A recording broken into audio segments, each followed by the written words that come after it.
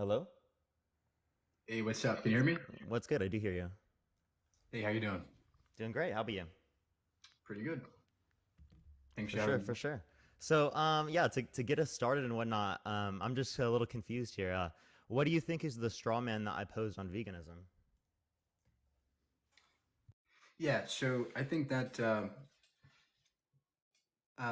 the straw man was that you said vegans have to hold to this notion that we have to be perfect, that there's some kind of perfectionism involved with being vegan. I think that's incorrect. I think not even the vegan teacher hold that perspective. I think that you straw man even her position. Yeah, I so said, I wasn't making a claim that people had to be perfect. What I was making the claim was if they want to minimize the level of suffering as it relates to animals as much as practically possible, given that definition, it would be the case that any type of consumption of food or agriculture that would lead to the deaths of mice, rodents, different types of animals, along with insects, would be a greater amount of suffering than would be acceptable under that position. So I don't see anywhere no, within that that's critique there that I that's the would claim. be straw manning the view. That's a claim you just made. So again, if you're going to say that it's worse to consume these things, you have to say that it is worse. You have to show the empirics for that, right? Your job is to demonstrate with the empirics that it's worse overall, right? The net utility of the world is decreased because of phones or electricity or crop field deaths. That's Oh, the so claim. then I would just ask this premise, right? Do you think that a greater amount of agriculture requires a greater amount of land, and a greater amount of land requires a greater amount of, say, rodents, insects, and mice dying because they exist in those particular areas? Yeah, it requires your land, but it does not mean that more death will occur, or nor does it mean that there will be a net disutility.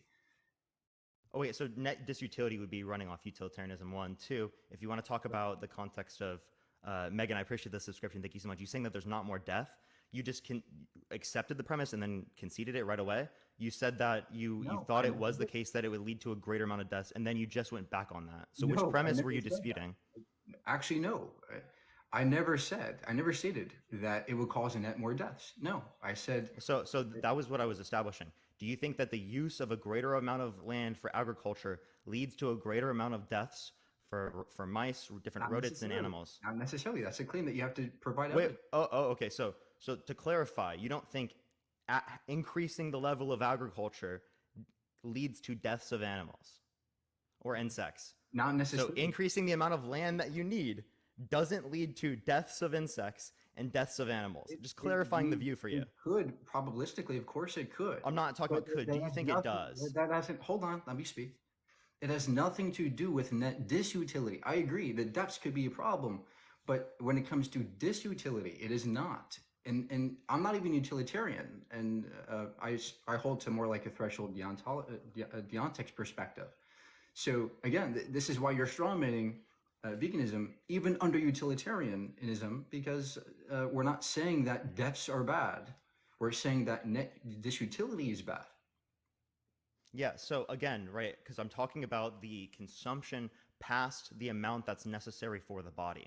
So that would be net disutility from the amount in which would be achieved from just using the level of agriculture necessary to be able to achieve Demonstrate that. the Demonstrate the, that. the amount of calories that you would need to survive.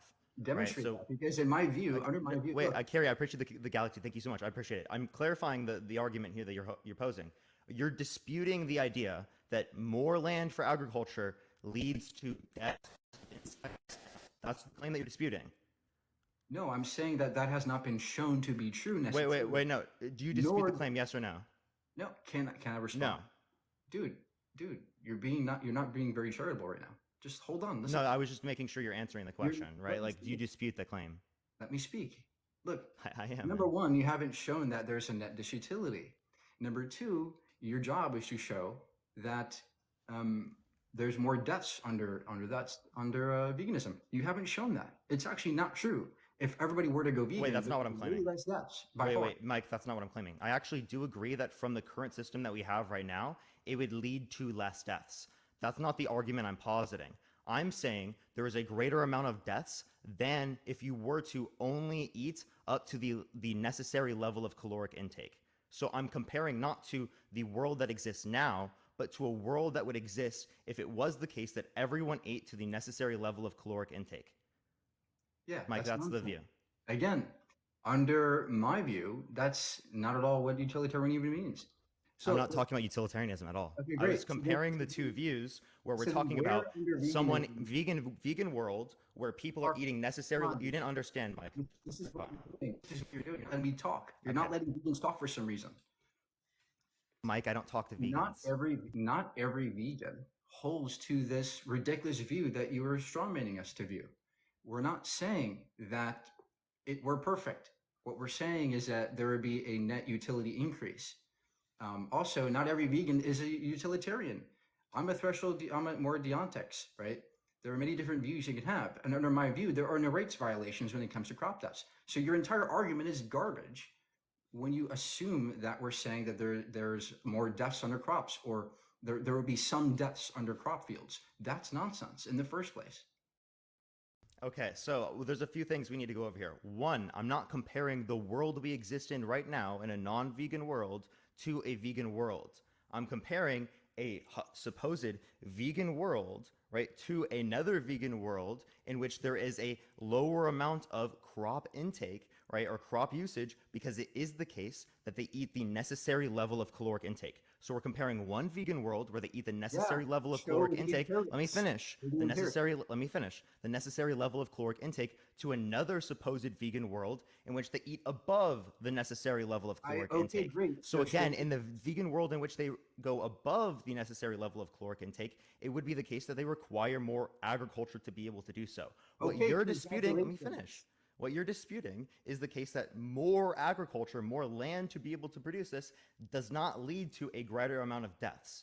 So you think that if That's we were irrelevant. to I go to a just explained this world, to you. That's irrelevant. Mike, I just you explained think to that you. if we were to go to a world where there's no agriculture, right, and we were to then decide to create agriculture, that the Parker, please, you use gotta of let that me talk, particular bro. You land gotta let me would lead talk. to no animal or insect deaths? You gotta let me talk, bro. Okay. I am. I was just finishing the view. So You were the one cutting me off. it's not about number of deaths. It's about net utility. Again, even I'm not even utilitarian, and this is the actual position they hold, right? It's net utility. So just because there would be more crop deaths, which is not true, not necessarily true, doesn't mean that it's better or worse. Number two, you have yet to show the empirics that demonstrate that there would be a net disutility under vegan bodybuilding. You have not shown that. Yeah, I'm not even necessarily talking about vegan bodybuilding, but that could be also relevant to the conversation. That's just an example of this Okay, great. particularly. So then show And if the you're going to empirics. say that the number of deaths doesn't relate to the overall level of disutility or not, then you can't say that the death would be something that you consider suffering or bad under your worldview, as what is considered utility or disutility would relate to suffering or pleasure, right? Yeah, who's to say that if you were to eat a surplus of calories that you couldn't do things better off than before? Perhaps you could, if you're being a bodybuilder, you could perhaps, show your other colleagues or bodybuilders and they would go vegan, right? Imagine this butterfly effect happening when more people go vegan bodybuilding, more and more vegans occur, right? So how did you discount all that net utility that could possibly be attained if we were to go vegan bodybuilding? Yeah, because they could achieve How did through you other achieve that manners by that wouldn't require possibility? as much death. That's what your view would be from a No, it vegan is not. perspective. This is the straw man you're making. I don't know why you keep No, no, doing no, no. this. Mike, It's we not about actually, death. you completely It's not evaded about the and deaths. disregarded the premise that I established. If we were to exist in a world where there's no agricultural usage, right, and animal natures is just how it normally or typically was, right, prior to the context of humans like creating civilization and stuff like that, would the usage of any of this land increase the amount of deaths if you were to use it for animal agriculture? And same thing We with don't insects. know. Number one, we don't know, and that's irrelevant. I just explained this to you. I don't know why you're not understanding. And we do know, and I'll explain to you why we do know, but you're disputing this because you don't understand. And the reason is because when we use agriculture, we have to kill insects to be able to continue harvesting the crops. Okay? You would Okay. argue they're impeding upon your land and your right to No, own now this you're particular jumping property and topics. Now distribute you're this. jumping topics. Let me respond to this. No, that's not jumping. How do you know that more animals die with crop fields versus wild fields? Hey, so I was just explaining this, right? It is the case that humans themselves have to, with No, the use of no, no, pesticides and no. other types of things, Insects die in water. directly It's kill. Let true, me please sir. finish, Mike. I can mute you if you You're don't let me not finish. understanding. I am totally understanding. You're cutting me off. Okay, so we have to continually kill insects and kill animals off that land to ensure that we can harvest these crops for our own usage. So that requires us killing them in order to be able to do this. Okay? So that Okay. is what we are talking about. Now, You're did you saying the demonstrate that there's a net? intentional killing of animals would be wrong, correct? Okay. Did you demonstrate there was a net disutility? I'm asking you a question, you didn't answer it. Because you're strawmanning it. Yeah, we're talking about a world where there isn't agriculture versus a world where there is agriculture, okay? Or a world in which there's agriculture for the necessary amount in which we need for caloric intake versus a world in which there's not the necessary amount. If you go anything above the necessary amount, you would be in the world in which there is a greater amount of suffering or We don't know disutility that. because you That's a think claim that you're suffering making. causes disutility with That's a claim you're insects and with making. animals. Parker, You're that's saying a we don't claim know you're making. this, but you accept the premise that if we were to use this land in the That's a first place claim and that requires continually variance. harvest these particular plants, that it would then lead to, right, more deaths amongst insects and animals. I think this is a ridiculous thing for Parker, you to dispute. this And is again, you so, already know, Mike, that there isn't empirics as it this is relates so to these things. disingenuous. That's No, the you're claim. being disingenuous No, by because consistently cutting me off and misrepresenting my view. no, because you're making a claim that you cannot demonstrate. Okay, so again, if you accept this premise, because there is no empirics either way, Th- because I could Then, just ask you this then question, do you you would agree just that you be, could hold see up, that hold you up, cannot you make would a just be at claim a like point where you're agnostic on animal ethics then then, do you agree because that you don't know if it leads to a reduction in utility. Your view is that you want to minimize utility. So you also have, right, a justification that you have to no? grant that it leads to a less amount of utility. So you have no empirics on this. That's You have not. to I don't justify think on we a should have rational no basis utility. of whether or not you accept the particular premise, right? So all I would just demonstrate here is that you rejecting the premise that it is the case that there's a greater amount of crop death, given the fact that there is a greater amount of usage of these lands, is ridiculous to go There's against. no Because the evidence. There's process in no which we have to empirical continue data. to harvest these things at a greater degree Parker, bro, this is not requires a a greater debate. amount of death of them based upon that premise. Bro, this Again, is not a debate. We're not debating. You're just yelling on screen right now. I'm not yelling. I was just explaining. So then, just let me debate you. Don't gaslight me, right? I just explained my view one time, and you've been given plenty of time to speak. Okay, can I talk now? Okay, thank you. Again, you have not shown the empirics. You made a claim. More deaths occur. Demonstrate that claim. If you can't demonstrate it, then you cannot claim that it's true. Secondly, even if there's more net deaths, it doesn't equate to net disutility. So there's two things you have to hurdle first before you can even assert that utilitarians are wrong. And I'm not even a fucking utilitarian, right? So again, demonstrate you're right. I'm not critiquing utilitarianism there. I was critiquing the view that you brought up, one. Two, if you say that more deaths doesn't cause more disutility, you're then saying that killing animals, leading to a greater amount of death of animals, doesn't make it worse. Just restate that in your head again for a second. You're saying the suffering and death of animals isn't bad.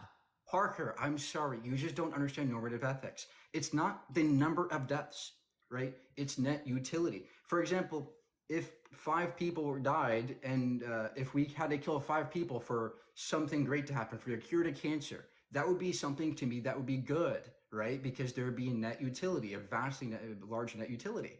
But that's the point here. It's not about the number of deaths. It's about utility. So your job is to demonstrate that. Well, what do you mean by utility? Right, like benefits, right? Benefits. What are benefits? Just tell me. What are benefits and what are negatives? It depends on the context, right? Health, values, all these things. Demonstrate that that the world we health, values. That was extremely ambiguous. You didn't answer anything there. Nice. That was very vague. You don't know what utility means? I'm asking you what you ground as utility, because to me, if you're talking about the overall amount of deaths as it relates to animal ethics, that would relate to utility. So clarify what you mean by utility. Net benefits. Benefits to a society, right? Benefits to health, the environment, etc. Okay, great. So your job was to demonstrate that there would be a net disutility if people were to eat a caloric surplus. Can you do that for us? I'm just asking you, under your view, what classifies as utility and disutility. Now, don't just say benefits and Wow, negatives to me. Tell me what the benefits and what the negatives are. net benefits such as health, environment, economic reasons, right? Those are some versions of net utility in the positive side. The disutility would be like worse welfare, worse well-being, worse health, worse economics. Okay, so can you please address the actual argument now, or are you just going to pivot? You just again said worse these things.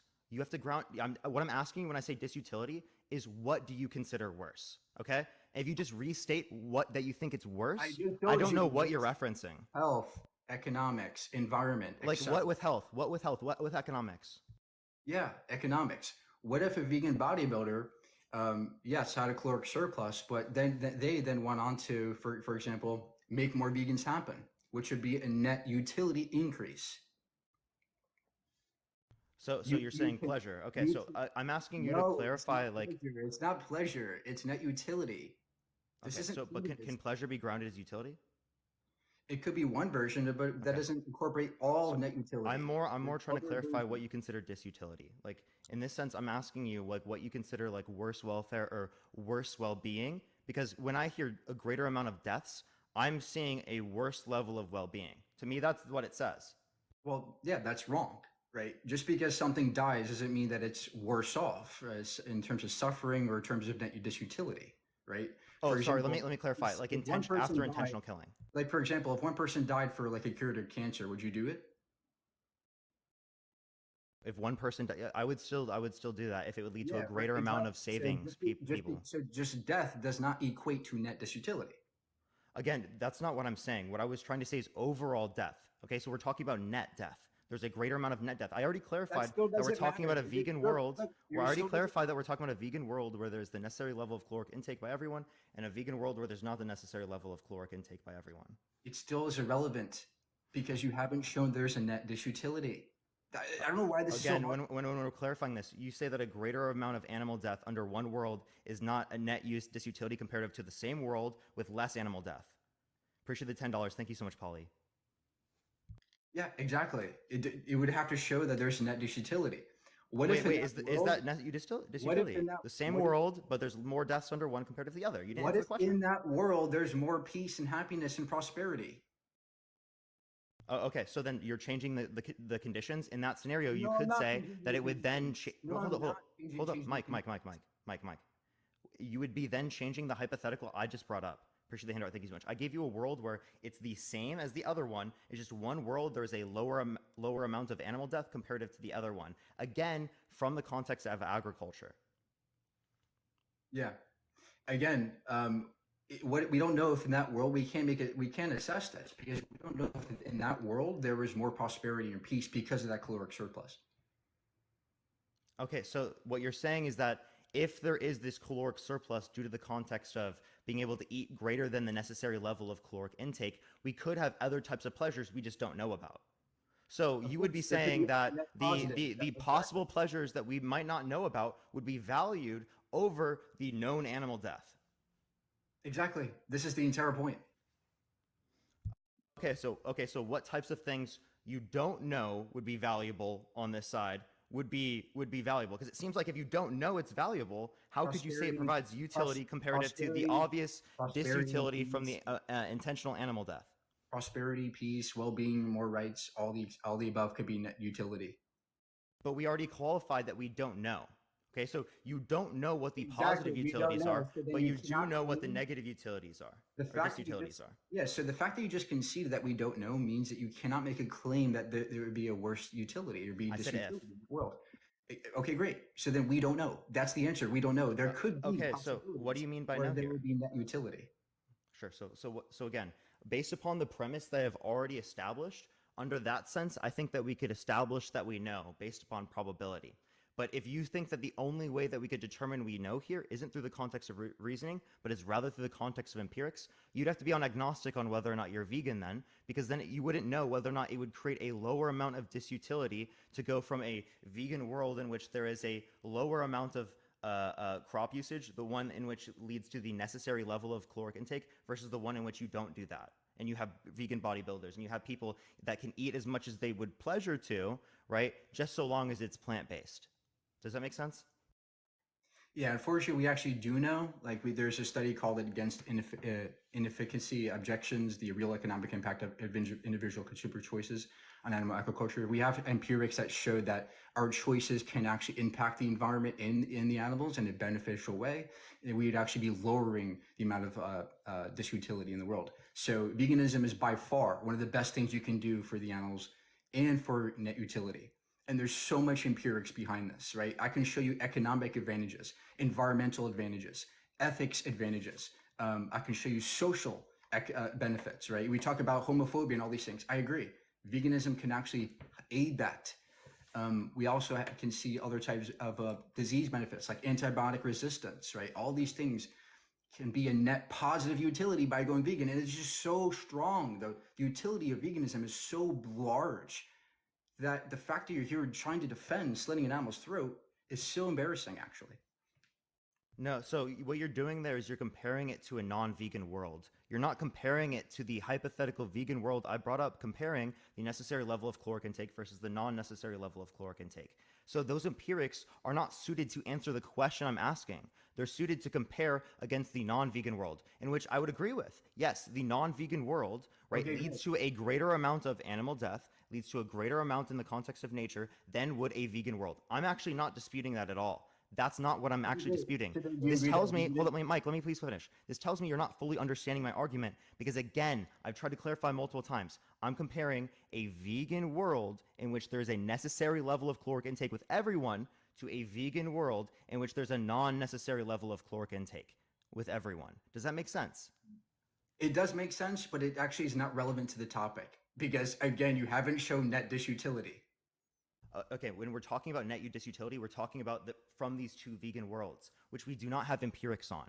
We do have empirics on the Exactly. So vegan world versus like saying. what would be a supposed vegan world, but versus what would be a non-vegan world. And again, I agree. The non-vegan world leads to a greater amount of animal death. Not disputing that. It's Again, not just I am animal death. talking about these two hypothetical worlds under this view because if I can critique this and I can say if you're still willing to accept it given that you're agnostic, appreciate the subscription, thank you so much, you'd be agnostic on which world would be better. So it seems like the one in which would have a greater level of agriculture wouldn't necessarily be wrong here. That's what I was critiquing here. Yeah, it wouldn't be wrong. That's why vegan bodybuilding, all these things, eating caloric surplus isn't necessarily wrong depending on your normative framework. It depends on what your normative theory is. Mine is threshold deontology, where I think that it's okay, perfectly fine. In fact, it's a net positive utility for vegan bodybuilders to exist because they spread the word of veganism, right? So in our world, in the real world today, there's so much utility in veganism, and it just this spills over into many different topics around the world. It is so disingenuous for you to not even bring up the topic and to demonize vegans.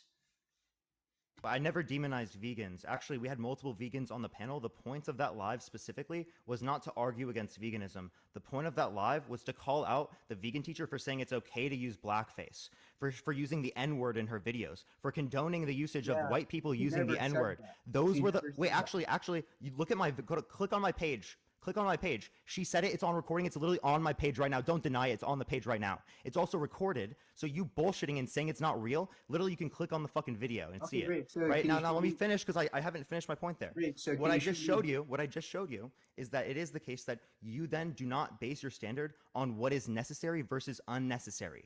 That's not what you're putting it on. And if you're not putting on what's necessary and unnecessary, you then have to clarify what your view is because it's based upon what is considered an excessive level. And a non-vegan can just say they don't care about that much. That's what they can say. Okay, great. So that's where And the problem there's no lies. justification Look, standard difference. look, you have no leg to stand on as a non-vegan and trying to You have no leg to criticize veganism. stand on as a vegan. Yes, we do because we No, are you don't. causing net positive utility to the world around us. Yeah, but that's By not what you far. that's yeah, but Parker, utility as it please, relates to bro. what you consider. Please, bro. Let me speak. The point is, vegans are causing a net positive utility. It would be your job to show that we aren't. And the empirics widely back me up by far. No empirics backs your side up. So utility would just be relative to what your values are, okay? In the context of this scenario, a non-vegan would just say that their preferences and their values are way more in accordance with what the overall conveniences would be of humans comparative to that of Okay, great. non-humans So that do then not go meet ahead. this threshold of rationality amongst their Great. So species. then go ahead and justify slaughtering animals that don't need to be slaughtered. Again, we can draw the excessive line wherever we would like, and the excessive line that I demonstrate would be that if it's unnecessary for convenience, if it provides nothing as it relates to that, there would be no reason to do that. And there are other standards I can go off of. That's just a typical one I might use.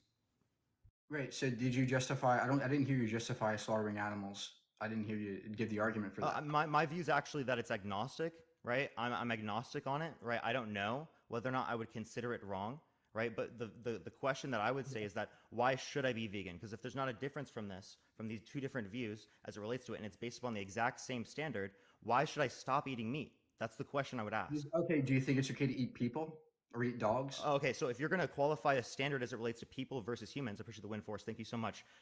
I can easily dispute that because we do not place anywhere near the same level of value on humans as we do non-humans. And I can give a particular relevant distinction, right? Humans are a part of a species in which it meets a particular threshold of rationality. So we could grant greater levels of value as it relates to that comparative to other types of species.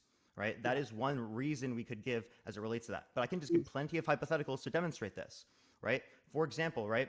Do you think that 1 year of animal agriculture in the United States is worse than basically like the Holocaust and slavery together? Stop. Appreciate the galaxy. Thank you so much. So go ahead and show me. So you're saying that it's okay to consume an animal product. Wait, don't pivot and not answer my question. I asked you a question. It sounds like you didn't answer to it.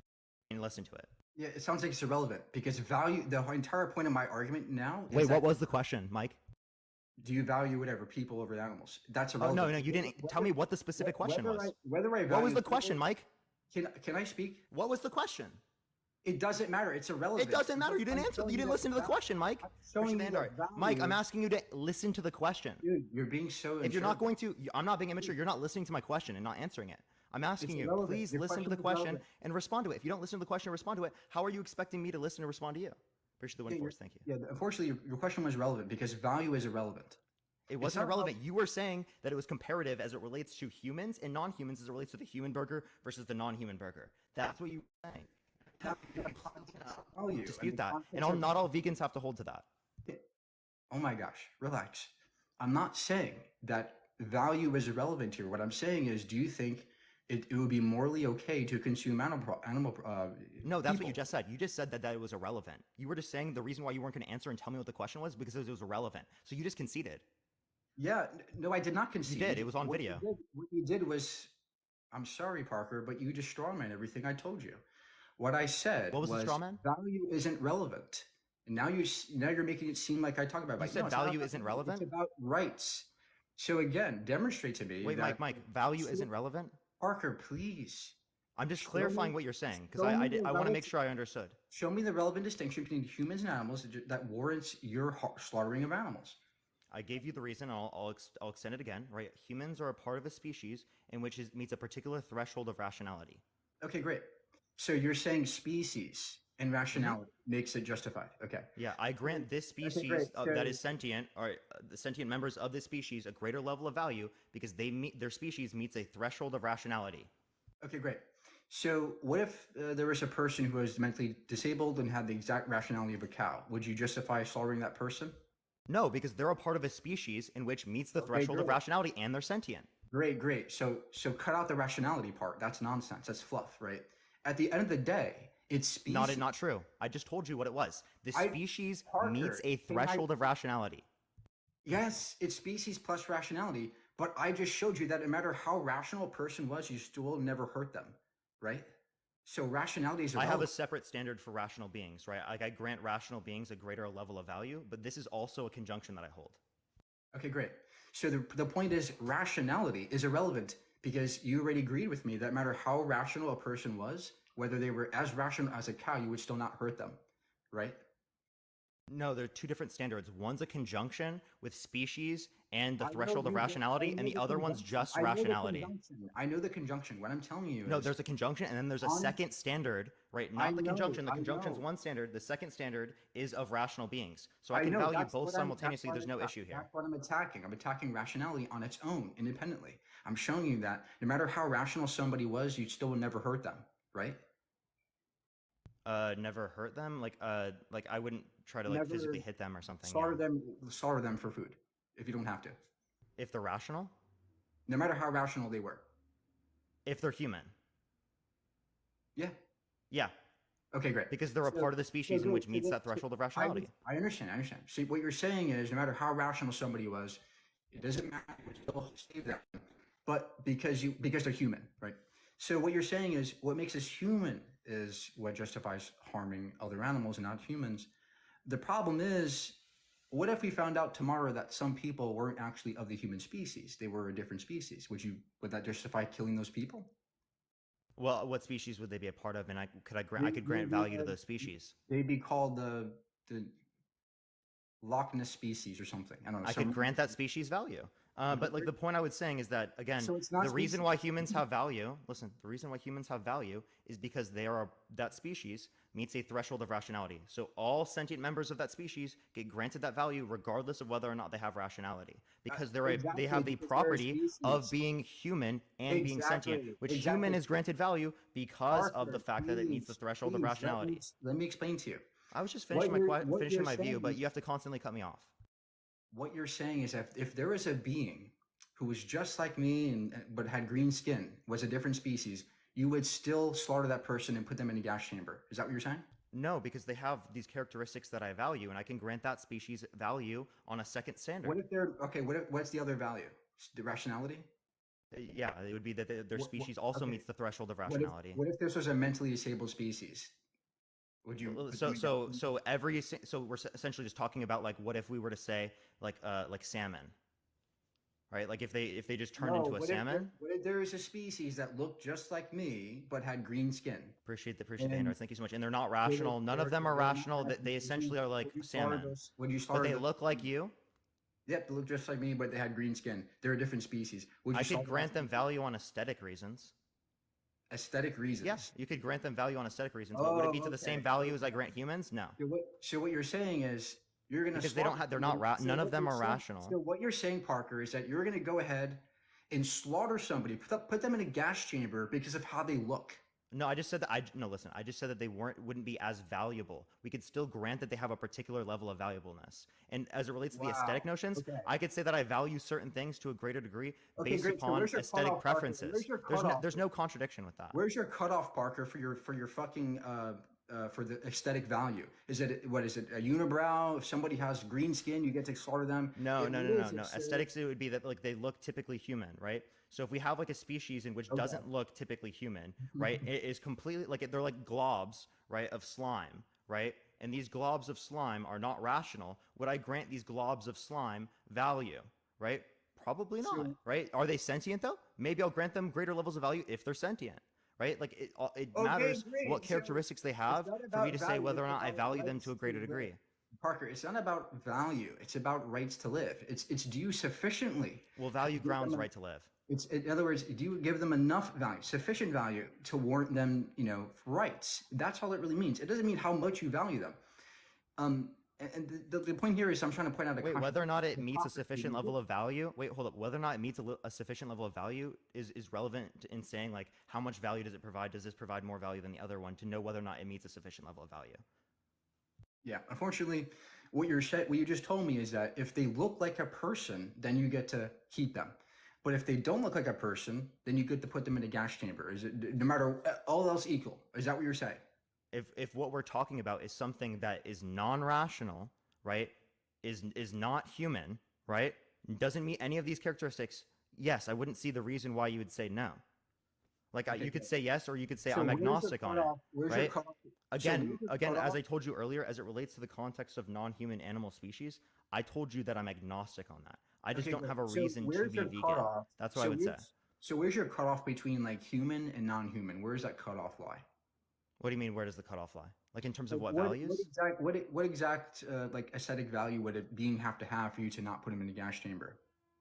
Oh, aesthetic value to not put. Well, I mean, again, if we get nothing from like, putting that in a chamber, right? There would be no reason to put that there, right?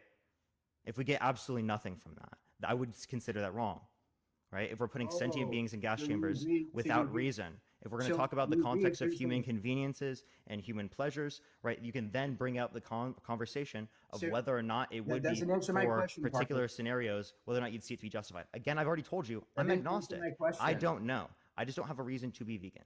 It doesn't answer my question, because Okay, what you're clarify the saying is question that then. if you're going to be agnostic and say, "Oh, I don't know," what you're saying is that there is a specific bodily feature that a being would have that would grant you the right to put them in a gas chamber. I think that's pathetic. Intuitive based. It would be solely Intuitive? intuitive if we were to have aesthetic Yeah, preferences I for a think greater that's level of pathetic, value. right? I Again, I'm think not saying the greater level of value then grants that you can put them in the gas chamber. That's not what I'm saying. You're completely changing and misrepresenting what I'm saying. I have never said that. No, you yes, would you not be just able to did. put them Now because you're there's no other standard disassociating for it. what you would get or what would be coming from this. You just I've already said told you. it's aesthetic value. Yeah, aesthetic value can grant greater levels of value. That doesn't mean I'm saying I'm putting one person in gas chambers and not the other. I was just telling you that I grant a greater level of value in certain circumstances based upon particular aesthetic preferences. Like if it Wait, looks so you human. haven't answered the question, where's your cutoff when it comes to aesthetic value versus a I human gave you a being? typical preference, right? Which again would be the context of them looking human, right? If it looks human, Where's your I'm going to cutoff? grant a Where's the greater cutoff level of when value. What do you somebody mean by cutoff? Where's the cutoff in which a person doesn't look like a human anymore? What feature is that? Like what feature, right? Again, this is just going to be on a typical sense, the same way that you would judge so based upon like your threshold deontologist, based upon the same way that you'd ground thresholds.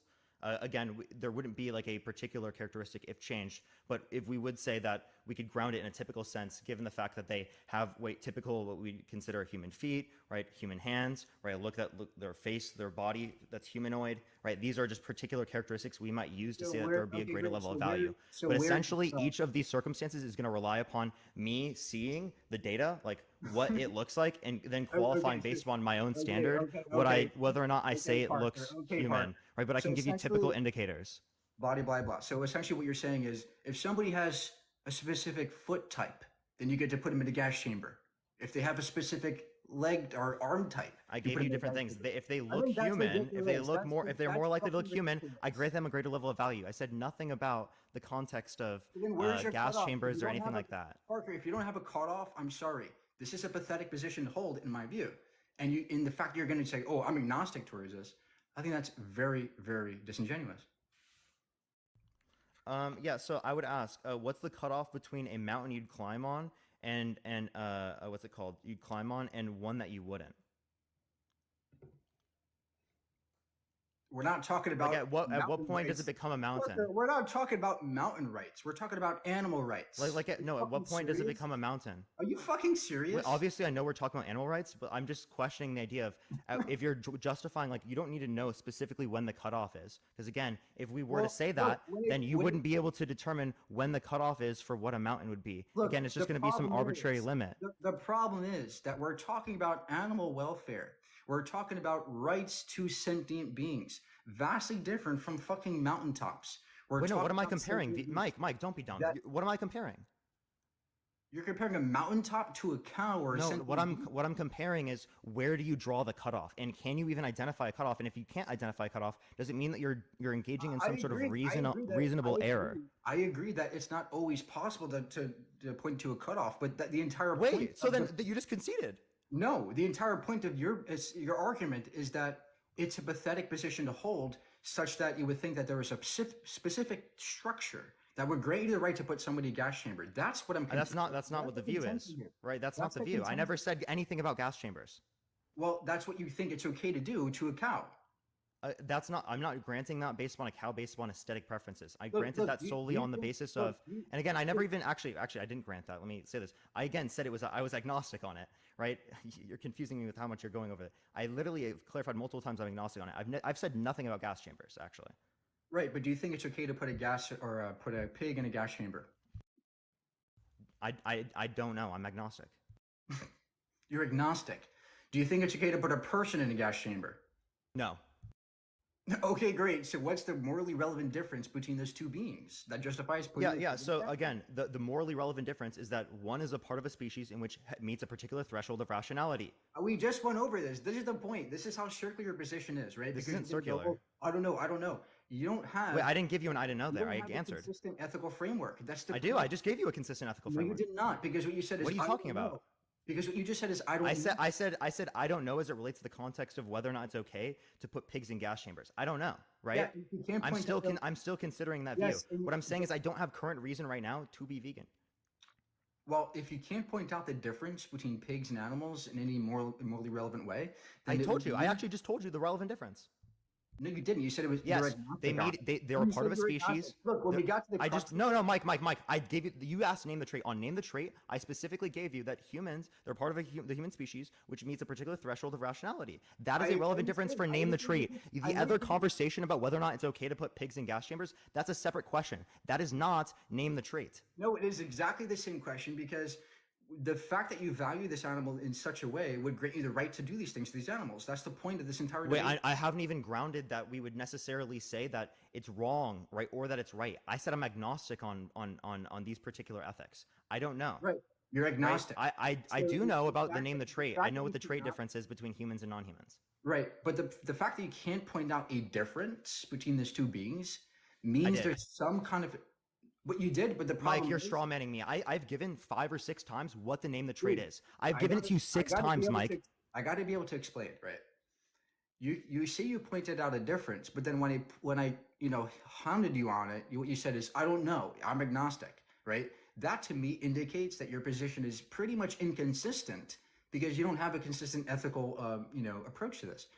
So again, if you're going to say I don't know, well, that means you're not. Then you think it's okay to put a pig in a gas chamber, and then you have to justify that. If you No, can't no, justify I don't it, know. It doesn't mean it's okay. But listen, when you say I did name the trait specifically, right? But I you brought it think up it when was you're talking justified. about pigs. Let me finish. When you're talking about pigs in gas chambers, that's not name the trait. Okay. And you're saying I don't have a consistent ethical approach. What is a consistent ethical approach? Are you talking about like generalism versus particularism? No, I'm talking about the notion that you think it's okay, or it doesn't seem to be just. It doesn't seem that there's a reason why I should be vegan, right? That entire point means that you don't have a justification for harming these animals. And it seems like, from my view, you should have a justification. And if you don't, I think that's a bad position to hold. Okay, so my point is that I don't know whether or not it's wrong, but if, like, for example, right, like I'm not going Okay, to if you have to don't know, provide. then let's Let me debate. This finish. is I'm not a not. I'm debate. not going to have to provide a reason as to why it's justified for me to engage in every behavior. I'm going to engage in behaviors until I have reason to consider them wrong. That's the view. Great. So if you're going to say I don't know, then let's Yeah, and I'll engage in behaviors until I have reason to consider it wrong. Look, my job here is to point to get an answer from you, right? To see what you're saying.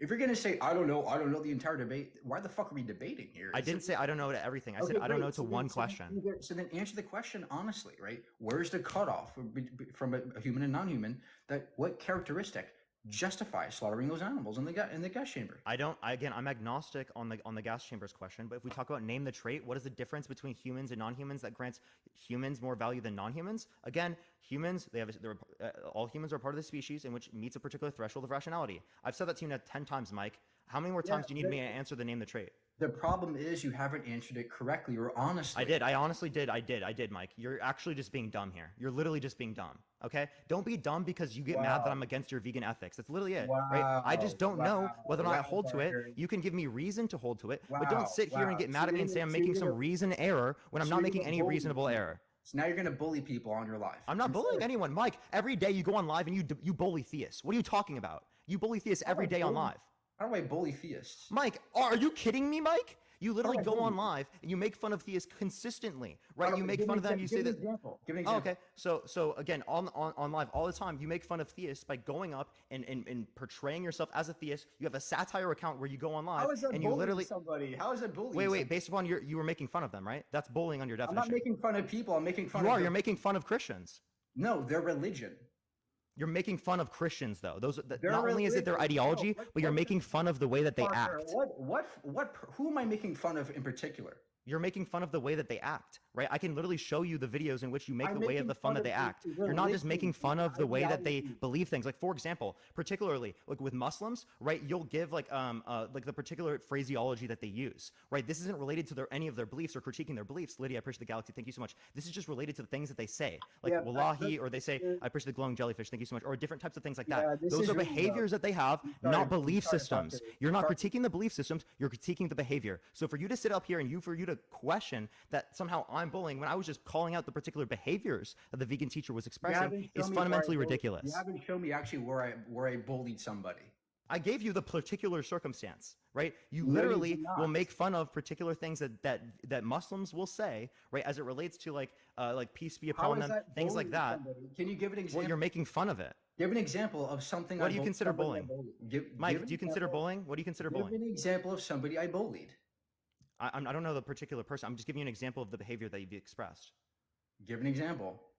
I just gave you an example multiple times, right? Give me As a it relates. specific example where I bullied somebody. I did, right? You specifically. What do you consider bullying first? Because I just gave you multiple things, but what do you Harassing consider bullying? somebody, calling them derogatory remarks. So just calling them derogatory remarks, For- not for making no- fun of them, wouldn't be considered no bullying good under your reason- view? For no good reason. Making fun of them wouldn't be considered bullying? How did I make fun of somebody?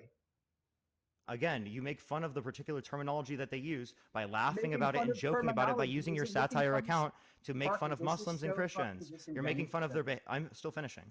Making fun of their behaviors. Behaviors? Yes, I told you. I gave you multiple So- examples. Okay, great. Would you like me to is show that you? behavior, Is that behavior somebody? Do you want me to show you? I can also bring up vegans that will Have say the I- same thing that you also bully Have people I on this app. bullied some person? Mike, you want me to literally show you the videos? No, can you please explain? Mike, I will literally show you the videos. Somebody. I will show you the videos. They're on your account. Of Okay. me bullying somebody? This is really Yes. embarrassing, Parker. Yes. And then yet you had people on your live before with the vegan teacher. Do you want me to give you calling her examples? racist, calling her disgusting remarks. She was literally using the N-word and say it was okay for white people to use the N-word. You don't think that's racist? It's okay for people to use blackface. That's not racist? No, I don't think That's what she right said. at That's all. what she said multiple times on the live. It's on my videos. You can If check she the said videos. that- I'll play it right now. Do you want me if to she play said- the video? No, stop. If she said No. that, that's Do you want me to play the wrong. video? What's the context in which she said it? But more importantly, What this is context actually justifies over- using the N-word? Look. What this is context over- justifies a white person using the N-word? I never said there was a context. Here, do you want me to show you the video? No, I believe you. I believe saying you. the N-word? People say it all the time.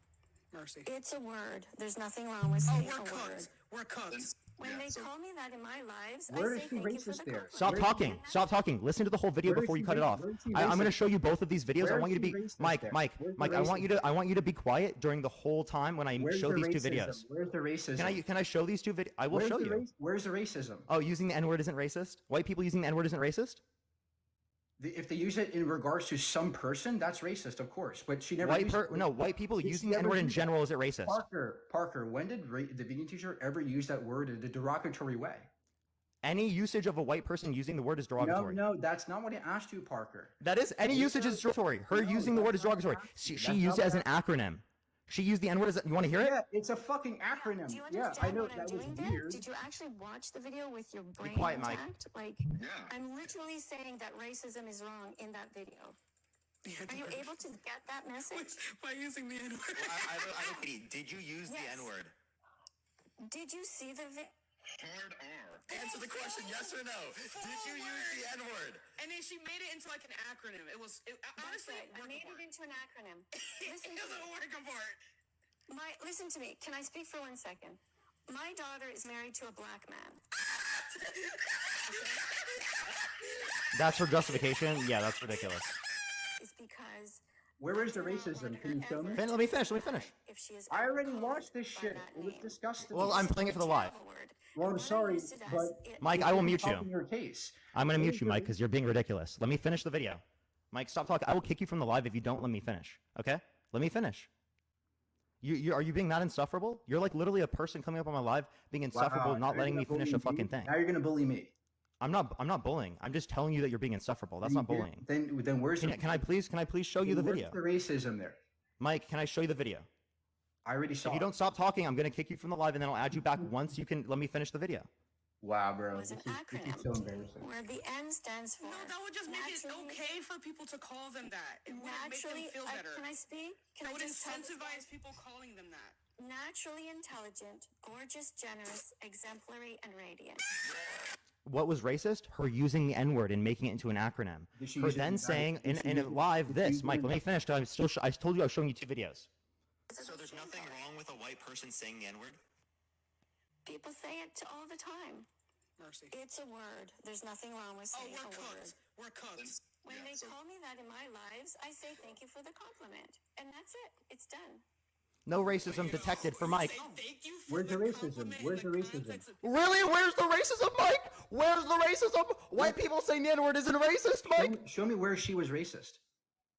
I just showed you. I literally showed you. Where Her saying it's okay to use the N-word is racist. Where is the racism there? Her saying it's okay for white people to say the N-word is racist. It's a word. The problem is when say it then. Say it then, Mike. Say it. No, Say it, Mike. It's usage. No, you won't say it. Why won't you say it, Mike? It's the usage. I will not say it because people are sensitive, right? Of course. Oh, just because people are sensitive, right? That's fucking ridiculous. Can I speak? Okay.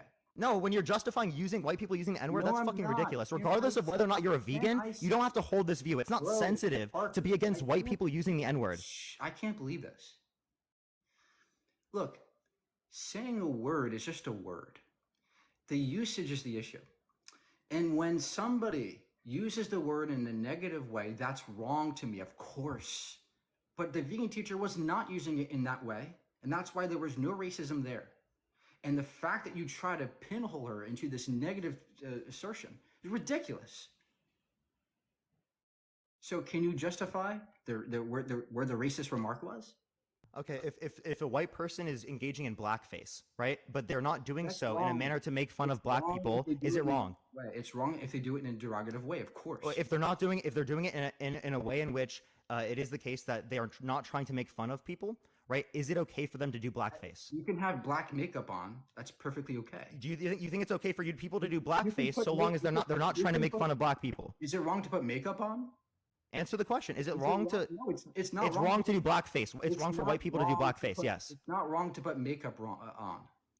Okay. It is wrong for white is it- people to use blackface, regardless of whether or not they're It's trying to be wrong if they mean. do- if it's wrong if they're doing it for the purposes of hate and bigotry. That's wrong. Oh, okay. So a white person using blackface, as long as they're not doing it in hate, that means that it's okay for you. Yeah. What if somebody's using black? Yeah? What if somebody? What if somebody has stop this garbage? What do you mean this garbage? You just said it was okay for white people to do blackface. What if somebody? Appreciate the No, galaxy. I Thank did you so not much. say that necessarily. What I'm saying is, Yeah, what you if did. somebody? What if somebody has black makeup on? Is that wrong? Black makeup and black face are two different things, right? Is it? You No, using like black that's makeup the as it point relates I'm to trying that to is say. not putting black makeup as your whole Parker, face to portray yourself as a black person. Stop. Is it wrong to you to put black makeup on? No, because you're not trying to portray There you yourself as a go. black That's person my when you're point. not. That's my point. It's not wrong to put black makeup on. Is it wrong? You're trying to portray yourself as a black person. Exactly. No. That's why it's wrong. That's not what we're. That's not necessarily the case. Oh, okay. So you don't think? Okay, again, It you could don't be think for a play. blackface It is could wrong be in for that a scenario? show. It could be for a play, like No, the black makeup. We're just talking about like if you were to do mascara, not if you're about to put on your entire face. Black makeup on your entire face, that's wrong. Makeup- Absolutely, if you're makeup is- white. makeup is Absolutely, that's fine. wrong. You just agreed that it's perfectly okay to put black Wait, I makeup. thought you were talking about mascara. Okay, great. So if I put black makeup here and here, that'd be still immoral. Yeah, that's racist. Yeah, How is it racist? because you're doing blackface. No, blackface is in the context of like being dishonest or being. You're trying to portray yourself as a derogatory. black person. That's what you're doing. No, that's actually not the case, right? What if I'm at my house and I just put black makeup on my face? You yourself as a black person. No. Okay, so I'm talking when you're portraying yourself as a black person. Okay, great. So then you agree there are contexts in which you can put black makeup on. If you're- Not in manners in which to portray yourself as a black person. Okay, great. But you agree that there are contexts where you can put black makeup on if you're not. Yeah, like doing- if you're using mascara. Yeah. Yeah. What if you're putting it on your cheeks and your forehead? If you're trying to portray yourself as a black person, no. But what if you're not doing that? It's okay then. If you're doing like a charcoal face mask, that's different, right? Because the charcoal Okay, face great. So mask then isn't you to can portray put yourself black as a makeup black on your- person, great. So right? you- We were talking about So then blackface. you agree. Wait. Let me finish. Let me finish, Mike. Look. Let me finish, Mike. Let me finish. We're talking about blackface where you're intentionally, literally putting makeup on your face to portray yourself as a black person, as a costume. I agree that's wrong. I agree that's absolutely wrong. Wait, no. Okay, even if they're not trying to make fun of people? If they're just doing it in their house and they're They're doing it as a costume for Halloween, but they're not trying to make fun of people. Speak? Can I? This is. I was just clarifying the question, Mike. Yeah, I'm trying to clarify for you. Look, if somebody is in their home or like if you're doing a show or something and they have black makeup on their entire face, I think that's perfectly okay. Now, if you're going to use that in a negative connotation, that is wrong to me, absolutely. But you have still yet to show where exactly the vegan teacher was racist, and then you have to justify slaughtering animals, which you haven't done yet. Again, I told you I don't know as it relates. I already gave you my answer to that, but like specifically as Okay, it relates great. to the context So of you can say, blackface. I don't know. Again, Great. hold up, Mike. Let me please finish. You were crying on this entire live about me not letting you finish, right? Unbelievable, right? If we're gonna talk about this, you are saying then it is okay for a white person to put on makeup, black makeup, as a manner to do blackface, as That's long wrong. as they're not That's making wrong. fun of black That's people. wrong. That's wrong. Wait, no, let me finish the entire question. Is it wrong for a white person to put on makeup on their face to portray themselves as a black person, Yes. and not in a manner in which they are trying to make fun of people? If they're putting makeup on their face for a show or a play, I think that's perfectly okay. But can you answer my specific question? If they're trying to portray themselves as a black person, I just did. If you're putting black makeup on for your house or whatever, I think it's perfectly okay. you're just doing blackface at your house, like Mike? No, it's not blackface. It's just makeup. What? I'm talking about blackface. It's just Well, Stop changing my question, Mike. I think I'm asking, is it blackface- okay for someone to blackface do is always blackface wrong. who's white? Blackface is always wrong, obviously. But when it comes Okay, to we're putting always makeup wrong. on, Okay, so it's always wrong for a white person to say the N-word. depends on how you use it. Oh, it depends? Really? Yeah. Depends? What if you? What is? Give me a words- context in look, which. Look, words don't have meaning; they have usages, right? If you're going to use the word in a negative way, that's always wrong to me. How about this? You're in a car by yourself and you scream the N-word and you're white. Is that wrong? It depends on how you're using it, and in the way that. No, I gave you the context. Someone's sitting in their car alone and they scream the N-word out of anger. Is that wrong? I would say that's wrong because people could be sensitive Why? to that. Because people could be sensitive to that. Wait, no one's around. Well, if nobody's around, then it's okay to just say a word. It's just a So word. it's okay to scream the N-word as a white person It's just as long as you're by yourself. Just a word. The problem is how you. It's use just a word. it. Yeah. Do you think words have meanings? Dude, I swear, like, people who are like 10 years older than me just don't get this. I don't know what it is, right? No, Parker, the problem is that you're not understanding that words don't have meanings, they have usages. And depending on how you use them, they're wrong. Now, let's get back to the debate here. So again, to clarify, a white person screaming the N-word in the car that's angry by It's just themselves a is not word, wrong. bro. It's just a word. It's just a word, bro. Yeah, that's racism, okay? How? A white Where's the person using the racism? N-word in that context is absolutely Where's the racism. racism? Where's the racism? The white person saying the N-word. Yeah, where's the racism in a word? They're saying the N-word. Say it then. Where's the racism in a word? Say it then. No, because people are sensitive. Where's the racism in a word, though? They're using the N-word. Where's the racism? Wait, so Mike, let me ask you this question. Where's the When we get racism? off the live, can I video call you and you'll say the N-word in the live? I mean, in the video call? Where's the racism there? No, Mike. When I get off this live, we can FaceTime call. Will you say the N-word to me? Yeah, where's the Appreciate the money gun. Thank you so much. Yeah, so where's Appreciate the money gun. Will Yeah, you so- say it to me on a FaceTime call, Mike? Yeah, so where's the racism? Yeah, you will? No, Appreciate the money gun. Thank you so much. Where's You'll say the N-word to me on a No. FaceTime call. No, because people are sensitive if I No, say it. wait, no, but it would just be me and you. No, Parker, in the context of modern Mike, you said society- it's just a word. Can Why I- won't you do it? No, because it depends on how you use it. Now, if you're gonna say it, Mike, say it, Mike, say it. Well, of course that's gonna be wrong because now you're gonna No, on a incentivize FaceTime call with me and you. Parker, please listen and relax. We both agree here. It's wrong to use the word in negative ways. The problem is that everything is just words. The problem is how you use it.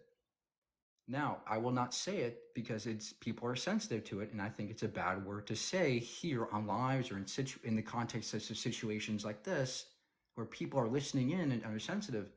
But words are just words, and you haven't shown yet where the vegan teacher was racist, or anybody here was racist. Number one. Number two, you haven't shown your justification for putting animals in gas chambers yet. I'm waiting for that still. Okay, Mike, I've already told you I'm agnostic as it relates to that. And again, I told you, Mike, on a FaceTime call, will you say the N-word to me after this debate? No, I just said no. No, but it's just me and you. No, the problem is that you're going to record that and put it in the wrong context. No, I will literally sign a contract. I will literally sign a contract. I won't record it. That's the I'll reason. sign a contract, Mike. It doesn't matter. I was still Mike, not I will sign a contract that I won't. Will you say it? No, because you're sensitive. No. Okay, so then what? It's just a word, though, I Mike. wouldn't- because if I use it in front of you, you'd be sensitive to it. Okay, so only because I was sent. So if I wasn't sensitive to it, Yes, you do it. exactly, Okay, so exactly. if I can get racist from the comment section, stop with them and say it to them. No. Oh, because but I they're would- not because sensitive that- to it, Mike. because that- They're not because that would- sensitive to it, Mike. because that would be used in a negative way. Wait, no, but you wouldn't because again, they're Yes, not it would be sensitive to used in a it. negative way. If you just say the word, how is it? If I'm Okay, talking- wait. That's my point. It's always negative for a white person to say Bro, the N-word. this You just is- made my this is- point, Mike. Bro, this Mike, is you just made the point. Parker, look, this is such a reach. How is this a reach? I will never, I'll probably never feel comfortable saying that word because of how sensitive people are to it. That's why I will never say it. However, words are just words at the end of the Probably. day. Number two, you haven't shown the racism involved with the vegan teacher. Number three, She justify. said the N-word. She justified blackface, Why? and she literally used the N-word on a video. Okay, great. So in what That's not context- racism to you, in what Mike. That's context- just sad. So in what context was she racist? I just gave you the multiple contexts. I gave you the So- videos. no, I show showed me- you show me the everything, exact- and you're still sitting here justifying, saying she's not being racist there. Show me the exact like racist Showed you the video. context, right? Show me the. I showed you the video. No, I saw the video already. I'm looking for like where the exact racist part was. That I just told you, right? Her using the N-word as an acronym. Her justifying What is usage the of acronym? white people saying the N-word, Yeah. and Yeah, again, so her justifying the usage of blackface So why was it acronym racist? because she's using the N-word, Why was that racist? and she's white. Why is A it white, racist? a Why white is it person saying the N-word is always wrong. Why is that racist? I just told you. I said Why is it- I why think is that a it white person saying the N-word, right, Why is is it racist? racist in this context. Why? Why is it racist? Again, I've just told you that it's defined as racist. That's literally just applies to the definition Why is the word racist? because it's a white person using a term Why? in which Why it's is that historically been racist? used Why to is oppress that people. racist? Why is that racist? Yeah, you're just really asking why it's racist for white people to say the N-word. Why is it racist in that context? Yeah. Again, I just think that's crazy, right? Again, Why is it what is racist in that what is context? racism? You said it. Mike, what's racism? Being derogatory to a certain race. Okay, is it derogatory? Why? Is it derogatory for white people to use the N-word? Depends on the context. If you're gonna So some context. So a white person screaming the N-word at the top of their lungs out of anger by themselves in a car is not derogatory.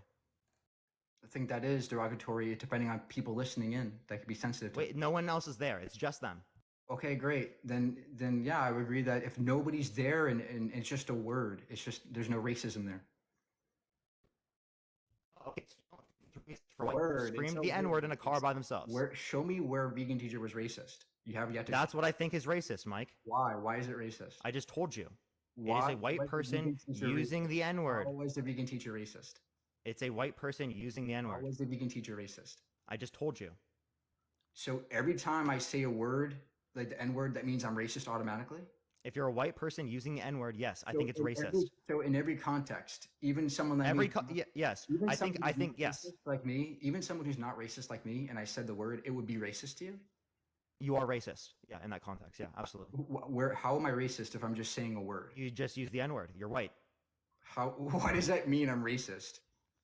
Again, that is literally just under the definition of the term. I consider it prejudice Why? to Why use does for white it mean people I'm to use the racist if I N-word. say a word?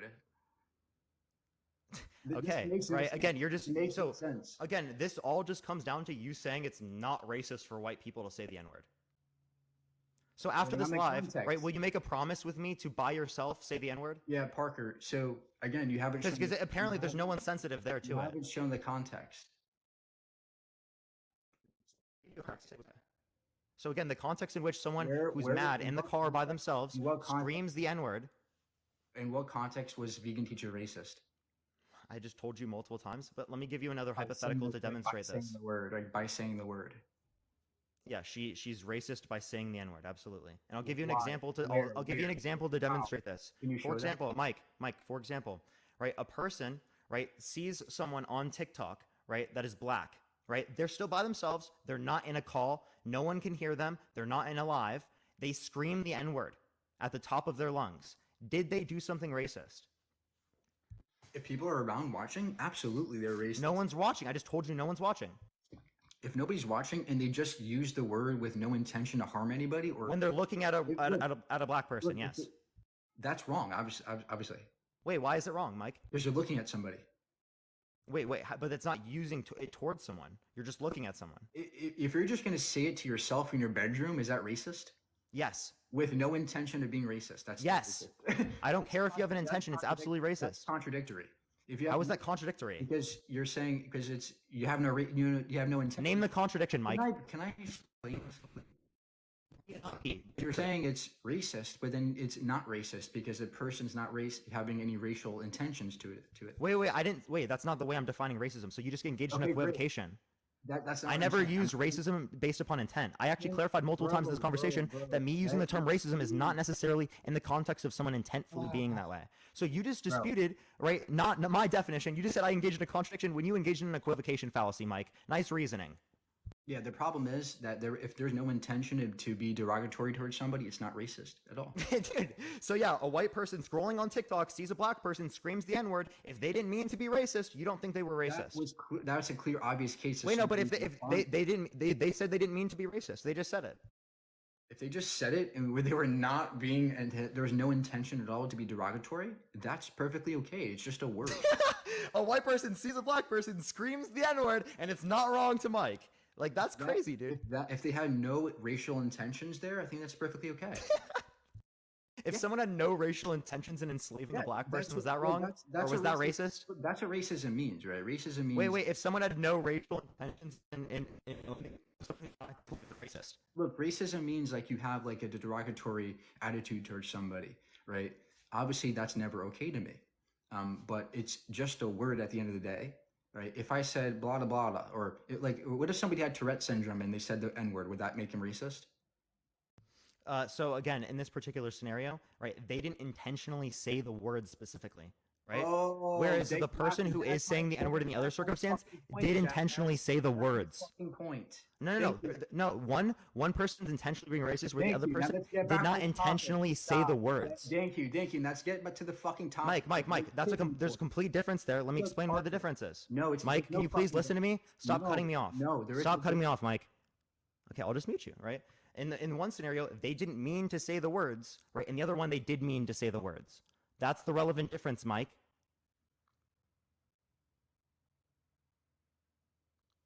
Does that make sense, Mike? What did I just say? Thank you for conceding me to my point. What did I just say, Mike? Great. So what did I just say, Mike? Tell me what I just said. Back to the topic. They didn't. Mike, tell me what I just said. They didn't intend to use that word. What was the difference between the two? There is no difference. That's the point. You understand the point. I just explained it to you. Listen, use your ears, Mike. Use your ears. I know you don't have to reason much when you talk to theists, but listen here, right? It is the case. In one scenario, they meant to use the words. In the other scenario, they did not mean to use the words. Yeah. So if somebody's looking at the screen, they just have the urge to say the word, right? Because they have Tourette's or some kind of other disorder. I'm not talking about Tourette's. I'm saying someone intentionally uses the words. Yeah, right. But if they just had some kind of like mental like reason for doing that, just randomly, it would be okay to you, right? No, because they intentionally use the words. No, they didn't intend to do it. It was random. Like it was just a random response. If they have Tourette's, then no. Okay, they did not intentionally use the word. There's exactly. So there's no intention, and it's perfectly okay to you. Now let's get back to no. The difference is that one intended. No. Mike. We're talking about differences in intentions. You're equivocating. I'm saying intention to say words, and you're saying intention to be racist.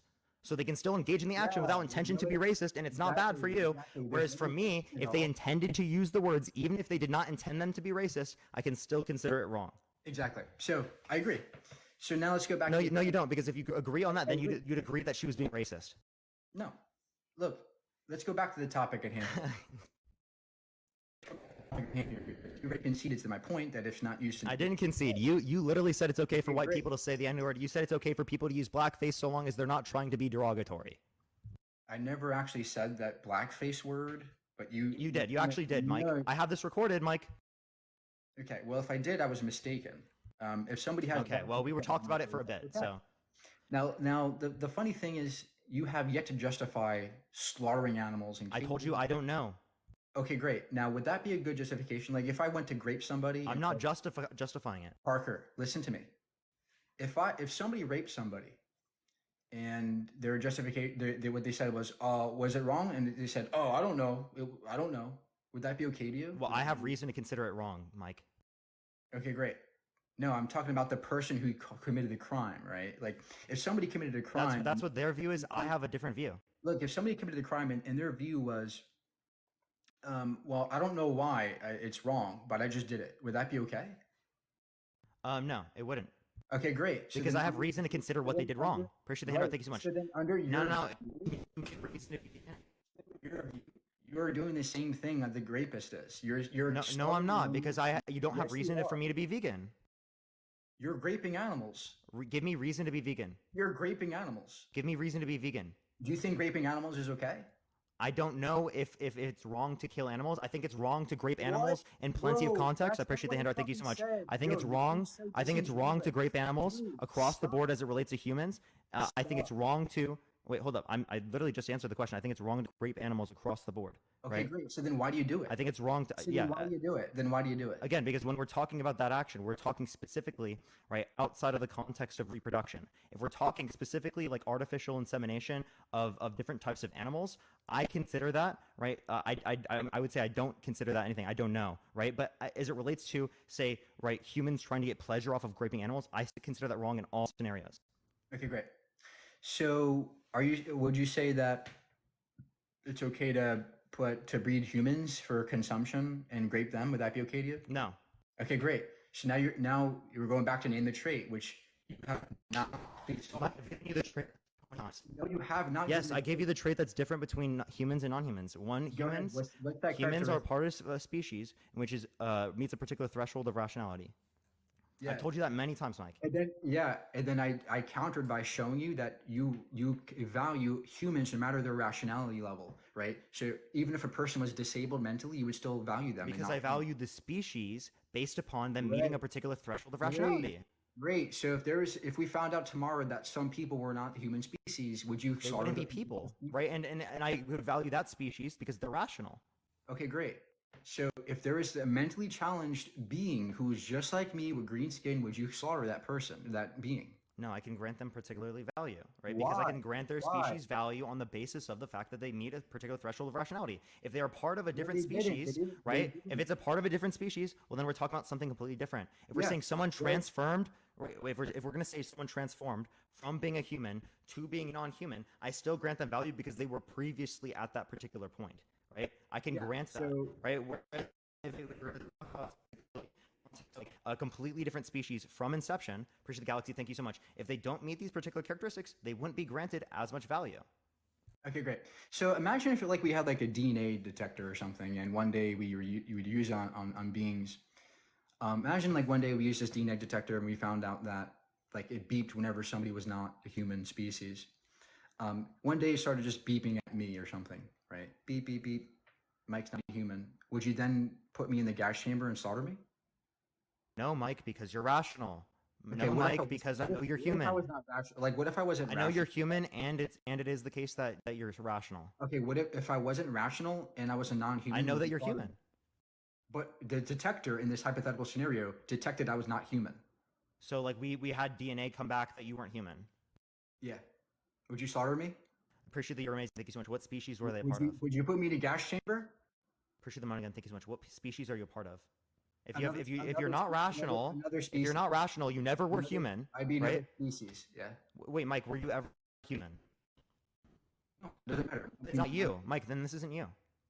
Why are you It's why a are you portraying it as if a it's you? hypothetical If it's not scenario. if they're not human, if they don't Parker, have do your you not- subjective experience, if nothing is the same, Yeah. Do you know what hypotheticals are? that's not you then. Mike, Okay, Mike, do you know- hypotheticals have to be logically consistent. This is not a logically consistent hypothetical Where's the inconsistency in my hypothetical here? because you're saying that it's you and not you simultaneously. No, I'm not saying it's me. I'm saying it's What? a Who being. are you, Mike? Tell me what you are. Look, this is the point. No, If no. there When you define who Mike is, tell me what it is. Parker, stop, bro. If there was a being who looked just like me, okay, is that better for you? And was not human and was not rational, would you put them in a gas chamber? So they look exactly like you. They're non-human, non-rational. They're sentient, and they never were rational, never were human. Yeah. I still wouldn't put you in a gas chamber because of aesthetic preferences.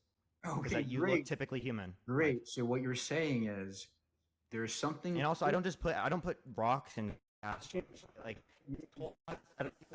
as where you just put it in a gas chamber if you don't value it as much doesn't make any sense because I so don't then value you- rocks as much. Yet I wouldn't throw them in gas chambers. Okay, great. So then your entire view hinges upon the notion that there's something physically attractive to you that makes you not want to harm me, right? And versus put me in a gas chamber. So what exactly is the cutoff there? We already talked about this, but you said I don't know the cutoff. So where's the cutoff? Mike, we already between showed you a that. person What is the that you cutoff? like- No, Parker, please listen. Where's the cutoff in a person who looks sufficiently enough to not harm? Okay, Mike, we have already gone over in this conversation. We can't identify cutoffs in this type of way. We can talk in typicals. Like, again, when does it become a mountain and when is it not a mountain, right? There's going to be a cutoff point in which is extraordinarily arbitrary and dependent upon the context of the scenario of me comparing a particular data set, right? Let me finish. I see something, I indicate whether or not it particularly meets this criteria. Otherwise, right, we don't necessarily have people to identify a specific cutoff point. The same way that when you're a threshold, Mike, please stop talking. Mike, when you're a threshold deontologist, right, you don't know the specific cutoff point for each different rule or principle. But we weigh the utility. You are not weighing the utility. That's Wait, no, but as a threshold deontologist, the weighing of the utility is an arbitrary standpoint. Yeah, but it's based on Mike, there you go. You just conceded. You don't know what the cutoff point is until you have a specific circumstance. It's weighed on empirics. Mike, you just conceded by being a threshold deontologist. Your entire view hinges upon the notion that there's something physical about me that allows you to not harm me. So where is your cutoff there? Mike, you don't know what the cutoff is as it relates to threshold deontology. I could ask you the exact same question as it relates to deontology, as it relates to mountains, as it relates to almost anything. Most things, we don't know the exact specific cutoff unless we're given a particular scenario and we can identify the differences in them. Okay, it's great. So what's the physical trait then that distinguishes a non-human from a human that justifies slaughtering the non-human? They're a part of a species in which is threshold rationality. Okay, what if they're disabled? Again, and that's in conjunction with sentience, by the way. You're not following the line of reasoning here, right? Okay. You're just pivoting. You're not really understanding what I'm telling you. What am I not understanding? Look, a race to rationality. We both agree that rationality is irrelevant to valuing somebody in terms of their moral ethics. You're talking about species, and you're saying that there's a difference between a non-human and a human aesthetically. So what exactly is that trait that distinguishes aesthetically a non-human from a human that would justify or warrant slaughtering those beings? Yeah, again, we don't know the specific standpoint in which there is a cutoff. Similarly to you don't know that as it relates to your threshold deontology, as it relates to mountains. Mike, I don't know how many times we have to go over the exact same thing where it doesn't know where specifically the cutoff is unless we have particular circumstances where we can compare and contrast. Right, but it could be like a eye color or hair color or skin color. Could that be it? No. My organ type? No. Could it be my brain type? Could it be my finger type? No, not as it relates to humans. If you're talking type of human. Could it be like my nose type? No, because we're talking type of humans. Okay, so could it be my foot? Like, can I give you a difference? Like, could it be my foot type? Could it be my knee type? I like how you're still trying to hit the particular cutoff point, which we've already gone over that, Mike, multiple times. Well, it's too small for you, Mike. So again, if we want to talk about this, we can determine this based upon DNA. Okay, great. So what genetic material would be sufficient enough to put somebody in a gas chamber? Again, right, I just told you, human DNA, right, along with the context in which they are sentient, what exact gene would allow you to put someone in a gas chamber? Human DNA. What is human DNA? So Mike, what is here, I can ask you this question. What is the point where human DNA becomes non-human? How are you not this? Right? What point does human DNA become non-human DNA? What's the gene? At what point does human DNA become non-human DNA? There are many different types of genes. But give me a specific gene. I'm asking you. Mike, give me a specific gene right now. Parker, I'm asking you. Wait, I'm asking you for the cutoff point. What is the cutoff point between a human and a non-human as it relates to the genes? I don't have your position. Wait, no, but you say that there are differences between humans and non-humans on the basis of DNA. You already agree with that. I think there is no difference. I think there is no. You think that so you could call a dog a human? No, I said. Okay, so what is the difference between these characteristics, dog and human? Dude, let me speak and explain myself. Mike, tell me the differences between dog and human. What I'm saying is that there is no gene, in my view, that would justify putting someone in a gas chamber. To you, you're not answering my question. What's the difference between a dog and a human? You gotta let me speak, bro. I'm sorry. If you answer my question, Mike. Bro, you gotta let me speak. Mike, I'm telling you, if you don't answer my question, I'm not gonna let you speak because you can't answer this right now. At what point is a human a dog? Or at what point is a human a non-human? There are specific genes, of course. Tell me the genes. There are many. I don't know the exact names. Oh, okay. So you don't know the exact cutoff point, yet you still think it's reasonable for you to say that there's a difference. Mike, you just did the exact same thing. You said it didn't make sense for me to do. That's not the point. I know you don't know the fucking genes. I know you don't know much about science. I don't know the genes. Okay, great. Exactly. But the problem. Mike, you don't know much about economics. Can you please let me speak? Okay. The problem remains that to you, there's a particular genetic code or a particular molecule that justifies putting someone in a gas chamber versus not. Do you see the problem here? Again, it is the basis of, again, the reason. And again, I never said that it's okay to put pigs in fucking gas chambers. I said I don't know. Okay, great. So if you don't know, then you have no justification. Okay, I'm not saying I have a justification or not. Like, for example, I don't have a Great. justification So then that's why we're for. debating. That's why we're debating this fucking I can topic. give you an example. This is why we're debating this topic. And the fact No. Like, let me give you an example. I don't have a justification for, like, say, walking like 10 steps, right? that's not what I'm asking you. Look, I'm asking you. I wouldn't be like, oh, I have to justify me asking walking these you- 10 steps before I do it, right? Look, I would be like, Parker- I'm going to do these steps until I have reason to consider it wrong. Parker, your entire view hinges on the notion that there is a specific genetic material that justifies or warrants your slaughtering an animal. That's Again, your I entire- don't consider it justified. Right? I'm not Great, arguing that. then give the justification, and you're going to say, Wait, what justify? I'm not arguing that. Okay, great. So if you don't know, right, you're going to say, I don't know, then why the fuck are we debating? You're just going to say, I don't know the whole time. I didn't right? say I don't know the whole time. I gave you answers with entire basically point of everything. this- I gave you I don't know as it relates to 1 or 2 questions. Look, the entire point of this debate is that you are harming animals on an extraordinary scale. Wait, and no, it wait, seems no, like Mike. you haven't I want to make one justified- point before you say this. Right? When you say I don't know as it relates to why the universe came here, right? The theist could say the same thing to you. If you're just gonna say I don't know in this entire conversation, right? Then how are we gonna have any conversation? Why are you going live every single day to debate theists? Right? Yeah, Like that makes so no that's- sense, right? Obviously, you can have that's an I don't know not- to one question, and then you can know as it relates to plenty of others. Right, but the problem is that you are doing an action without justification. That's the contention in this debate here. I'm asking you. Wait, I'm Mike, trying I already to responded to that. challenge you. Look, I'm challenging you on your view, and it seems like all you're going to tell me is I don't know. That means you don't have a justification for harming those animals. So, what's the gene that justifies slaughtering an animal or a being? What's the gene there? Again, it's not just the gene. I just gave you many things. That's how you identify that an individual is human, the same way that you have a particular gene. I asked you what gene identifies a human is a human and a non-human is not a human. Okay, I asked you that. I can ask you the same question because it's predicated off the exact same evolutionary You're not facts. understanding, Parker. I'm sorry, you're just not getting the line of reasoning here. Forget all those other rationality views, right? It doesn't matter. You agreed before that rationality is irrelevant. What is relevant here is the species, because no matter how rational somebody is, you would still not harm them. So I'm asking you, what exactly justifies putting them in a gas chamber? Mike, I never said it was justified to put pigs in gas chambers. Secondly, Mike, stop strawmanning me, by the way. So then why do you Secondly, do it? Mike, let me finish. Secondly, Mike, right, I have already told you, right, in the same way that you see that there's a difference between humans and non-humans as it relates to DNA, the same way there's a difference between non-humans and humans as it relates to identifying that an individual is human, to then say that humans, because they meet a particular threshold of rationality, are going to be granted more value, sentient humans, than other types of sentient beings. I'm not saying I don't grant value to other types of sentient beings. I'm just saying I don't grant the same level of value. I agree. That's it, but that's not relevant. That's not relevant, right? What's relevant here is you're saying, like, when it comes down to it, it's species that allows you to kill and slaughter and rape animals. So I'm asking you, what gene Again, I told you I don't know. What Mike, I gene- did not say it was okay to do this. what gene allows you to rape an animal? Mike, I told you I don't. I don't think it's. I'm not saying I think it's okay or good to rape and murder animals, right? Or So then- kill so kill then- animals, whatever so then- definition you want to use.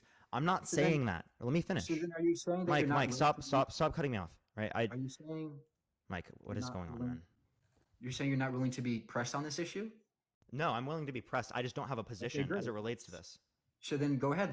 I'm pressing you. What is the gene that justifies putting an animal in a Mike, gas chamber? Mike, I don't believe that I don't think it's okay to put pigs in gas chambers. That's not what I'm saying. I'm saying I don't have a reason to consider it wrong. Okay. Now we're going to go back to square one, right? Do you think it's wrong to kill a person? Yes. Do you think blah, blah, blah? Yeah, Let's- and we already named the trait, and I named the trait We're multiple going times. back Mike, here I don't know why you because keep going back to We're this. going to go back here because you don't have an answer. I'm I trying did. I to gave you an answer multiple times. All you're saying is, I don't know the gene, right? Is that No, your no. The descriptive claim of whether or not we're human is evolutionary. You agree with that, Mike. You don't dispute that, okay? If you don't dispute that, well, then you have no position here for saying that they're, like, not a human or something like that, okay? Right? Yeah, Really, so- the only question here that I would have to justify is the reason, right? I grant more value to humans rather than non-humans. Not how I identify them as a human, but the reason I grant them value humans over more than non-humans do. appreciate the Corgi. Thank you so much. Look, being vegan doesn't mean you don't value humans or you value them the same as humans. I value. Oh, Mike, I never said that. I never said Okay, that. I never okay, said, I've actually clarified multiple times. You do not have to hold this view as a vegan. I said this on the vegan teacher debate. I said this plenty of times. Nobody fucking agrees with that. Like, not even the vegan teacher thinks that. Okay. So, Actually, she was kind of holding pretty similar stuff to it, but not fully that. no, she wasn't. More importantly, though, It was very similar. She look. literally said it was worse Look. for 1 year of factory farming comparative to the entirety of slavery in the Holocaust. okay. So now, do you agree that if I were to tell you to harm somebody or grape them or whatever because they have a specific gene in them, would that be okay to you? Would that be a good justification for graping That's somebody? not the because, by the way. Oh, then The because when's the because? the right? because they have this trait of being human, and the because is because they're a part of a species in which meets this threshold of rationality. That is the reason. I don't know how Okay, many more wait, times I have to give you this reason, Mike. Look. If there was a being who had no rationality but they were human, would you slaughter them? Would that be okay? No, it would not be okay because they're sentient, right? And they're a part of the human so species. rationality. So the human species and them being sentient is granted because, right, the human species is meets a particular threshold of rationality. So again, right, I am not granting it because simply only because of the gene. The gene specifically indicates that they're human, and then because they're human, I have a reason that the species meets a particular threshold of rationality. I don't know how many more times I have to go over this. Great. So now what you're saying is you agree with me that no matter how rational somebody is, you would not harm them. So it comes down to species again. So what is No, it's a medical conjunction. I just material? told you it's a conjunction, Mike. I know it's a conjunction, but we could just separate. So it doesn't just come down to that. So you're misrepresenting me. You're strawmanning me intentionally then. No, look, I literally told you. I really deduced this. Like I showed you that just because somebody is rational, no matter how rationality they had, you still wouldn't think it's okay to harm them. So rationality is just irrelevant here. What's relevant, the relevant distinction is being a Homo sapien, right? The relevant difference is, again, I appreciate the Forever Rose. Thank you so much. Right? It is literally both. It is both them being a part of the human species because the species meets the threshold of rationality, and also rationality, right, is a part of the whole valuing of humans, right? Okay, because so- the species meets the threshold of rationality. I don't know how many more times I have to say it. Like, is this not clear to you, Mike? I don't know why this is hard. It's clear to me that way, but it's not clear when you say that there's something about the species that justifies harming somebody, right? It seems like when it comes down to it, you're saying that if there is a species who is not rational. Actually, Mike, that's not what I said. I didn't say it I didn't- justifies I didn't- harming I them. didn't- What I said is that finish. grants different value. That's all I said, Mike. I didn't finish yet. So Yeah, Mike, you misrepresent my view for the 19th time on this debate. I just was fixing that. yeah, so what you're essentially saying here is if there is another species, if there's a species of humans that had the same rationality, you would not harm them. But if there's a species who is not rational, let's say that they were mentally challenged, right? They just like you would still think that's okay to harm them. So they're not human. They look like us, and they aren't rational. Right. I grant that on aesthetic reasons, but they're not Okay, granted great. the So then what it comes same down value as like me or so you. then the crux of it comes down Appreciate the hanging to lights. Thank you so much. then the crux of this comes down to you think it's okay to slaughter animals and harm them because they look different from humans. No, that's not the view. I Then said what's your view, bro. I've clarified multiple times the difference between humans and non-humans is that their species meets a particular threshold of rationality. Appreciate the handout. Thank you so much. So it's the sentience plus the meets the threshold of rationality. If you're bringing up other circumstances, I can have different standards of values. Okay. Does that make sense? You did not answer my question. I don't know why this is so difficult for you. I already explained to you that rationality is relevant. It comes down to aesthetics. You just told me it's not. No. Okay, but you just agreed that no matter how rational they were, you would still not harm that being. It was like a human. Sorry, say that one more time. You agreed to me just now that if no matter how rational somebody was, if they were a human, you will still not harm them. No, yeah, because again, it's the conjunction, right? Because It's the the conjunction. species Okay. is what's granted it due to the species having a trait that Exactly. indicates that It's the a species. particular Exactly. threshold of them It's the are species. rational. Exactly. It's the species, The right? species is granted that due to this reason. That's what you're not Right, understanding, right, Mike. right. How many more times do I have to explain the same view? Because you're not really answering properly. Mike, I So promise you I'm answering it. so what you're saying here is that you get to harm an animal because of the aesthetic value they have, right? Essentially. Again, I'm not arguing that it's okay to even harm animals right now. I already told you as it relates to, like, is it okay to kill an animal, right? I don't know. I've told you that multiple times. Okay, but you think it's wrong to kill a person who's an animal. Oh, well, we're talking, when I said animal there, I was meaning non-human, but yeah. Okay, great. Now, if you can't point out the distinction, then your ethical framework is garbage. I did multiple times, Mike. Okay, great. I named the trait already multiple times. The problem is, when it comes down to it, you're saying it's aesthetic value. I'm asking you for from what the other I'm asking you species what- in this one. Yes, I'm asking you now what particular trait. What goes from I don't know to know? Well, because they look typically human. Right. So you're saying if they look human, you get to save them. They don't look human, you get to put them in a gas chamber. If they look human, right? If they look typically human, right, and they are sentient, right? I am going to grant a greater level of value. Yes. Okay, great. So again, where's your cutoff here, right? Like, where's the aesthetic If cutoff? you keep asking I don't know what I do. Again, it's the same type of cutoff scenario as you describing the difference between a human and a non-human. Okay, Mike, that's literally the problem same is difference. You're not elaborating as to like what aesthetic. Because I've already given you the morally relevant distinction. I You're already- now I asking for already- like I the already descriptive asked you, difference between the two. Like, I already asked you, like, is it like the skin color? Is it the eye color? No, it's not those things. I just told you. Alright. It's again So whether or what not they is it? look What's the typically aesthetic- human. So then what's the aesthetic trait? Again, it's whether or not they look typically human, right? If you're asking what a typical Right. human looks like, I can tell you. I know you can tell me what a human looks like. I'm asking you, like, what's the cutoff between human and non-human aesthetically? Mike, you're not asking. I've answered this how many times, right? How many times do I have to answer the You're same not question? answering it. You're just saying. I've I answered don't it know. plenty of times. It is You're just the saying, I don't exact know. same. Yes, I appreciate the little. Thank you so much. It's the exact same as asking me what the difference is between a human and a non-human in a descriptive sense. Okay, great. All you're asking is for the descriptive distinction aesthetically. Okay, and you have descriptive distinctions aesthetically as well. Okay, great. So what you're saying is, aesthetically, there could be some trait, such as, hair color or skin color or skin type, that would justify harming a being. It could be, right? Again, I'm not saying skin type. I'm not saying skin color. I'm not saying hair color. Right? But I'm they saying could whether or be not they it. look This could typically be, human. If right? you said you already know what a typical human looks, none of those traits were that were qualifying. Because again, humans will have differing traits as it relates to those. Right. So I'm asking you to where the cutoff is. I'm trying to gauge where that is. I'm trying to press you on this, right? Like, what particular trait? Could it be like, maybe size of feet? Like how many arms they have? Would that be the point where you get to slaughter somebody? Again, I never argue that it's okay to slaughter, right, an animal. I've clarified that many times. I don't know what you're asking at this point. I've already answered this, right? I told you we don't know the cutoff point specifically. And I can ask you the same question, Mike. Let me give you another example. What's the morally relevant difference between different types of insects and between animals that justifies the differences in values that you base between the two? Values are relevant to the ethics of veganism.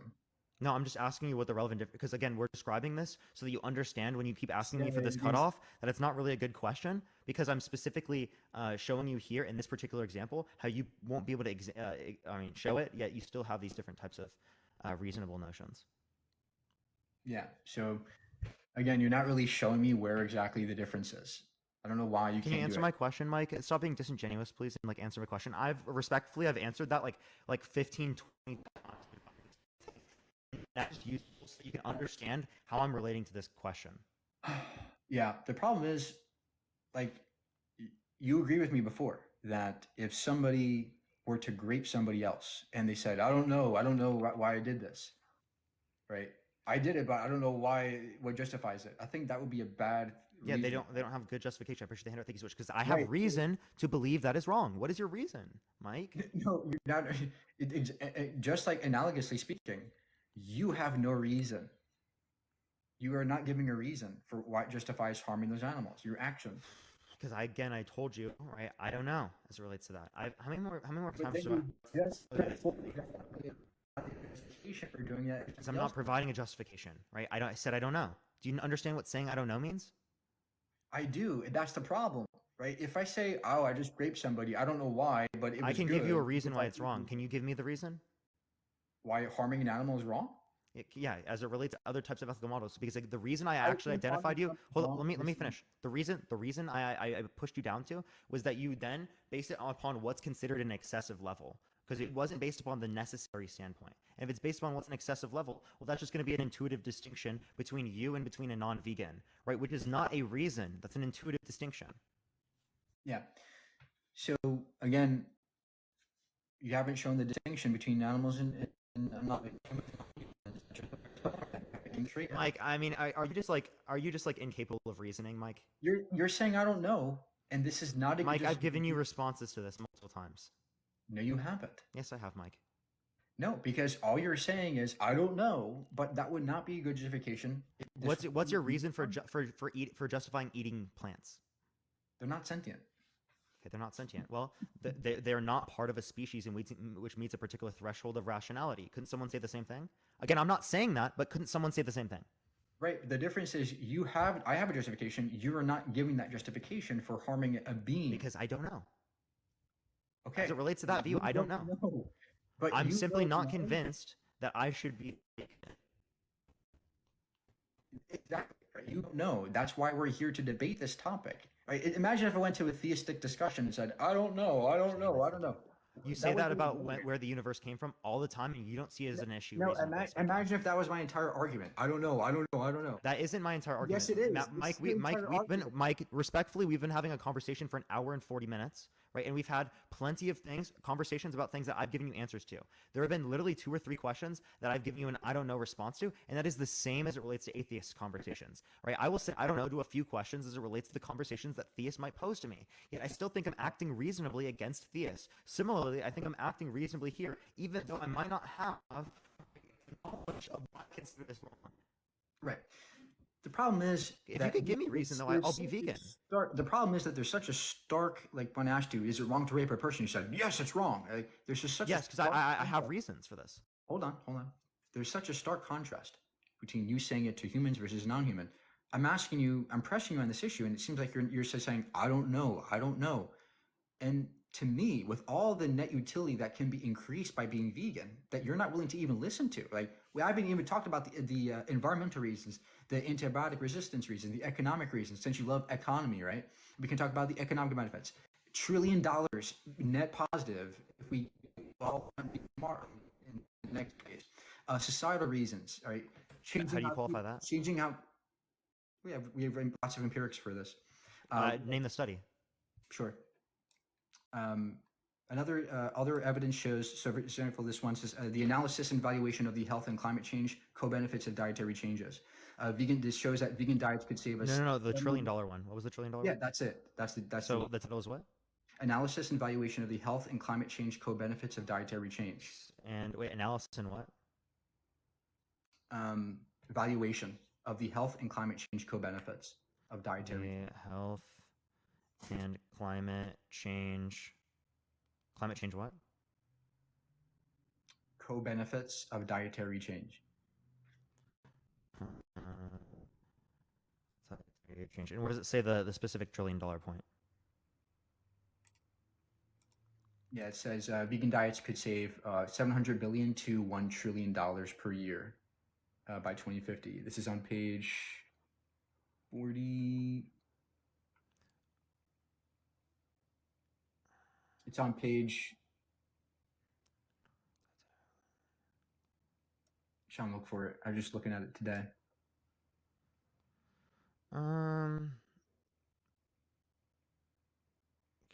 Okay, so this isn't for the U.S.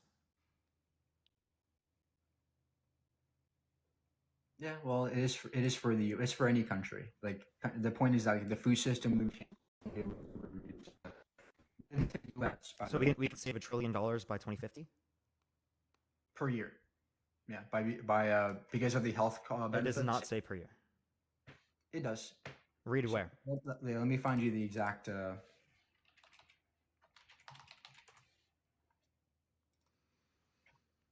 And also it says, So it's on page. could. It's on page 4148, top right. Full text links. Give me 1 second. Yeah. So You it said says what page? 4148. It's the second. It's the third page, top right column.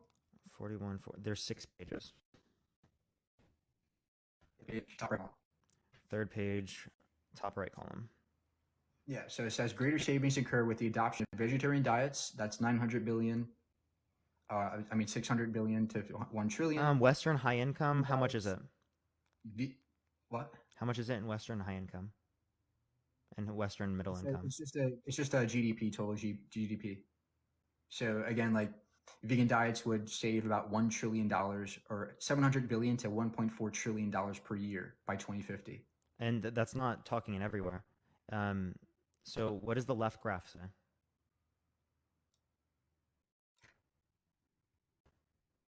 Two graphs. What does the left one say? Yeah. So again, they did it on the world. It says the world, development countries, high income countries, Western, Middle, Latin America, Sub-Sahara, all those. There would still be lots of savings. So from 700 billion to 1.4 trillion, depending on the country.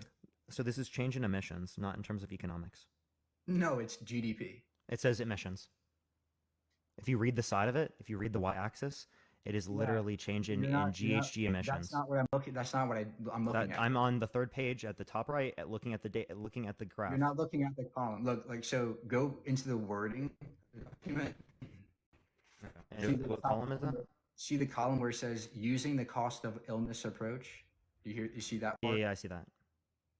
Okay. Yeah, go down like a couple paragraphs and you'll see what I'm talking about. It says moving to the diets based on dietary guidelines from the HGD. What's the HGD?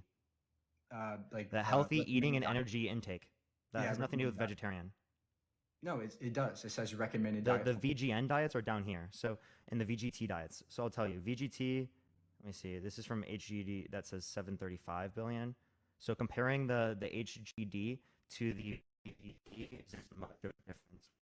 Greater savings occur with the adoption of vegetarian diets, 973 billion, range 144 billion to around 13,000 billion. In vegan diets, 1,000 billion, range is 700 to 1,428 billion. As the percentage of expected world gross domestic product in 2050, hold up, these savings amounts to 2.3%, 1.5 to 3.1% for HGD diets. And for vegetarian diets, it's from 2 to 4%. Yeah, that's the veganism. Okay. No, so if you hold up, Mike, you're not letting me fully explain this data. Okay, so if you want to talk about the context of, and actually, by the way, I do just want to say this. I actually do think the climate argument is a better argument than the other things you have. So you'll find a lot more argumentation, me agreeing here, because I agree in terms of systems you should change. But I wouldn't say individually it would be wrong for them. But this would be like, as a system, we should adopt a vegan model. This is different than saying whether or not on an individual standpoint you should do this. This is just one of many. Two, no, like for example, like as it relates to the climate crisis, right? I wouldn't necessarily stop private gas car right now. As a system, we would change. So it would be similar to that, but it's not like I have to stop eating this right now. Secondly, if you want to talk about this, the expected value specifically as it relates to this is, I think, increases by like, what is it? Okay, so it's 2.3% for one, and then it's 3.3% for the vegan diets. So there's a difference in about 1%, right? So that difference is about how many $1 billion? That's about $200 billion in expected values across listen, Mike, across the entire world. Okay, so this isn't just in the U.S. This isn't just in one country. This is across the entire world. We're talking 200 to 300 billion dollars across the entire world. No, it doesn't. Where does it say entire world? It says USD. Yeah, but that's the in terms of dollars. Yeah, dude. Where does it say the world? Dude, it's in terms of dollars, right? That's saying USD dollars. USD is into dollars. This could be per country. No, it's not. Let's say per country. Show me where, because this is an evaluation of literally the entire world. That's why it has qualifications. I mean, in the graph above about the world, it's talking about the world.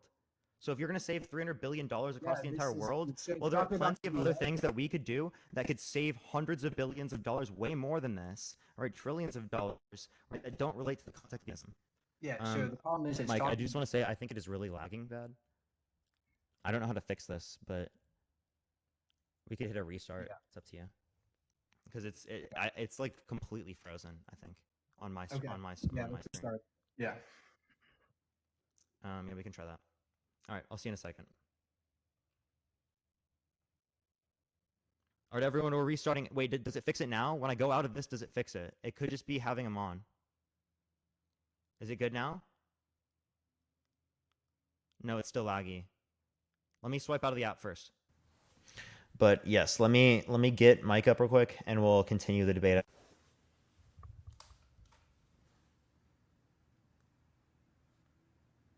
You there? Yeah. For sure. I think it's fine now. Chat, is it glitching? It might lag. Some people said lagging issues across the whole app. Okay. Okay, it's good. All right, let me know if it's lagging in chat, everyone. If it's lagging, I don't know what we'll do. Maybe we'll set it up for a different timer. I don't know. I don't care what we do. So did you read it? Did you find if it said annually, or well, yeah, I mean not so annually, if it said by world or by country? This says region specific, so I'm assuming it means region. Where does it say that? The first column. The first column? Yeah. You mean on the right side? Left side. That's not talking about the same stuff. Yeah, it says region-specific diets. The region-specific diets are the VGT, VEG, and the HGD. That's not talking about the estimation numbers for the economic impact. Okay. Yeah, I mean, look, whether or not it's global or countrywide. It actually changes a lot, yeah. Yeah, but look, even 200 billion a year is a huge amount of savings, right? No, it's not. Appreciate the subscription. Thank you so much. You know how big the global economy is? $200 billion per year. As compared to the global economy. Mike, what is the GDP of the United States? Look, you think saving $200 billion a year is Mike, bad. I want you to tell me what the GDP of the United States is. It's like 21 trillion. Yeah. So that's a small percentage of the entirety of of the world, right? If you talk about the world's overall global assets, we have like 140 trillion. Okay, saving $230 billion in right? America, bro. $200 billion. No, not just. Hey, Mike. Appreciate the galaxy. Thank you so much. I appreciate it. Parker, this is so disingenuous. Just listen to me. I can't believe you're actually saying. Can I finish the explanation? Do you think $200 billion in savings is better than $200 wasted? Yes, obviously. But Okay, like I'm saying, why the fuck would you be against this? Mike, I'm not, because I'm saying that as it relates to the priority. I'm not going to do absolutely everything because it's going to save this, right? If we specifically reduced consumption in a particular category by a little bit, we could also save a few $100 billion globally, right? If we all directed that action in that particular way, right? So there are plenty of other things that we could do that would save money like this. Okay, so if we're talking globally, this isn't an extreme amount of money to like hinge. Wait, hold on, Mike. This isn't an extreme amount of money to hinge an argument on, right? Bro, I can't believe you're actually doing this. There are clear benefits and utility to going vegan, and this is just one of a myriad of examples, right? Like the economic reasons. Sure, you could say that this is a small benefit, yeah. Did you know that promoting veganism and closing the gap between humans and animals actually promotes less racism and less bigotry and less racism and less homophobia? Did you know that? Can you give me a source? Sure, no problem. There's a causal relation? Yeah. Okay. Absolutely is. Give me a causal relation. Yeah, gender differences in vegetarian identity. Here's That's one. a correlation. Here's one called animalizing women and feminizing. No. I want one that gives a causation. Yeah, right here. Gender difference is what? Animalizing women and feminizing vegan men. No. And what was the first one? Gender differences in what? The first one was gender differences in vegetarian identity. But that was just showing you that people that are vegetarian have, I don't know, they are construed differently in terms of their gender. Wait. So where in this source specifically? Bro, that was not the one I was trying to talk to you about. So then why are you giving me that as a source? I gave you this one. Give me this one now. Animalizing. Oh, okay. Do you want to like not read it or something? Like, I can't believe this. No, I just I don't know why you'd give me a source that wasn't relevant to what I was just asking for. Like you said it. I was just clarifying, dude. Yeah, so animalizing women and feminizing vegan men, the psychological intersections of sexism, speciesism, and meat and masculinity. Hold on, I'm not going to be able to remember that off the top of my head. And so, animalizing women and feminizing men. And then what's next? Yeah, the psychological intersections of sexism, speciesism. Psychological intersections between veganism. What else? Between sexism, speciesism, meat, and masculinity. Sexism, speciesism, and masculinity? Yeah. What it basically shows is that, like, people who are like you, speciesist, that's typically tied You're to actually speciesist as well, Mike. You already conceded that to that earlier. I'm actually not. Okay. Yeah, you are, because you have completely different values for humans and non-humans. Doesn't make you speciesist. Yeah, that's exactly what a speciesist No, because is. I think all species should have rights. Oh, okay. So you just define speciesist as like you don't consider all animals should have rights? All animals should have rights. So squirrels should have rights? Yes, absolutely. They Okay. have right to live. They have the right to live and be free and to be happy. Yeah. So like, should we try to prevent like from like what's it called?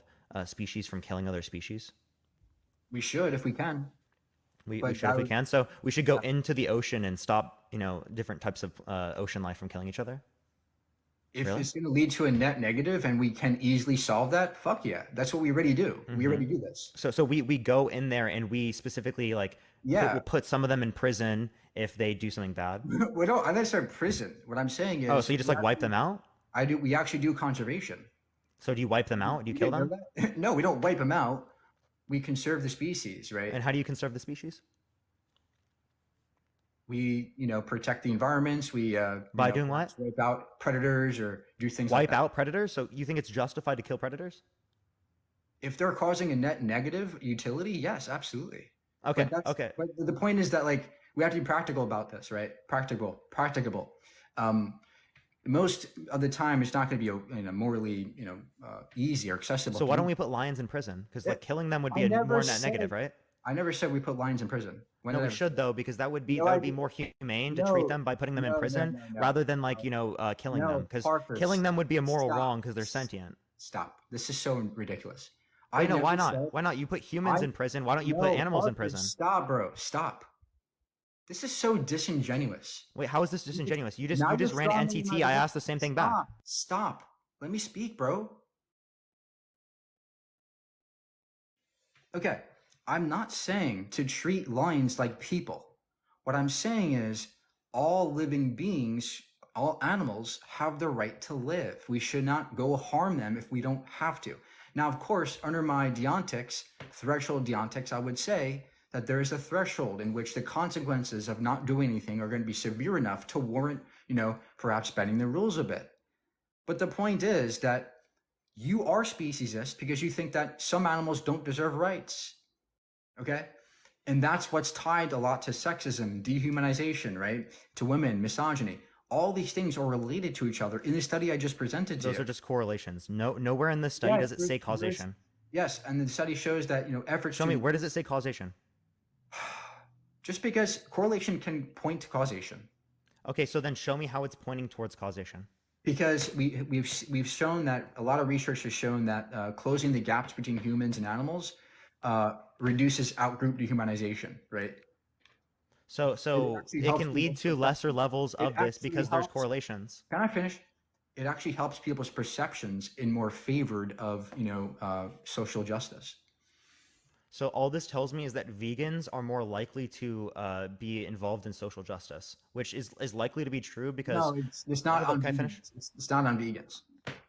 Yeah, vegans and vegetarians are more likely to be involved in social justice. That's the only claim that you're making here. No, the point is that when we close the gap of this, like you think that humans are superior, but when we close this gap, right? You do too. No, I don't. I don't think they're superior in terms of rights. In terms of value, I mean, because like if you look at the common definitions for speciesism, it's just saying that like humans are more of important value comparative to non-humans, which you actually agree with. So you're a speciesist based on that definition. Based on this new definition you're using that you're showing here, you wouldn't be a speciesist, but based on the common definition that people use of speciesism in terms of the importance or value that individuals would have, you are a speciesist. No, speciesism means like you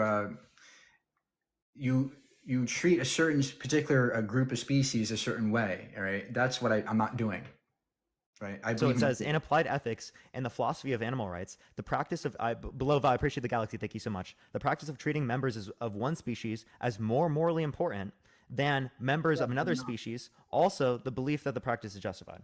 Yeah, I don't think humanity is more important than any other species in terms of... Oh, the belief, no, it says, no, I read that wrong. It says also that the belief that this practice is justified. So the practice of saying value is greater for humans comparative to non-humans. That's what the Britannica definition indicates. Yeah, unfortunately, that's not my position. I don't think that that humans have any more rights over the animals, or that we are somehow superior as a species. So we're not superior in value? Individually speaking, of course, I'm more valuable than you in my view, right? Like the point is, value is irrelevant. Really? Absolutely, Mike. I'm not more valuable than for you example, under my view. Like for example, if there was like a situation where I had survived, I would definitely save myself over you. But that doesn't mean morally speaking I see it to be justified. That means I value Mike. That doesn't mean I morally speaking see it to be justified. And you value me more. You value yourself more than me, right? No, I value us equally as humans. Oh, really? Yes. So if like you were from a moral starving- standpoint, yeah. So if you were starving, you would allow me to live. Mike, actually, I'm genuinely serious. I would. Okay, great. So you would allow me to live if I were starving. What if somebody had to die? They had a gun on you or me. Would you pick me or you? I would pick myself to die. You would die for me. Yes. No, you wouldn't, Parker. You would not die for me. Let's be honest. Let's be honest. You would really die for me. If I'm indifferent to the value, I would like it rather to be me rather than be another That's person. a big fucking lie. Okay, look. Okay, if you want to sit here and call me a lie, whatever, I don't fucking care. I'm telling you my view is, and I've expressed this view on my live. Hold up, stop talking. I've expressed this view on my live so many times. Let's just say you're right. It doesn't matter. Like, it's not about value. It's about treating a particular species in a certain way, which I'm not doing. You are. You literally are. Your entire argument is, oh, this is not a human species. Let me go ahead and slaughter it. That's your position. Wait, say that one more time, sorry? Your position is, oh, this is not a human species. Let's go ahead and destroy them and exterminate them for no reason. No, it's not what my view is. Yes, it is. You're completely strawmanning me. Okay, great. So then do you think it's wrong to slaughter a pig or slaughter a cow? I don't know. I don't know. Mike, I told you my view is that how many times? You can't keep just saying, I don't know. I don't know. That's not actually justification. I'm not giving. I never said I was giving a justification. I've clarified, Mike, multiple times. I'm not giving a justification. I say I don't know. I just don't have a reason to be vegan. That's what I'm saying. I gave you several reasons. No, you didn't. You. What actually we reduced down to was that we just have a difference in intuition. That's actually what it was. Okay. Do you think some of your views are a bit more incoherent? Like if you say that you don't value humans more than non-humans, you're going to get absurd reductios. Like, can I give you one real quick? For example, right? There's a human that has the exact same characteristics, right? As it relates to rationality, as it relates to consciousness, everything as a squirrel. Okay. Would you be indifferent to either the squirrel or the human dying? No, of course I would save the human before the squirrel, but that's irrelevant. Wait, but they have the same characteristics. So you do place more importance and value on humans rather than non-humans given the same characteristics. Therefore, you're a speciesist, Mike. Actually, I have a reason to justify that. You don't. No, I do. No, the problem is that there's more net utility on the human. No. Again, they have the same characteristics, so there's no more net utility. Yes, there is. No, there's not. No, there's not. How is there more net utility? Human beings have inherently more net utility than a fucking squirrel. Okay, right? That's literally what speciesism is, Mike. You just conceded to speciesism. It is not. No, that is by definition speciesism, okay, Mike. Great. What's the definition of speciesism? And give it to me where it shows that it has to do with utility. Speciesism is in applied ethics and the philosophy of animal rights is the practice of treating members of one species as more morally important than members of other species. Yeah, that's not what I'm doing. I'm not saying it's that's more. Literally, what you literally just said. Humans are more inherently valuable. No, than I think that animals should have moral rights, just like humans have. It's the same rights, right? No, I'm not talking about in terms of rights. We're talking about in terms of value. You just said that humans are inherently more valuable. Don't be disingenuous, Mike. This is to a next level. Okay, you just said this. No, you're not going to do this. I'm not doing anything. You're the one gaslighting. Stop and listen to me. Mike, stop being a dumbass and listen. Stop and listen to me. It's not about value. It's about rights, right? In my view, I think all animals deserve equal rights. Okay? Value is separate from speciesism. Okay? Even though I value an animal more than you, or an animal more than, a human more than an animal, or me more than you, that doesn't mean I'm speciesist or racist or Parkerist, right? So again, it has to do with rights. Now, you think that we get to slaughter an animal because they don't have rights. That's the problem. That's what Mike, I've actually disagreed with that multiple times. I literally say I don't know. Mike, how many times more do I have to say that? And by the way, I apologize. I apologize for what I just said. I really don't mean to do that because but you just gaslit me. That's the reason why I did that, and I feel bad, and I don't want to do that. I apologize for that, by the way.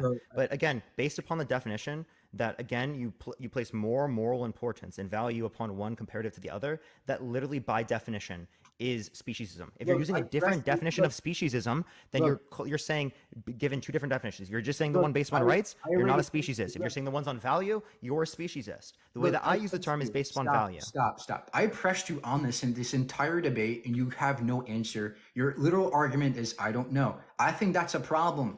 I think that you're not only being... Mike, that's not an argument. It is, because you don't have a counter. Mike, what's an argument? Justification. No, Mike, what is an argument? To not be vegan. What is an argument, Mike? You don't have a reason to not be vegan. You don't have an argument. No, what is an argument? Logical syllogism. Okay, so it's going to be something in which there are premises and a conclusion. Yeah. Me saying I don't know isn't premises and a conclusion, Mike. Yeah, the problem is that the fact that you have no reason or no justification means you have no argument, right? You have no reasoning behind it. Yeah, that's exactly what I've clarified. I don't have an argument because I'm saying I don't know. But you just agreed it's not an argument, Mike. The argument is that you have no reasoning or counter or justification for harming animals. That's the argument here. I don't have a like. What do you mean? Like, as it relates to this, again, I don't consider it right or wrong. I don't know. I'm pressing you. I'm really pressing you this entire time on veganism. You have no answer, right? I told you about the. I've given you answers to plenty of things. I literally the only thing that I told you I don't know is I don't know as it relates to the context of killing animals. Parker. I talked to you about the ethical reasons, the economic reasons. Is it wrong to kill an ant? Societal reasons. Yes, it's wrong to kill an animal if you don't have to. No, I said an ant. Yes, it's wrong to kill any animal if you don't have to. They all have rights. Okay, so if there's a spider in my room, is it wrong for me to kill a spider? Why do you keep pivoting on this? Mike, I'm not trying to pivot. I'm just trying to ask you genuine questions. I'm not going to do this shit. I'm going to press you on this because you're not taking it seriously, right? Like, I gave you the ethical reasons. I gave you the economic reasons, the societal reasons, the antibiotic resistance reasons, the health reasons. All these reasons I'm putting as a case towards going vegan, and you're just going, I don't see a reason. That's shitty. Right? Wait, no, I don't see a morally relevant reason. Again, when we're talking about the context of like my health could be better, Mike, people can tell me there are different diets that are more healthy that are non-vegan than the one I currently use. That doesn't mean I'm going to say that's morally justified to then hold to that or something, right? That's just going to be a healthier view for myself or something like that. It's not right? Health is not the only reason. Like, look, I was giving a response to that. If you don't let me respond to all of these things individually, I don't know how I'm going to respond to them. Do you want me to like give some reason that encompasses every single one of them? I don't know what you're trying to get me to respond with here. Look, I'm trying to press you on where your ethics is. And I'm answering, and you're getting mad when I'm answering. No, it's just that it seems like you don't really have an actual answer. You're just saying, I don't know to run away, right? I said I don't know to like 2 questions, dude. So why can't I press you on this further? Why are you going to run away? Are you going to run away and say, I don't know next time? Again, I don't say I don't know with everything. I'm just saying I don't know as it relates to the killing of pigs and stuff like that. Okay? I don't know how many times I have to tell you that I'm literally just saying I don't know as it relates to that. That's not running. I've been very clear with my answer. So why don't you know? What do you think justifies slaughtering those pigs? I said I don't know. Mike, how many more times? That's the only question I've said I don't know on. This is why I can't debate this. Mike, name one other question I said I don't know on. Appreciate the paper crane.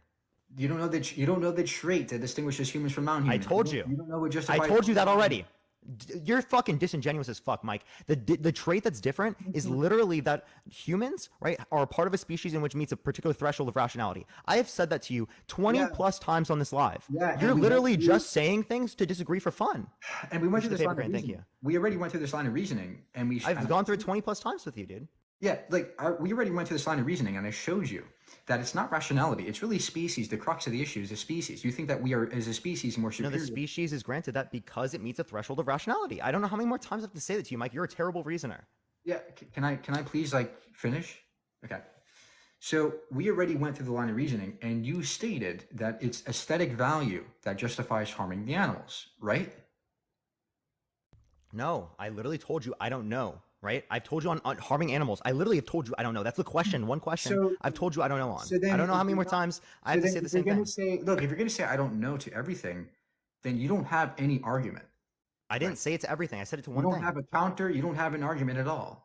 Mike, I literally said I don't know as it relates to this one question, and you're like trying to say that This as is I'm the saying one I don't know to question everything. This is literally the Thank biggest you. question in the room. Right? Name one other question. Name one This is other the question. biggest question in the room. Like this is the reason why you're Okay, vegan. someone as a theist could say you don't know what came prior to the context of the Big Bang, right? This is the biggest question to No, the it's theist not. conversation. No, it's not. No, it's not. Oh, I could say the same thing. No, it is not. Why not? Because the difference is when it comes to the universe, right? There could be a universe with God where there's a beginning or not. But in this situation, you must have a reasoning for doing your particular action, which would make you vegan or not vegan, right? There's a difference in the question. You can be agnostic on it though. You could be a naturalist or a non-naturalist. You could be right? agnostic. You could be a non-naturalist or a naturalist, and you could also be agnostic. You could be agnostic, but then that would mean you definitely don't have a justification for harming others.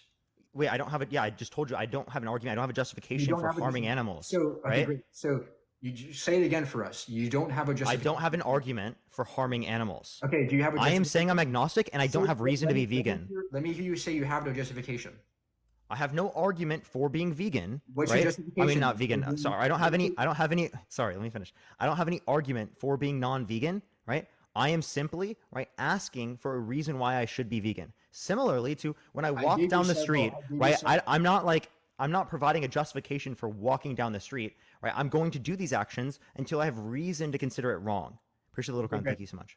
So, do you think this is a good way to do ethics? Oh, let me go ahead and grape and murder. I have no reason to think it's bad. Is that good? Well, I can provide you reason to say it's bad. No, that's not what I'm saying. I'm saying that your justification is shitty, right? Your entire justification. Wait, I didn't have one. I just told you. Okay, great. So then you have. Yeah, because I'm agnostic. So then that's like saying you don't have a justification for your position when you're an agnostic. Like what? That doesn't make any sense. So do you concede you have no justification for harming animals? Because I'm agnostic. Can you please concede to that statement? I'm agnostic. I don't have a justification for a position I don't have. Okay. Do you agree that you have no justification for harming animals? For a position I don't have. Yes, I don't have a justification for a position I don't have. So do you agree that you don't have a justification for harming animals? I don't have a justification for a position I do not have. Oh my God, bro! Be honest this time. I told please. you I'm agnostic. I've said it so many times, Mike. Do you have a justification for harming animals? Yes or no? No. Appreciate the handout. Thank you. You have no justification. Mike, I'm agnostic. Of course, that's my position. So, I like how he's gonna try and clip this and run with it. Like, there you go. Come on, bro. There you go. So the point is, you have no justification. So now I'm showing. Wait, I've told you multiple times, right? I literally am agnostic. I don't have a justification for a position I don't have. Great. So you don't have a justification for harming animals. Now, what if there was somebody who walked around and raped and murdered, and they said, "I have no justification, but I'm going to do it anyway"? Is that okay in your view? For the No, not under my view, because I have reason to consider it wrong. Okay, so you great. might be able to say under your view, you don't consider what I say is wrong. No, You consider that what I do is wrong, but I'll not- ask you what the reason is, and you can provide it. No. Parker, you're not understanding. I'm not telling you that the actions are. I know the actions are wrong. I'm telling you your justification is ridiculous. The reasoning behind There's no justification because there's no view. Can I finish this? Okay. Mike, you're misrepresenting my position so No, hard, man. like, if you just let me speak for a second, right? Your reasoning for for harming animals to me is bad, right? It's a bad reasoning because in the same context, you would think it's wrong for somebody to just simply go ahead and harm people with no reason, no justification. Yet you're here doing it. You're harming others with no justification. So please give the justification or go.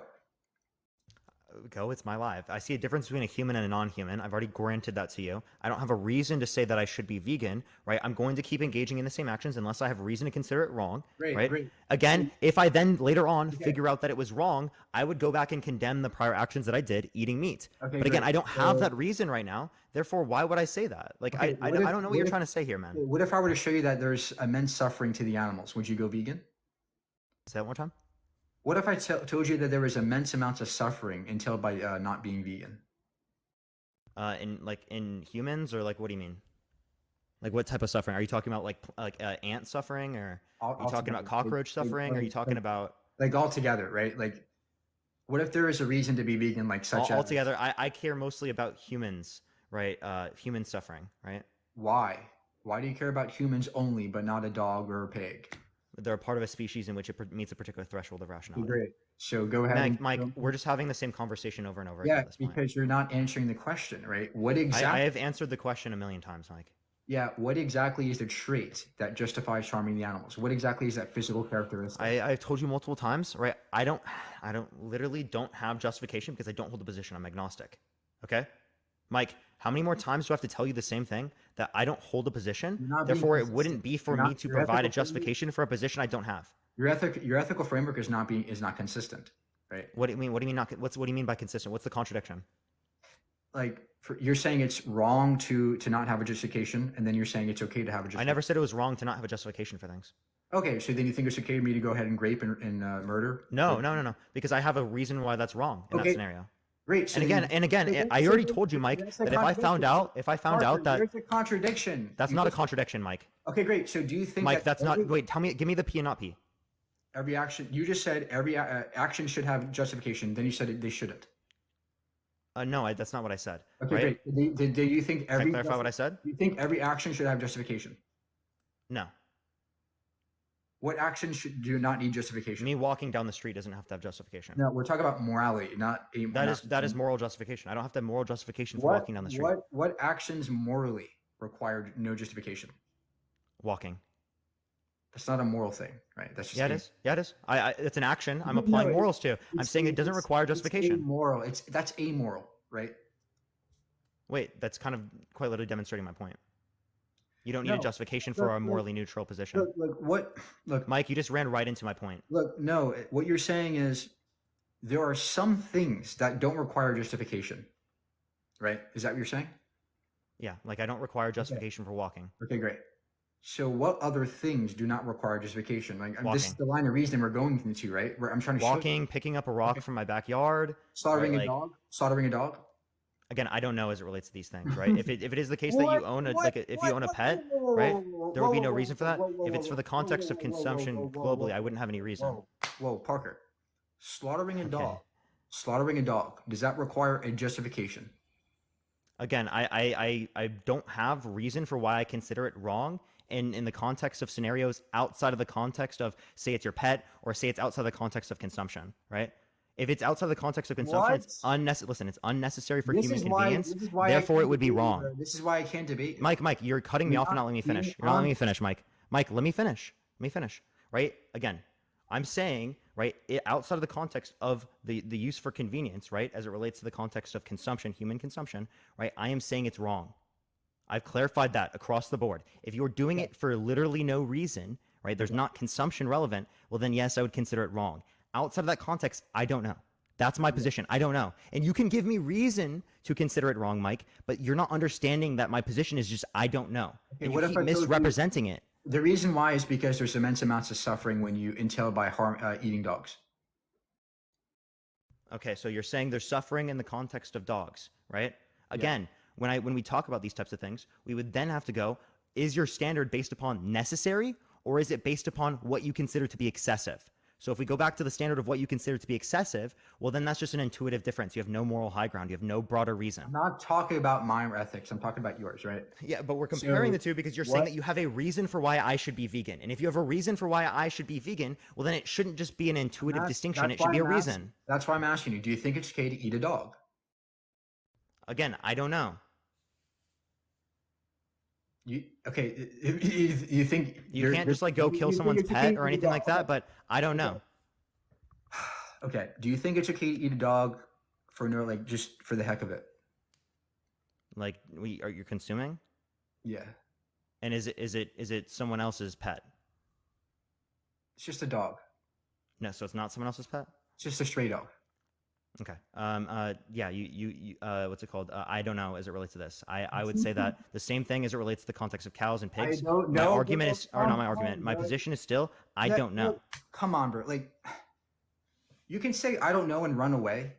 Wait, no. When you ask me, when you keep asking me the same question over and over again, and you keep saying, "Oh, you keep saying I don't know," it's the same question. You still haven't given me a reason for, right? You keep asking, Mike. This entire debate. An animal doesn't want to fucking die. I understand, Mike. When you keep asking me the same question over and over and over again, there's nothing progressing in this conversation. Okay. Do you think it's wrong? Do you think it's okay to kill a dog if they didn't want to die? Do I think it's if it's for the context of human consumption? I don't know. I've already answered the same question a million times. I don't know how many more times you want me to answer the same question. This is why we have to go back into NTT, because it shows you that you're being inconsistent. No, because if you ran NTT, then you're going to run into an issue because you can't provide the relevant difference between the human that has the exact same characteristics as a squirrel and a squirrel that means that you would save the human and not the squirrel. No, that's not even relevant. You said it earlier that humans are inherently more valuable than non-humans. Pivoting. You already said it earlier. I'm not pivoting. Dude, Mike, stop being disingenuous. I'm not pivoting. I'm giving you a response specifically to what you said. Parker, you have not named the trait. I'm sorry, you haven't done it. I have named the trait a million times. The trait that's different in terms of humans versus non-humans is that humans are part of a species and meets a particular threshold of rationality. I've literally shown you the difference plenty of times. Okay. But you didn't. All you showed me, Mike, was that you think that humans are just more inherently valuable than non-humans. That's all you said, actually, Mike. So you didn't provide any justification. I did. Veganism, right? Like what's relevant to veganism is, do you extend... Wait, but we weren't just having a conversation about veganism there. We were talking about the values we have with non-humans versus humans because you brought up name the trait. Yeah, that was name the trait isn't just a vegan position. That was your pivot, right? That's not a pivot. You saying everything is a pivot isn't a good response to anything I'm saying. Okay, let's get back to the debate here. What justifies harming dogs that don't have to die? If you're just saying, I don't know, that's not a justification. I've already told you a million times, I don't have a justification for a position I don't have, Mike. Okay, so then you would think it's morally acceptable to go up to a random stray dog and eat it? I don't know. You don't know. You're going to run away. Mike, you keep asking the same question. I don't know how many more times you want me to answer the same question.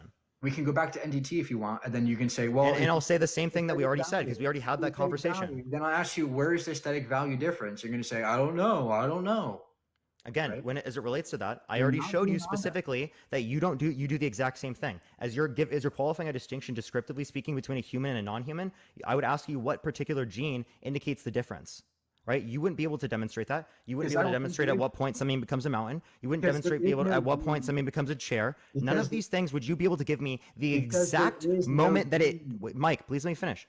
You wouldn't be able to show me at the exact moment in which there is a distinction or what the cutoff point is. You're just running away because you're scared. I'm not running away from any point. I've actually, Mike, I've been extraordinarily honest with you. Okay, you are being extraordinarily disingenuous when you are literally not acknowledging the fact that I've responded to these things probably 20 plus times. Okay, Mike, I don't know how many more times you want me to answer the same question over and over again. Okay, so what exactly is the aesthetic value that justifies harming a dog, for example? Are you asking for the cutoff point again, Mike? Yeah, is it like... Mike, I'm gonna give you a few more times, right? Mike, you're asking the same question we've gone over earlier, right? What is the gene? What gene specifically indicates the difference between humans and non-humans that gives humans more values than non-humans? What's the trait that justifies killing a dog but not a person? Again, I don't think it's justified to kill dogs, right? I was saying I don't know as it relates to that. As it relates to the context of humans, right? The reason why I see differences in values with humans versus non-humans is that humans are a part of a species and meet a particular threshold of rationality. Okay, Mike, if you ask me the same question one more time, respectfully, I'm not going to continue with this conversation. I think I've literally gone over this multiple times with you, and I've given you my responses to these things. Okay? You didn't. At this point, you asking me these questions is inherently disingenuous because I've answered it 50 fucking plus times. Appreciate the subscription. Thank you so much. I You've don't given know. no I don't know, responses I to don't my know, I don't- reasoning. Imagine if I did that on an actual debate. I don't know. I don't know. That'd be you look. I Silly. didn't say I don't know to everything. I literally two You literally questions. did. You literally I did. answered I don't know to. One was where the cutoff point is, which you would do with Where every is it? scenario. Where's the cutoff? And Where's the two, cutoff? Where's the cutoff? yeah, I can ask you the same thing with humans. I can ask you the same thing with chairs. I can There ask is you the no same cutoff thing to me. There with is no basically cutoff how to me. everything is There is no defined. cutoff to me. There is no cutoff to me. Where's Wait, the there's no cutoff to cutoff me? between a human and a non-human? That justifies harming them? No. No, I'm not talking in terms of morals. I'm talking in terms of traits. We're talking about descriptively. more. We're talking about ethics. Wait, I already gave you the It's ethical it's distinction. about- You were asking for the descriptive difference. I'm asking you, what is the trait that justifies harming an animal morally? And I told you a million times, it's that they meet a particular threshold of rationality. Okay, great. So if there is a disabled person, you would harm them. No, because they aren't a species that meets a particular threshold of rationality. great. So Actually, it's not Mike, the rationality, Mike, your it's- view is that species. someone who is disabled that has the same traits as a squirrel is just as valuable Oh, as a yeah, squirrel. here he goes. Unless you were to go back Yeah, to the yeah, point yeah. in Here which he you goes. say that the distinction is just because Blah, one is blah, more blah. inherently I'm valuable than sorry, the other, which you've already said on this stream. I'm sorry, bro, but that's not a good answer. Mike, you just Look. saying it's not a good answer isn't a response to anything I just said. Look. Unfortunately, you're actually trying to run away from the question. I'm not running away from any question. I've addressed every question completely head on in front of thousands of people. I've done it literally in front of everyone. Answer the question head on this time. What's the aesthetic value or trait specifically that justifies harming a dog? Mike, okay, I'm going to answer this one more time. If you ask me the same question after I answer it one more time, I'm done with this debate for today. Okay, is that clear? Is that clear, Mike? I will respond, Yeah. but like I've answered the same question a million times. Okay, you asked what is the trait that values humans over non-humans? It is the fact that they are of a species in which meets a particular threshold of rationality. That is the trait. Okay. So if it's a disabled person who's not rational, you would still not harm them, right? So if they're a human being and they are sentient and they are not rational, I would not harm them because they are human, which means that they're of a species in which meets a particular threshold of Okay, rationality, it's humanity. and they are sentient. And the sentience. It's a human and sentience. Okay, great. So animals are sentient too. The dog is sentient too. Okay. It's really a human trait to you that justifies it. So now I'm asking you, where's your cutoff between human and non-human that warrants your right to slaughter a dog?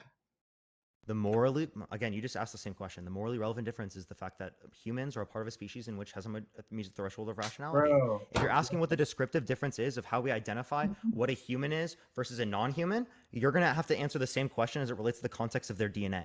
Appreciate the handouts. Thank you so much. We've already had this conversation multiple You times. didn't answer my question. What did I not answer, man? What's the trait that separates a human from a non-human that warrants the Human right to harm DNA, because that is of a species in which meets a threshold of rationality. Okay, great. So where in the DNA is the specific gene that? Wait, now you're warrants asking. the Now right- he's asking exactly what I was just saying. The descriptive difference between what a human is versus what a non-human is, and this is qualified by both me and you. It's a descriptive claim, not a morally prescriptive one. So you're saying Crown, that- thank you. So you're saying there could be a particular gene that somebody has that would make them non-human, such that you can harm them and slaughter them and put them in a gas chamber.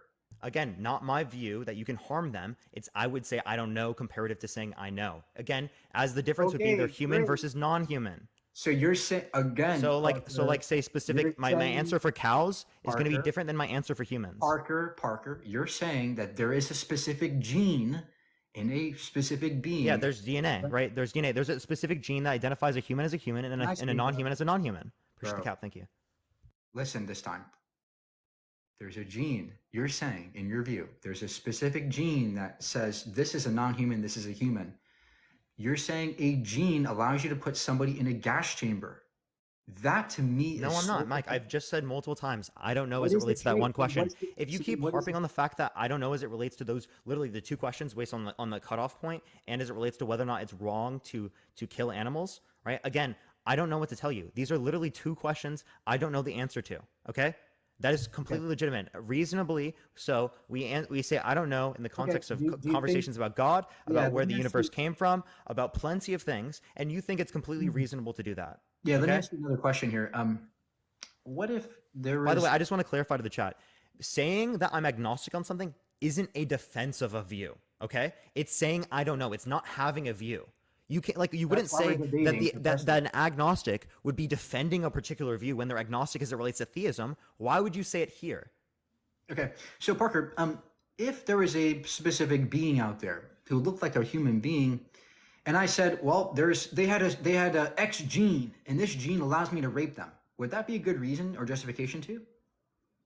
No, because you didn't provide any reason, right? I gave you reason, Mike. Right? This There you go. particularly again, You I don't say say it's it's. wrong, I don't but say. I never said it was okay to you grape say anyone. it's By the way, wrong. Parker, I would never you said it was say okay to it's grape anyone. By the way, can you please let me finish, Mike?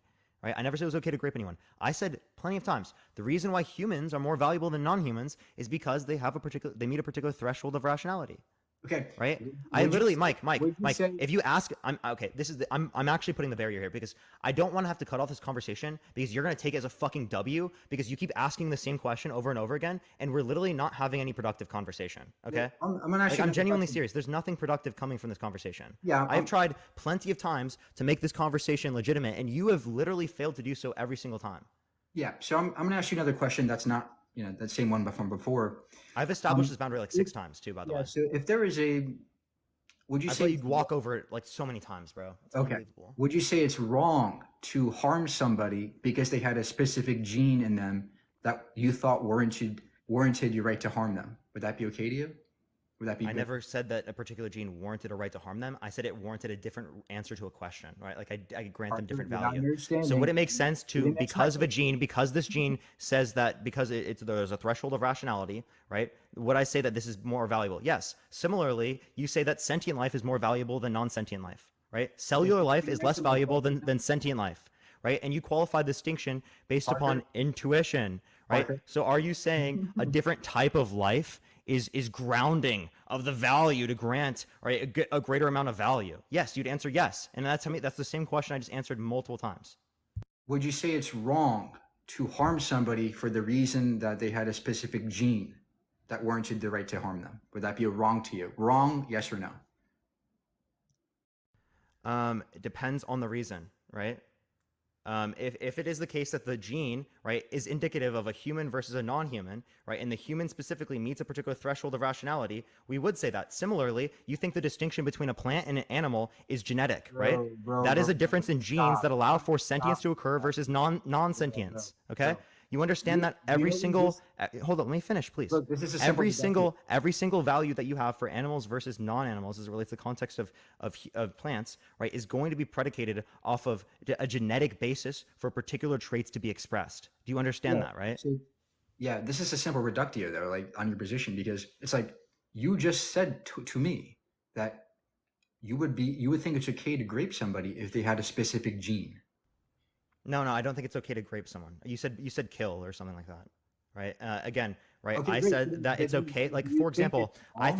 think it's okay to kill like an ant, right? Because, right, an ant isn't sentient and not asking you that. doesn't I'm meet not the asking particular threshold of rationality as them being a part of the human species, I'm right? not Those two asking you that, characteristics. Parker. You could Parker. ask about sentience and you could ask about the I'm not human asking part, you. right? Do these characteristics then grant a greater amount of value? Yes. Like, I don't know what you're saying, man.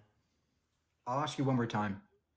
Do you think it's wrong? It would be wrong to justify raping somebody because they had a particular gene. I'm not arguing that it's okay to grape anyone.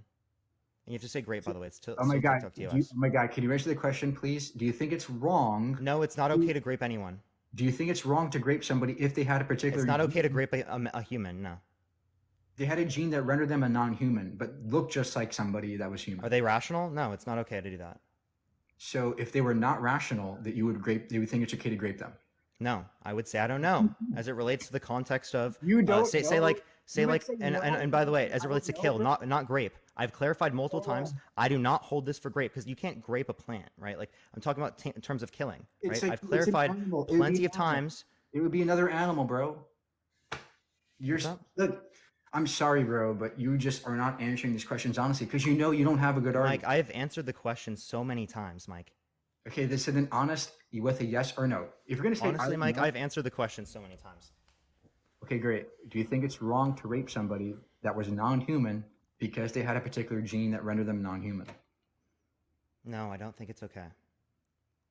Okay, there you go. But do you think that justification That doesn't contradict any of my do you think positions that too. justification would be wrong? Do I think that justification would be wrong for wanting to like grape a human? For their genetics. Wait, sorry, restate the question. Do you think it would be a wrong justification to rape somebody, to think that raping somebody is okay because of their specific genetics? I don't think that it's okay to grape someone just because they have particular genetics, right? That's not my view. Okay, great. Well, it actually is. No, it's not. Again, I gave you a conjunction of characteristics. Okay, great. Now, yeah, and you just contradicted yourself. I didn't name the contradiction. Give me the P and not P. You said, you just said before, it's okay to grape somebody. It's okay to harm somebody that is non-human with no rational. No, I didn't say it was okay. Nope. Completely false, Mike. Mike, Oh, that's actually the question I've answered. great. I don't know on. So the then- fact that we're this far in the conversation and I've answered that question so many times and you've continued to say this over and over again is fundamentally ridiculous, Mike. Okay, great.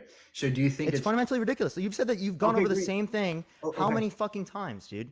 How many times? do you think it would be wrong to use a justification? Do I think it would be wrong to use a justification for what?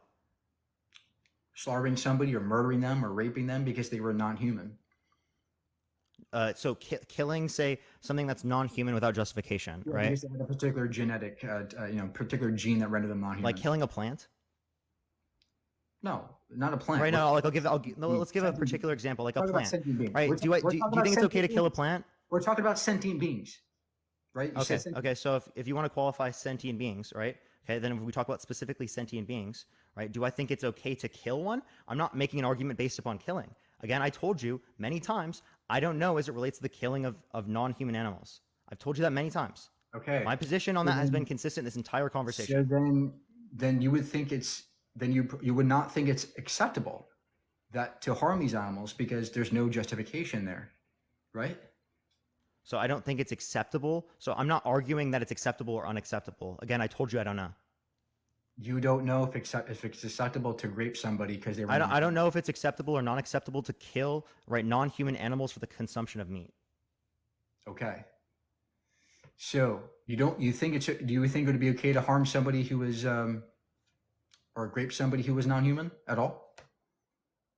Do I think it's okay to grape someone? I don't think it's okay to grape anyone. Okay, great. So if it's wrong to grape somebody always, why is it okay in your view, or acceptable, or you don't know? Mike, we've already responded to this. When it comes to consuming them and slaughtering them, why would that be? Though you're asking two different questions. Okay. And also, again, I've told you I don't know as it relates to the context of the harming of animals in this context many times. Okay. Do you think it's acceptable that people consume animal products? I don't think it's acceptable or not acceptable. I don't know. Mike, it's the same question. Do you think it's wrong to eat animals? No, I don't have a view of whether it's wrong or right. Again, You keep asking the same question, Mike. Like you're not doing anything. I don't know, run away. Like, no, I'm serious. Anyone who actually knows what's going on in this conversation, knows you're not doing anything, Mike. No, You repeating the same question is like not doing anything for me. The problem is we're debating ethics, and you're going to. Mike, respectfully, is there anything new you want to bring up? Yeah, I can give you many more reasons to go vegan if you don't want to hear them. Okay, give me the argument for being vegan. Animals suffer and don't have to. Is that an argument? Yeah, it's a proposition. Yeah, That's not an argument. That's what? Animals suffer. That's just a claim. Animals suffer when we don't have. Animals suffer and they don't have to. That's just a claim, right? I'm asking, what's the argument for veganism? That means we ought not harm them. Okay, so we ought not harm them because they can suffer. Is that your view? Sentience, they don't have to be harmed. Yeah. Okay, so would you say that with every being on the planet, whether it be ants, whether it be microorganisms or anything? Why are you asking me questions? I'm asking you the questions. Because you can harm a microorganism. I know they're not sentient. That's why I said sentient. Okay, so if it's based on harming a sentient being, well then I'll bring up particular scenarios like questions, Parker. I'm asking you the questions. Do you think it's okay to do that? And you're saying you're asking me questions. No. Yeah, I say so you're asking me if it's okay to do what? Sorry, refer that again. I forgot the question. The reason to go vegan is to reduce harm and suffering to the animals. Do you agree? You said the reason to go vegan is to reduce suffering on animals. Yeah. Is that an argument? Do you agree? Is that an argument? It is if you agree with it, right? If it is, Okay, based upon if we were to apply that same premise, Hey, hold up. Mike, if we were to apply that same premise, that would reduce you down to saying that vegan bodybuilders are wrong because they go above the necessary caloric intake. Okay. First of all, We already went over this no, conversation. First of all, that's not actually true at all. So again, I agree that under my threshold deontology, there would be a threshold where utility is overpowering the amount. So that's where you go to the excessive point. Oh my God. Great. There you go. You just went off of the necessary point and you went on to the excessive point. So you think some level of killing animals is justified, and so long as that it's okay for you. That's literally you said I'm okay with some level of this above the necessary level. Bro, you're just running away every question I asked you. Look, I'm not. You just said again, agree. I think it's okay for animals to suffer above the necessary level of caloric intake, right? Just to whatever point I intuitively think is wrong. That's what you're saying. Look, do you agree with me that it's wrong to harm animals that don't have to be harmed? Not in all scenarios, no. Like for example, right? Eating above the necessary caloric intake is going to harm unnecessarily rodents and different mice. I'm talking about your ethics. My ethics is perfectly fine. I'm talking about your ethics, which is trash. Do you think whatever you think is trash? I could say your ethics are trash. Well, the problem is that you literally are here trying to think it might be okay to grape somebody because of their different genetics. Again, I said I don't know as it relates to the context of killing animals, right? If we're talking about, hold up, you just love engaging and not letting me finish after strawmanning me. The second you say I don't know, it means it might be the case that it's okay to grape somebody because they don't have genetics like yours. Again, I'm not arguing that it's okay to grape particular members who are human, right, or other things like that. I'm not arguing that grape is okay. What I'm specifically arguing is that I do not know if it is wrong to kill a cow, right, for your consumption. Okay? Do I think it's wrong for a human to grape a cow, right? Yes, it is wrong for a human to have intercourse with a cow. Absolutely, that's wrong. Great. So why is it so easy for you to answer about the grape, but it's so... You can't answer. I've already established it. Unnecessary for human convenience as it relates to consumption. Okay. So you think if convenience is enough, you get to rape an animal? Like what if you got to grape? No, not grape. Never grape. I never said grape was okay. Oh, right? I specifically. So it's not convenience. No, I'm saying. I said for consumption. Did you hear me? You said it's for convenience. For consumption. Right. Listen. Convenience for consumption. Did you hear what I said? Okay, great. What if it was convenient to consume an animal if you grape them? Would you do it? What? Can you give me a scenario where that can happen? Are you kidding me? It's a hypothetical, right? What if, for example, in order to... What? I just don't understand what you mean. Candy, I appreciate the 9-month subscription. Thank you. Nice job not answering the hypothetical. Right? What if no, I just don't know what you mean. Can you just clarify what the hypothetical means? So, like, what if there's a particular situation where it was more convenient to consume the animal if it was raped first? No. You would think that's wrong? Yeah. So there's a contradiction, right? No, there's not a contradiction. You just said because there's no scenario in real life where it is the case that for convenience of consumption, and then I raised your point, and you said no, that'd be wrong. Right? That's yeah. No, I don't see that as contradictory as to what I'm referencing at all. How is that contradictory? Because you just stated that it's okay to do it for convenience of consumption. Then you said it's wrong to do it for convenience of consumption. That's a contradiction. So I said it's okay to do it for convenience as it relates to consumption. And then actually, I will concede on that. I think that view doesn't make sense as it relates to the convenience for consumption. I think you could change the view, particularly to as it relates to not a principle, right? Like a typical apply, right? So how a threshold deontologist would apply like this, they wouldn't apply it in a principled manner. They would say I appreciate the crown. Thank you so much. Right. We're going to apply this, right? Unless a particular scenario, we'd say reason as to why we wouldn't apply this. Like for scenario, I would never think that graping them is okay in the scenario, even if it led to a greater amount of taste preference, like as it relates to that, like a human having intercourse with it. So I would concede on that point. Appreciate that honesty. Thank you. Now, the problem remains that there seems to be a more fundamental contradiction in your understanding. Because do you think, look, when you say I don't know, what you're conceding to is that it might be the case that slaughtering or raping an animal, or slaughtering an animal or consuming it, it might be the case that slaughtering it is okay if a being had a particular genetic type, right? Would you if they're non-human and they're not sentient, like if they don't meet my particular qualifications, yes, it might be the case that I consider it okay to like kill a cow for consumption. Right. Okay, Well, like what if I mean, right. So what if this being looked like just like a human, but it was not a human and was not rational? Mike, I've already responded to this question. Mike, respectfully, dude. You, Hey, man, you, respectfully, Mike, I've responded to this question how many times? and I'm asking you for the aesthetic value that distincts those Yeah, two. yeah, yeah. And you're asking for the cutoff point, which again, we've already established that cutoff points, even if they can't be specifically determined, right, they are intuitively determined based upon particular typical characteristics. Right. So you'd have to give me a particular circumstance, and I have to tell you whether or not it applies in a particular circumstance. You've already asked me this question how many times, Mike? So we can go across the board, right? Like, is the nose? Mike, if you want me to, if you just want to ask the same questions over and over again, it the nose? I could Is it keep, the eyes? Mike, I could keep sitting here and asking you the questions about the N word over and over again. You think it's okay for white people to say the N word? And I'll just keep asking you the question. You think it's here we okay for go. white people to say the N word? Here we Mike, you go. think it's okay for white people to say the N word? Oh wait, Mike, you still think it's okay for white people to say the N word?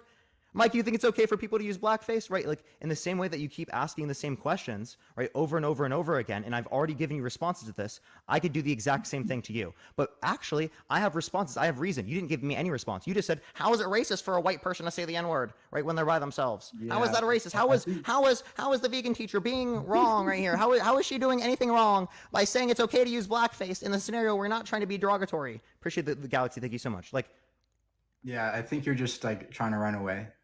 I'm not running away at all.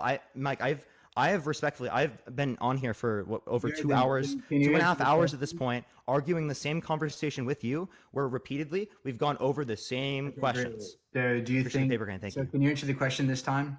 Like, do you think Mike, I've already answered the question. what's the aesthetic value that distincts a human from a non-human that justifies slaughtering them? I think what you're trying to do here, because I've answered this question a million times. What you're trying to do is you're trying to ask me the same question over and over again until I get to a point where I don't want to have this conversation with you anymore, and I kick you off the live because you keep doing this. Appreciate the champion, thank you so much. And then you're just going to claim that I'm running away. That's what you're trying to reduce it down to at this point, Mike. And I think this is a disingenuous method of engaging in debate, because it has nothing to do with whether or not I was wrong in this scenario or whether or not you provided an argument against me, but whether or not you were able to go against my ability to, have patience for this conversation when answering the same question over and over again. Thank you for the epic GG. Thank you so much. Right? I'm willing to have conversations about veganism, right? Mike, I'm not willing to have them anymore with you. Okay? I'm down. I'm going to talk to friends about veganism, right? I will talk about it on live, not with you. But Mike, you have asked the same question over and over and over and over and over and over again, right? And you're just trying to get me to a point where I am not patient enough to deal with it. Okay, that's disingenuous. You're not answering the questions, though, right? I promise you, I'm answering the questions. Okay, great. So answer it this time, right? What exactly is the aesthetic value that would distinguish an animal from a non-human from a human? So when you just ask the same question again, you're just waiting for me to be able to kick you off. I already told you. Again, we can't. I don't know as it relates to these are the two questions I said I don't know to. Again, we don't know because we can't define particular conditions. Similarly to we can't identify the descriptive difference between like the particular gene that identifies a human as a human and a non-human as a non-human. Right. Similarly, I'm not going to know the particular physical characteristics in which would be able to classify in my brain. I appreciate the head mustache. Thank you so much. What particular things, right, in the necessary and sufficient sense are going to identify this. We apply these in typicals. Okay. You would do that. The same thing with threshold deontology. Right. Mike, I've explained this to you so many times. I'm done. I'm done explaining this to you. If you want to have conversations with other people on this live, I will host it, but I cannot go through this conversation with you anymore. You've exhausted my level of patience. So you're saying it could be the nose, it could be the ears, it could be the mouth that justifies putting them in gas chambers. It could be those things. Does anyone know the same question you asked? And again, I told you I don't see it to be justified. I told you I don't know as it relates to that. So not only have you continually strawman my view, but you've also asked me the same question so many times. Insofar as that, I become impatient enough to literally not want to further engage with this conversation. Yeah. So when you say I don't know, it means that maybe it's the case that the nose or the ears or some aesthetic trait will justify just putting someone in a gas. I don't think there's a necessary. Here, Mike, I'll give it to you this way. I don't think there's a necessary and sufficient condition. Appreciate the crown. Thank you so much. I think it's defined in typicals. The same way that we define chairs, the same way we define mountains, the same way you define your morality with threshold deontology, the same way that you define the difference between a human and non-human, etc. I've given you this reasoning 10, 15, 20, 30 times for the past 3 hours, right, on this date. But do you concede that it may be the case, under your view, that, for example, an ear... I don't think that there are necessary and sufficient conditions. No, but this is what it would reduce down to. Mike, it doesn't reduce down to that because I don't hold necessary and sufficient conditions. Okay, great. So, do you agree that when you say, I don't know what the aesthetic trait would be, you're conceding that it may be the case, that it might be the nose or the eyes or the hair that would No, justify slaughtering no, someone? it's not any of those redundant characteristics you brought up. I just told you there's not necessary and sufficient conditions. We're not going to be able to identify the specific condition in which would identify the difference. And the reason why that's true is because we do this in plenty of scenarios with threshold deontology. We do this with the I know, difference between I'm human and not, I non-human. know Appreciate the that. handout. Thank you so much. We I do this with know. everything. Mike, I actually will sit here for the next literally 3 hours I'm on live, No, and I will answer the same question over and over again. Right? Do you want to keep doing this? Look, Parker. Let's see. Let's test your stamina. No, Parker. I completely understand where you're coming from. I agree. No, you don't, because it's actually so annoying that I have to answer the same question over and over again. It's frustrating. It really is. Just let me speak here.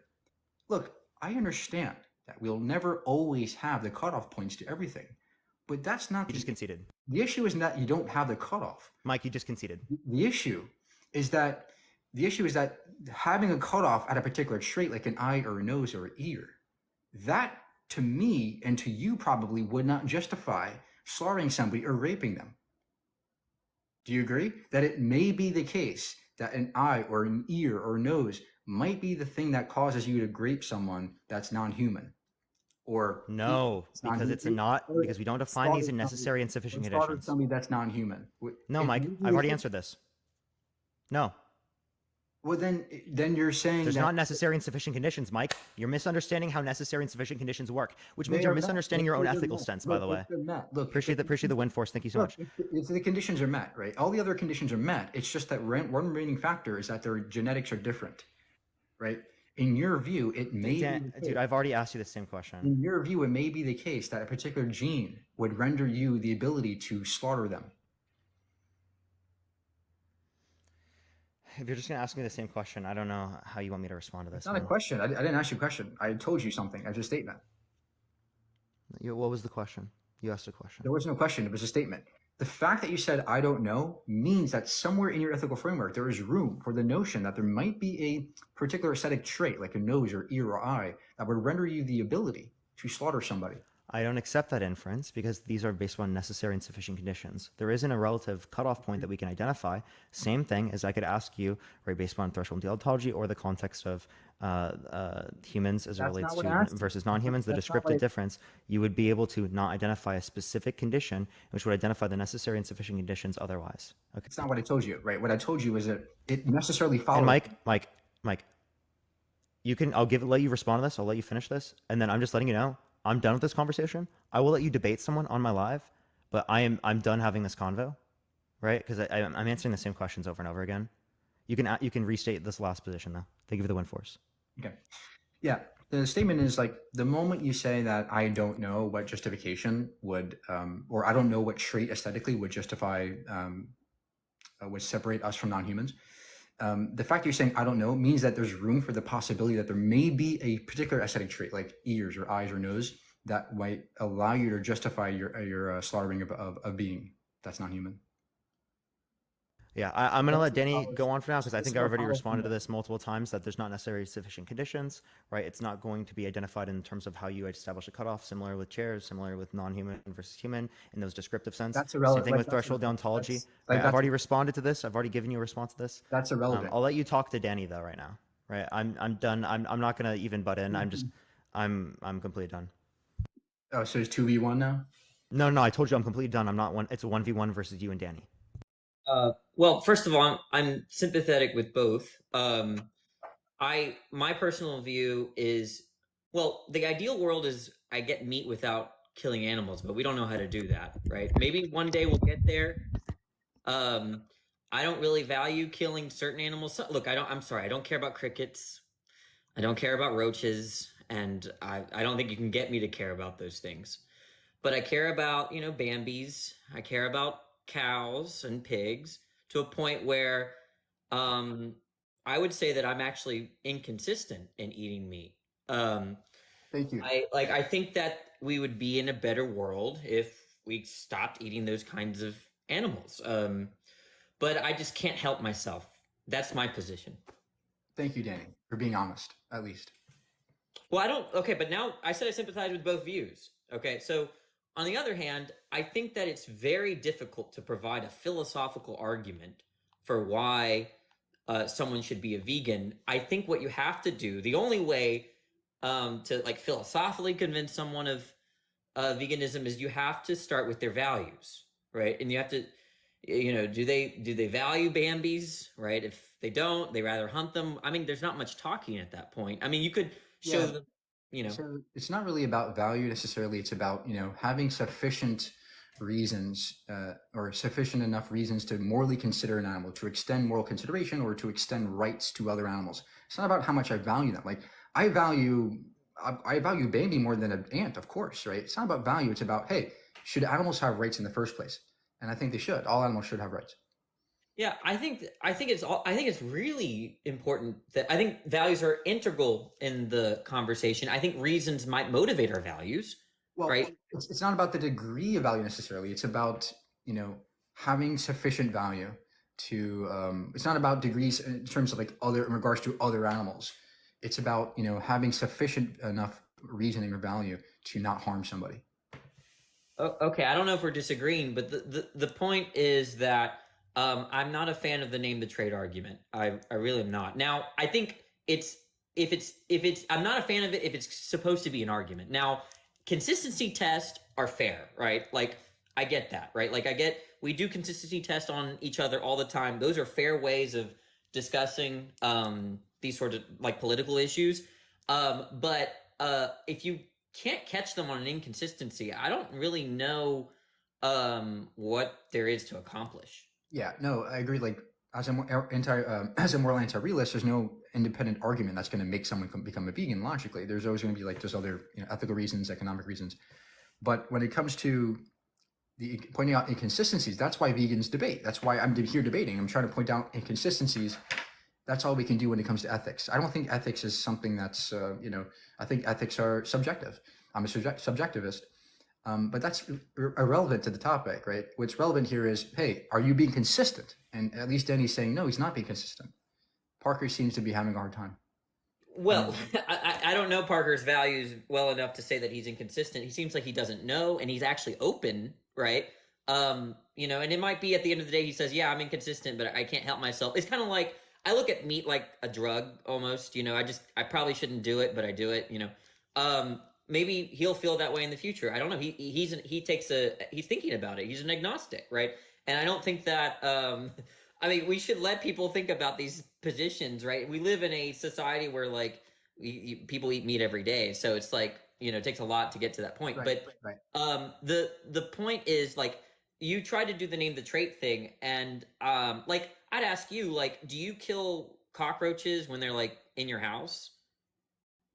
Yeah, so I'm like as a threshold deontic, my position, my normative theory is like threshold deontology. What that means is essentially, I think that animals should have rights inherently, but there are specific points, there are certain thresholds at which like the consequences are severe enough to kind of break the rules and infringe on others' rights. So for example, if somebody's trying to come into my property, like even a person with trying to take away my house or steal my stuff, I'm going to do what I can to get rid of them. The same with a cockroach, right? If a cockroach is coming into my house, I'm going to get rid of them as if I have to. Yeah, but one you would kill, the other one you'd call the police, maybe, right? I would kill a person who's invading my house for sure. Wait, okay, but maybe after. What if they're like trespass? You kill a trespasser. If they're trespassing and my life is threatened and my house is threatened, yes, I'll do what I can to get rid of that being. But they're not. Let's say it's a kid that that like a get off the lawn kind of situation. Okay, you wouldn't. If it were a cockroach, you'd just kill it right then and there. No question. No warnings, no nothing. Right. But for humans, you'd consider a little bit more as to what you're going to do. And so I could do the same thing. Yeah, I agree. Yeah, so then we could do the name the trait thing. What about the cockroach makes it such that it's you don't treat it the same way as a human? Well, because a cockroach doesn't have the same rationality level, doesn't have the same sentience level. But that's not relevant to. It's not relevant to veganism, because veganism does not say that we're supposed to treat humans the same as animals. What we're saying is that they should have rights as humans do, not the same rights necessarily, or not the same privileges, not the same values. It's about, do they have sufficient rights, sufficient value to not want to harm them if you don't have to? And I think it's very different though. Like presumably you think invasive species, do they have the right to life? every animal has a right to life. The problem is if you start if you start doing something wrong with other beings, you start trying to take away their property, or if you try to threaten their life, that's where we start going into extermination. You see, but what it seems like is I'm asking similar questions you asked Parker, and you're giving very similar answers. Like, because for instance, in the state that I live, we have something called apple snails, right? They're extremely invasive. I live in the South. There's a lot of crawfish farms here. They're they impede the crawfish business, which I guess is probably good for you. But the point is that it's an invasive species. Yeah, this is all irrelevant, right? Because the point is, why don't they have the right to life? Look, what you're attacking here is my normative ethics. You're not really attacking veganism here, right, Danny? All you're doing is saying, well, under your normative theory, there's something wrong, which I may agree. I don't think there is. I can answer your questions, but you're not really attacking veganism. You're attacking my normative ethics. And again, veganism does not necessarily entail that we treat every other being the same. That's not what it means. Okay, so were you attacking... When you were asking Parker, what's the difference between, why is it that it's permissible to kill, a pig and not a human? Were you just testing his normative ethics? I'm testing his meta ethics, right? No, y'all have the same meta ethics. Y'all are both anti-realists. I'm testing his. I'm testing his ethical positions. That's and normative ethics. If they're consistent. It doesn't necessarily entail his normative theory. What a normative theory is. I'm testing his ethical propositions that he's making and seeing if they're consistent. Yeah, to me, this is normative ethics, because what I take normative ethics to be is what's the secret ingredient that makes something right or wrong. That's basically normative ethics. Like what Parker makes. What's the secret ingredient to making a pig, eatable and a human not eatable? No, this is wrong. I'm not like, he can be utilitarian. He could be a deontologist, a virtue ethics, right? Ethicist. That's irrelevant, right? I'm attacking his specific propositions that he's making. Now, Parker could be consistent, but it would have to bite a big fucking bullet, such that he thinks it's okay to slaughter somebody if they have a specific gene. I think that's absurd. I think that's a huge reductio. But that's the point. Like, Parker could be consistent.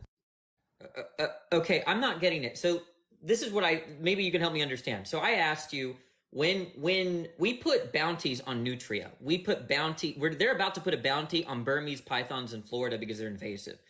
And I ask you, okay, why is it that Burmese pythons and apple snails and lionfish, they don't have the right to life? What about that species makes it that they lose their right to life and not, let's say, a pig or you, right? And then you're saying, well, that's an unfair question. That's a test of normative ethics, but it seems like that.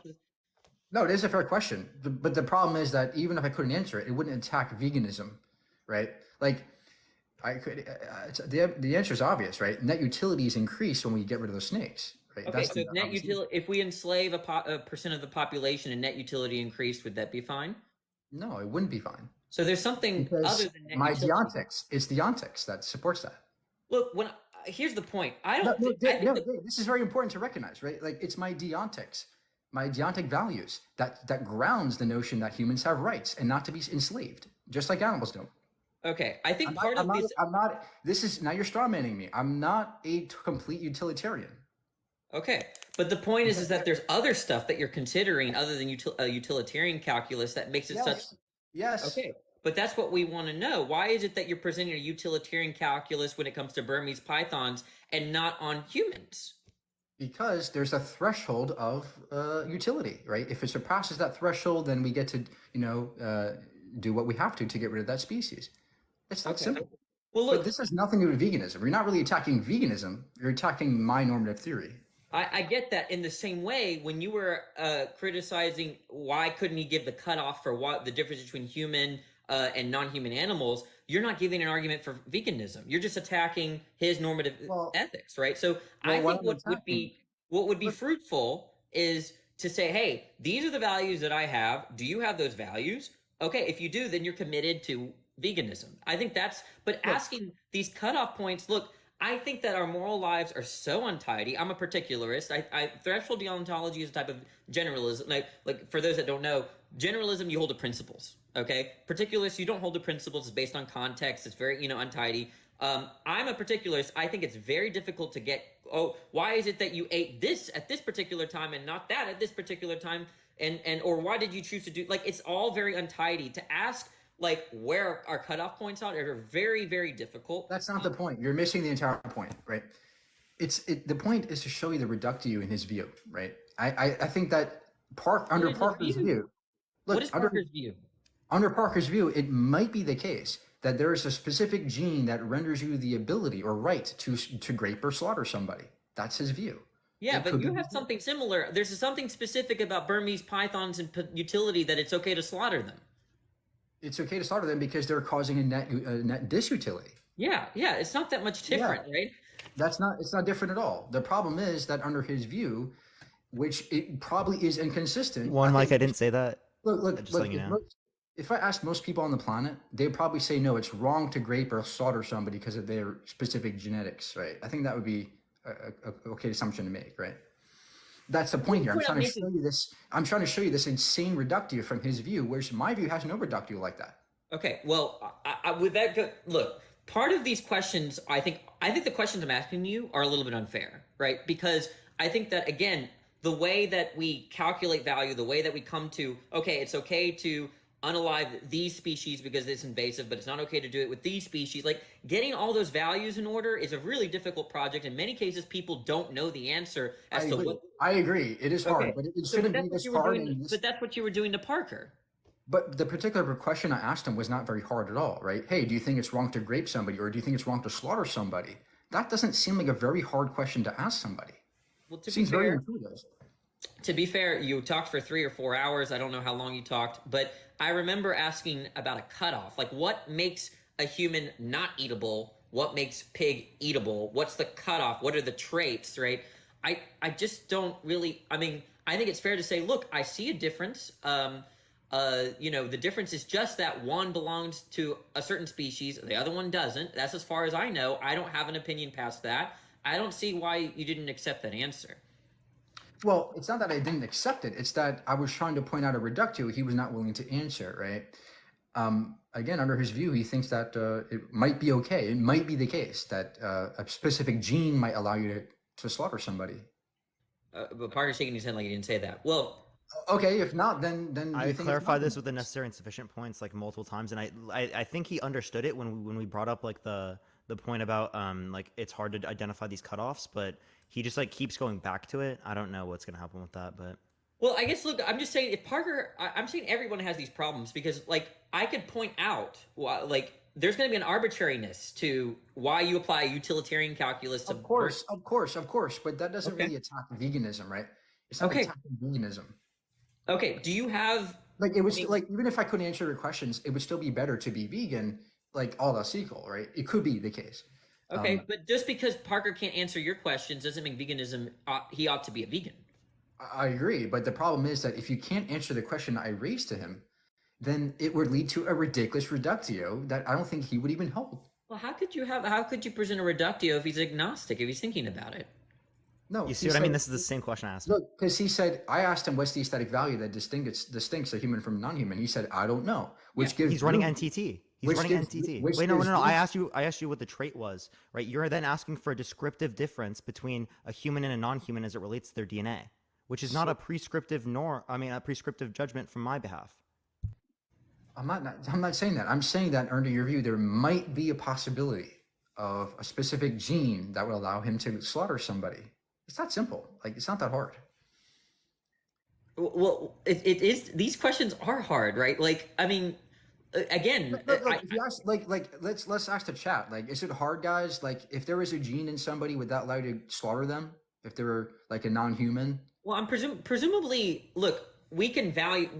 I don't think a lot of people are motivated by genes. They're motivated by like the type of animal that they are is independent from genes. I mean, like, but the genes explain the sort of traits that we value and disvalue, perhaps. But the 47 no's, 67 no's. Okay, watch this. If you're not vegan and you think that I'm right in this conversation, type 1 in the comment section. Well, they're still saying no. I mean, I don't know if there's what more to say. I just wanted to point out that if he can't provide that cutoff and you can't either, then look at that, Mike. 252 people. Look at it. Yeah, most people are not vegan. That doesn't do But we anything all for agree. you. Okay, but we all agree that the ideal world That's is a different world. question. Like you're just an ad hominem. He appeals to the chat, and then when it doesn't work in his favor, No, then he's like, "Oh no." it's a different question, right? Sorry, I don't mean to asking- cut off. Go for You're it, Denny. asking non-vegans about, hey, is veganism good? Of course, they're going to say no. I think this is the way we should. This is the way. If I were, I'm not a vegan. I'm far from it. But I wish I could be, but like I'm just so weak-willed. But the way I see it is that we all agree here that it'd be better. The world would be better if we could eat meat without killing anything, right? Like we all agree. Yeah, lab meat is. I think lab If meat is. Hunter gonna agrees be, to that, right? I think lab meat would be like the biggest Yeah. ingredients. Okay. Lab meat is optimal. Now, I don't get the people that want their meat specifically from a dead organism when they could just get the exact same thing from a lab. Those people are weird. But so all right. Now, if we value certain animal lives like livestock and poultry and all that, then what are the competing values here? I think the competing values are convenience and taste. That's basically it, right?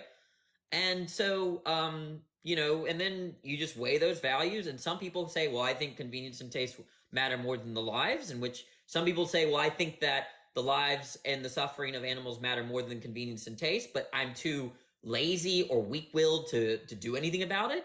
And then you have the people like you that are not weak-willed and that agree to that. That's how I see the conversation. I don't see why we need to do the name the trait thing. Well, because the reason for name the trait is to point out inconsistencies, and I think that if you're going to be agnostic, that's fine. But the problem is, down the road, it's going to lead to ridiculous reductios that I don't think even Parker would hold to. Most people wouldn't hold to. That's what I'm trying to press him on. Like he can say, I don't know, but that number one. But number two, there's so much more utility that I wasn't really allowed to actually talk to in the debate about the positives of veganism that seemingly he doesn't want to talk about. Okay, but wouldn't those reductios exist on like your view as well? Not the same reductio, not at all. No. Well, okay, so I understand this is not an attack on veganism. We're seeing whether you're consistent, or if you're arbitrary, right? That's like the point of the name the trait thing is either you're inconsistent or arbitrary and you look like a monster, right? So the idea is that you Burmese pythons or nutria, these are invasive species. We put bounties on the head. Now, first of all, do you think it's good to kill these animals? You would say yes because of utility, right? Yeah, I would say there's a net positive utility.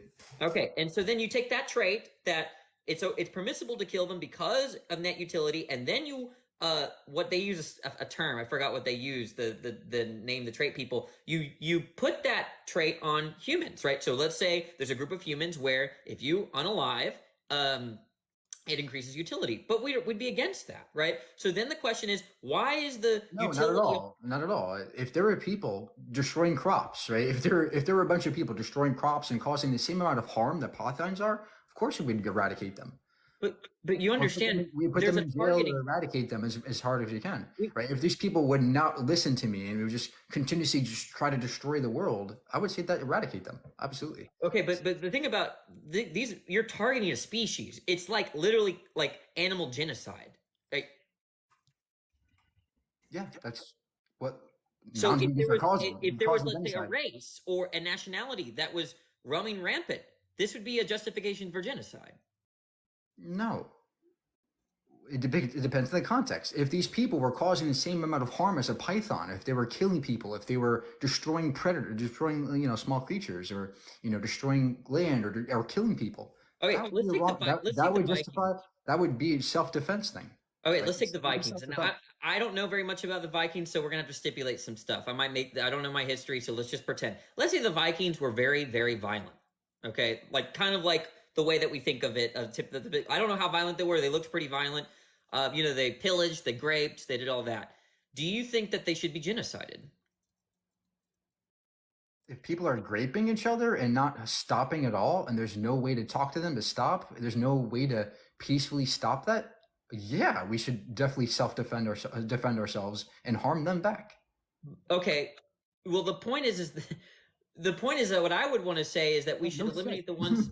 This is not a very good reductive. We don't want to eliminate Viking people because they're Vikings, right? We don't limit. It doesn't matter what species they are. The point is, if they're harming us, let's harm them back if we have to. Okay, so then there are cases where you would say that genocide. Do you think that let's pretend I don't know my history, so chat, forgive me. Let's pretend that the Zionists are correct, okay, for a split second, okay? And let's say that Palestinian people are a threat to the Israeli state. Look, Would guys, it, guys, they're saying to bring up Israel Amdir. would Israel be justified in genociding the Palestinians? If you'd like him to go in for you, you can. Look, I think that people who have rationality have the ability to talk things over, right? I'm for You peace didn't say that about the treaties. I'm Vikings. for constitutions. I'm for peace treaties. Of course we should do those things. The context is completely different. But a Python doesn't speak English. It can't write a constitution. It doesn't know what peace treaties are. So of course we're going to treat them differently because they don't have the same rationality. Not just because they're a different species, but because they have different rationality. That's the point. And people in the comments are saying to bring up Amdir. Yeah, Amdir's a vegan, and he'd probably have a good things to contribute. I don't know how much he heard of what I said, but the point I of can what bring I'm him up if doing, you'd like. I mean, if you want to make this if you want to keep it a 1v1, well, it's your. it can I'm be. sorry, for your We can live. do it in for Mike, or we can do it 2v2. I don't really care. I'm just kind of tired after today, but I'm down to do that. I'm fine with it, but the point, Mike, is I don't think some of the questions I'm asking you can. It's very easy to make someone look like a monster, right? Because they don't have well thought out cutoffs, right? Like, right, I agree, but the problem is the question's completely different, right? Like I think it's trivial to say that I wouldn't harm somebody because of their specific genotype, right? I think that's a simple thing to say. It's not comparative really to self-defense, situations. well, I want to get Amdir's thoughts on whatever he heard. I don't know how much he heard.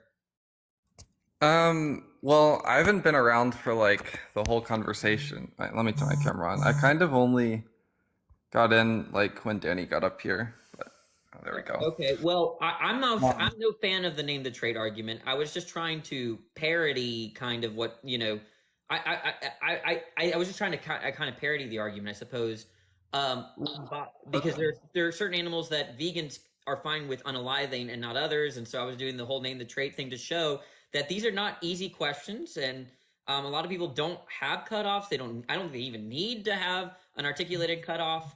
But what are your thoughts? Well, I do think there's a question, do you need a cutoff and do you need an articulated cutoff? Those are two different questions. I think it's true that you need a cutoff. It's not true you need an articulated cutoff. You can have a cutoff and not articulate it, maybe not even be aware of what the cutoff is. That's fine. So, but the point of name the trait is to self-reflect on like what the cutoff is. There's kind of two things you said I want to address. One is you mentioned that you're a particularist. I also consider myself a particularist. I don't think name the trait commits you to moral principles. I'm not sure if we disagree about that. No, I don't think it does. But I think Mike is not a particularist. So okay. Second of all, depending on what you mean by reductio, I think it's like clear that you can be agnostic on something and have reductios. Like if I asked, do you think that it would be right or wrong to unalive a human that just had cow hair, and you said I'm agnostic on that, I think that would be a reductio. Yeah, that's fine. I think part of I don't know how much you watch with Mike, but a lot of when these questions were asked of Parker, he just said he didn't know. He didn't have a cutoff, and then he had to think about it. So I think for those people that are thinking about it, they should think about they can think about a cutoff. But I mean, I think we should leave them to thinking about it. I think that if you kind of ask the name the trait question and someone's agnostic to it, you can the conversation doesn't have to end there. You can start kind of just going through the trait equalization process, and at first more broad. If there's a human that has cow rationality, there's a human that has cow hooves, there's a human that is different, their species is shifted from a different human, and see whether they're agnostic on each of these different cases. Then when you find out what they are and aren't agnostic on, you can start to get more granular, and you can kind of like together go through this kind of self-reflection and find out. So like, how would you answer the reverse name the trait thing? So I'm certain that you're comfortable with killing cockroaches and other pest-like things, right? Like what if I'm what not convinced like cockroaches are sentient, so that's going to be the trait that I would name. Okay, so so if it were sentient, you wouldn't kill it. Yeah. Okay. If an ant was sentient, you wouldn't kill it. If they were like as so that there might be some non-trivial amount of sentience I care about. I might say something like if an ant is non-trivially sentient, then think you should avoid killing it. Yeah. Yeah, I mean, I don't know, because they're different. I guess spectrum. There's a spectrum of sentience. I would say. Really, for me, it's by sentience. What does that? What does that mean exactly? Is that just that it can have conscious states, mental Yeah. states? Some sort of first-person experience or subjective experience, something like that. Yeah. Yeah, because what matters to me is more about like the sort of intentional states it has. I'm sure that like, would you say you're less sentient if you can't see color or no? Are you less sentient if I don't think you have less of a first-person experience if you can't see color. Okay, I mean, so really for you it's black or white, right? Whether either something is sentient or not. It's not a spectrum. Well, there might be some spectrum, and maybe somebody is like less sentient if they can't see color, but it would be like a really minuscule amount. I think it would be something that's like really unimportant. Because if scientists told me that ants are sentient, I'm not so sure if I would care. But What if they told you that they were as sentient as a human? What if scientists told you? Yeah, then I would care. I would care. It would be like I would care a lot, right? You know, like they told you, actually, ants, they have the experiences that you have. They actually they hold funerals for their grandmas when they die. You know, all this. But that's stuff. the point. Is that if it, let's say, I mean, I'm not convinced. I'd have to think about it. But let's say sentience is on a spectrum. Oh, whoops. Let's say sentience is on a spectrum. I mean, are you going to know when the cutoff is? I mean, so some kind of Sorites paradox, that. I don't think that you need to know where the cutoff is to think that it's like weird to say that if you have some human that's just the intelligence level of a pig or something, that you would find that wrong. You don't need to know where the cutoff is to think something like that. Okay, so maybe I misunderstood you earlier about needing to know a cutoff. Mm-hmm. Yeah, I didn't say that you need to know a cutoff. Oh, okay. What? I thought maybe I misheard. I said there needs to be a cutoff. If it's not true that there's a trait true of the animal that, if true of the human, would justify unaliving it for cheeseburgers. If there is no such trait, then and you do think that it's morally morally permissible to slaughter or it's morally impermissible to unalive the human for cheeseburgers, then you would have a contradiction on your hand. But I didn't say you need to know the trait or you need to know the cutoff. Oh, okay. Well, that's what I interpreted you, because Parker was saying I don't know the cutoff, right? I don't have one, right? Like, I mean, that's what by have one he means, like there's not that like. No, there's no articulated one. That's what I was trying to say. Well, but there's one thing to know it and there's one thing to articulate it. Those are two distinct things. So it seems like there's three things here. There's there being a cutoff, something that explains why you suddenly there's a difference in value, and then there's knowing about it and there's articulating it. Would you say that? I'm saying there needs to be a cutoff. You don't need to know it or articulate. You don't need to know it. Okay, that's what I want, right? To focus is that you don't need to know the cutoff. I think. But what I'm saying is, I don't think, like, even if you don't know the cutoff, it doesn't mean that the sort of name the trait game that just ends and we like pack it up and go home or something. Well, like, there's still somewhere the conversation can go. Well, after 3 hours, maybe you want, but like, I don't know how long they've been talking, but yeah, no, I agree. I mean, more or less, I agree that you could always talk more after someone says I don't know what the cutoff is exactly, but I don't. The point is that you shouldn't demon. Oh, you don't know the cutoff? You don't know the cutoff? Like, I mean, that's actually not what I was doing, right? Look, having no cutoff. What I'm saying is, I agree that Parker can say he has a cutoff, and we can end there on that topic. But the problem is, I was trying to show him the reductio in his view.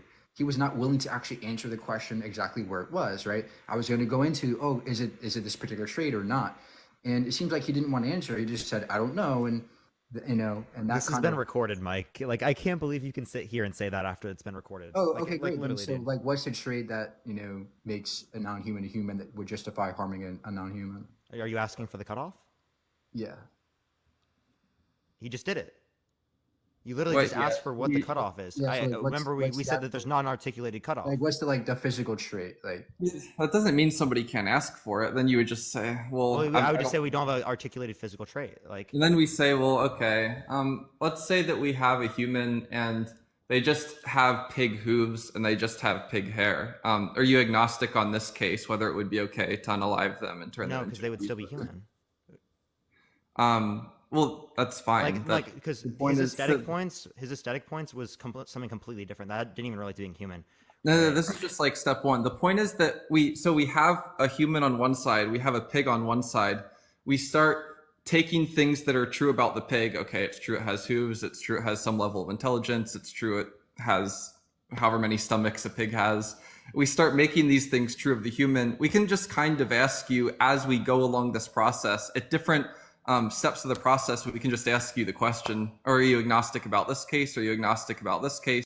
We might get more information about the sort of where the gray area is and what the areas are that you're more sure about. And maybe there's something weird on your view that comes out of doing that. Danny, you're muted, by the way. Mine was like, Danny, you're muted, man. I was just sorry, I'm muted. I was muted. I think Parker said something like, well, look, it's going to be the trait that makes the difference between whether it stays human or not. That's what Parker. We're asking the particular trait, like we're asking a particular physical feature. But he doesn't have any answer as to what that trait is. And I don't really think that, I mean, is that a problem in one sense, but it's not like something that like I would give anyone shit over because I don't know the answer to that question. So you would think, Danny, that it might be okay for someone to say, yeah, because this person has hooves, we get to slaughter them for food and put them again? No. I think the point is that what Parker said, I remember in the conversation, is that you could do the trait equalization, but there's going to be a point where the second that you transfer this particular trait, or maybe even a set, it's no longer human anymore. Okay, great. So if there was a non-human who looked just like me, but he had hooves and was green-skinned, you would think that would be okay to slaughter that person, that being? No, sorry, maybe I'm not clear. He's saying that when you do this trait equalization thing, there's going to be a point where you transfer so many traits that it's no longer human. We're just a pig again. It's just a pig. Yeah, we're asking for that cutoff, right? We're asking for that cutoff. I don't even know the answer to that. My point is that if someone is agnostic on the cutoff, then what you can do is you can go to sort of ranges. So you can just go like, well, right here, are you agnostic to it right here? How about further down the line right here? Are you agnostic about it here? How about further down the line? Are you agnostic about it here? That's the sort of exercise I'm interested in. Yeah, but there's going to be, okay, so, but as soon as Parker recognizes the human turns into a pig, then he's going to, so whatever that cutoff is, we could do that test, right? Like, but that's going to be, it's going to be. That's the part I'm interested in. Okay. So, but which is exactly what I told Mike he should have done, and he didn't do it repeatedly. But then it just becomes a question. Okay, when is it? What makes a pig, right? Well, that's just. I think that's like a semantic point. I don't think that's too relevant. That's literally what I was telling him it was, because it just comes down to a descriptive difference of when you see it to be a human versus a non-human. I can reword it. At what point do you perceive it as a pig? At what point? Well, I don't know what you mean by perceive it. Like, do you just mean that you look at it and you think that it's a pig? Clearly you don't mean that, because you can imagine a scenario where you have like a Freaky Friday situation with a pig and a human, and you would look at it and you would think it's a pig. Like, there's something else meant by perceive there. But let's use the word perceive as a success term, right? Like, let's contrast perceive versus misperceive, right? So yeah, in the Freaky Friday situation, if Parker knew that it was a human trapped inside of a pig, he'd count that as a misperception, and to some extent. Well, that's gonna depend how the person's like using the term pig. So now then there's a question like, what are the application conditions of the term pig? But I think that's just what we're asking about. So but that's like that's like, I don't even know if there's a good answer. I mean, do you have a good answer to that? Well, like what a pig is? I don't think I have a good answer for that, but I don't think that I would name pig as my answer to this question. Yeah, and then that's the point. That's the entire point here, right? Like if you do name that, then I think you don't need to tell me what are the application conditions. Well, like if you don't know what the application conditions are of the term you're using, then I think in certain contexts, I know the application conditions. I don't think that there's like application conditions independent of the context. That's one thing. So right now I might be able to look at a pig, say that's a pig, and tell you what it means for me to be saying that successfully. But Well, Parker can definitely identify what traits would make it sufficiently a pig. But if the cutoff, I mean, the point is that where is the point where you have We're not even saying pig. We're saying like non-human, right? Like that's a way easier thing to do. And we're giving. But you, the point is, for pig to be applied successfully is just going to end up being that like some other predicates applied to this thing, right? you have to go over that for me. So like for the term pig to be applied successfully, that just means that there's some other predicates that applied to it. So maybe by pig you mean, you know, pink thing with not very intelligent with the tail that swirls. And if those predicates apply to it, then like pig applies to it, because pig is just pig has application conditions. Those are just other predicates. So when we're asking like you know, when we're going through this process, like we don't need to use the term pig. We can kind of just look for those other predicates, right? Well, look, why don't you play the game? Just play the Yeah. game with him and see what he says, right? I mean, Yeah. So the way that I would start is like I think it's a human. So it's like a human. Looks like a human, except it just has hooves and a hair. Is this a pig? Or sorry, not is this a pig, but is it permissible to unalive it? I appreciate the hand. Thank you so much. I never said it was even permissible to unalive like a cow or a pig or anything. I said I was agnostic on that. What was like the name of the trait thing that you were setting up, Mike? What was the scenario? He was just kind of asking me why I have difference in values. No, That's really all he was yes, asking. he said it's conjunction of rationality and being human. So I said, okay, no matter if there's a mentally disabled person who has no rationality, would still harm them. He said, yeah. So then it's not rationality, that's just fluff. It comes down to species, right? So then This is not what I said at all, by the way. What is the distinction between a human species and a non-human species? And he said aesthetic value. Okay, so then I asked him, what was the aesthetic value, that trait that justified harming that non-human? I'm asking like what are the two, what is the scenario? Because usually name the trait is something like what's true of the animal that if true of the human would justify unaliving it for cheeseburgers. He said aesthetic value, and then I said, okay, great. That's not what I said. No. Parker's saying that he doesn't think that it's permissible to unalive the cow or pig for cheeseburgers. So Yeah, then are you setting up name the trait like what's true of the human, or what's true of the animal that if true of the human would make you agnostic on whether the human? Yeah, and Parker That's said, how you're setting it up? Okay.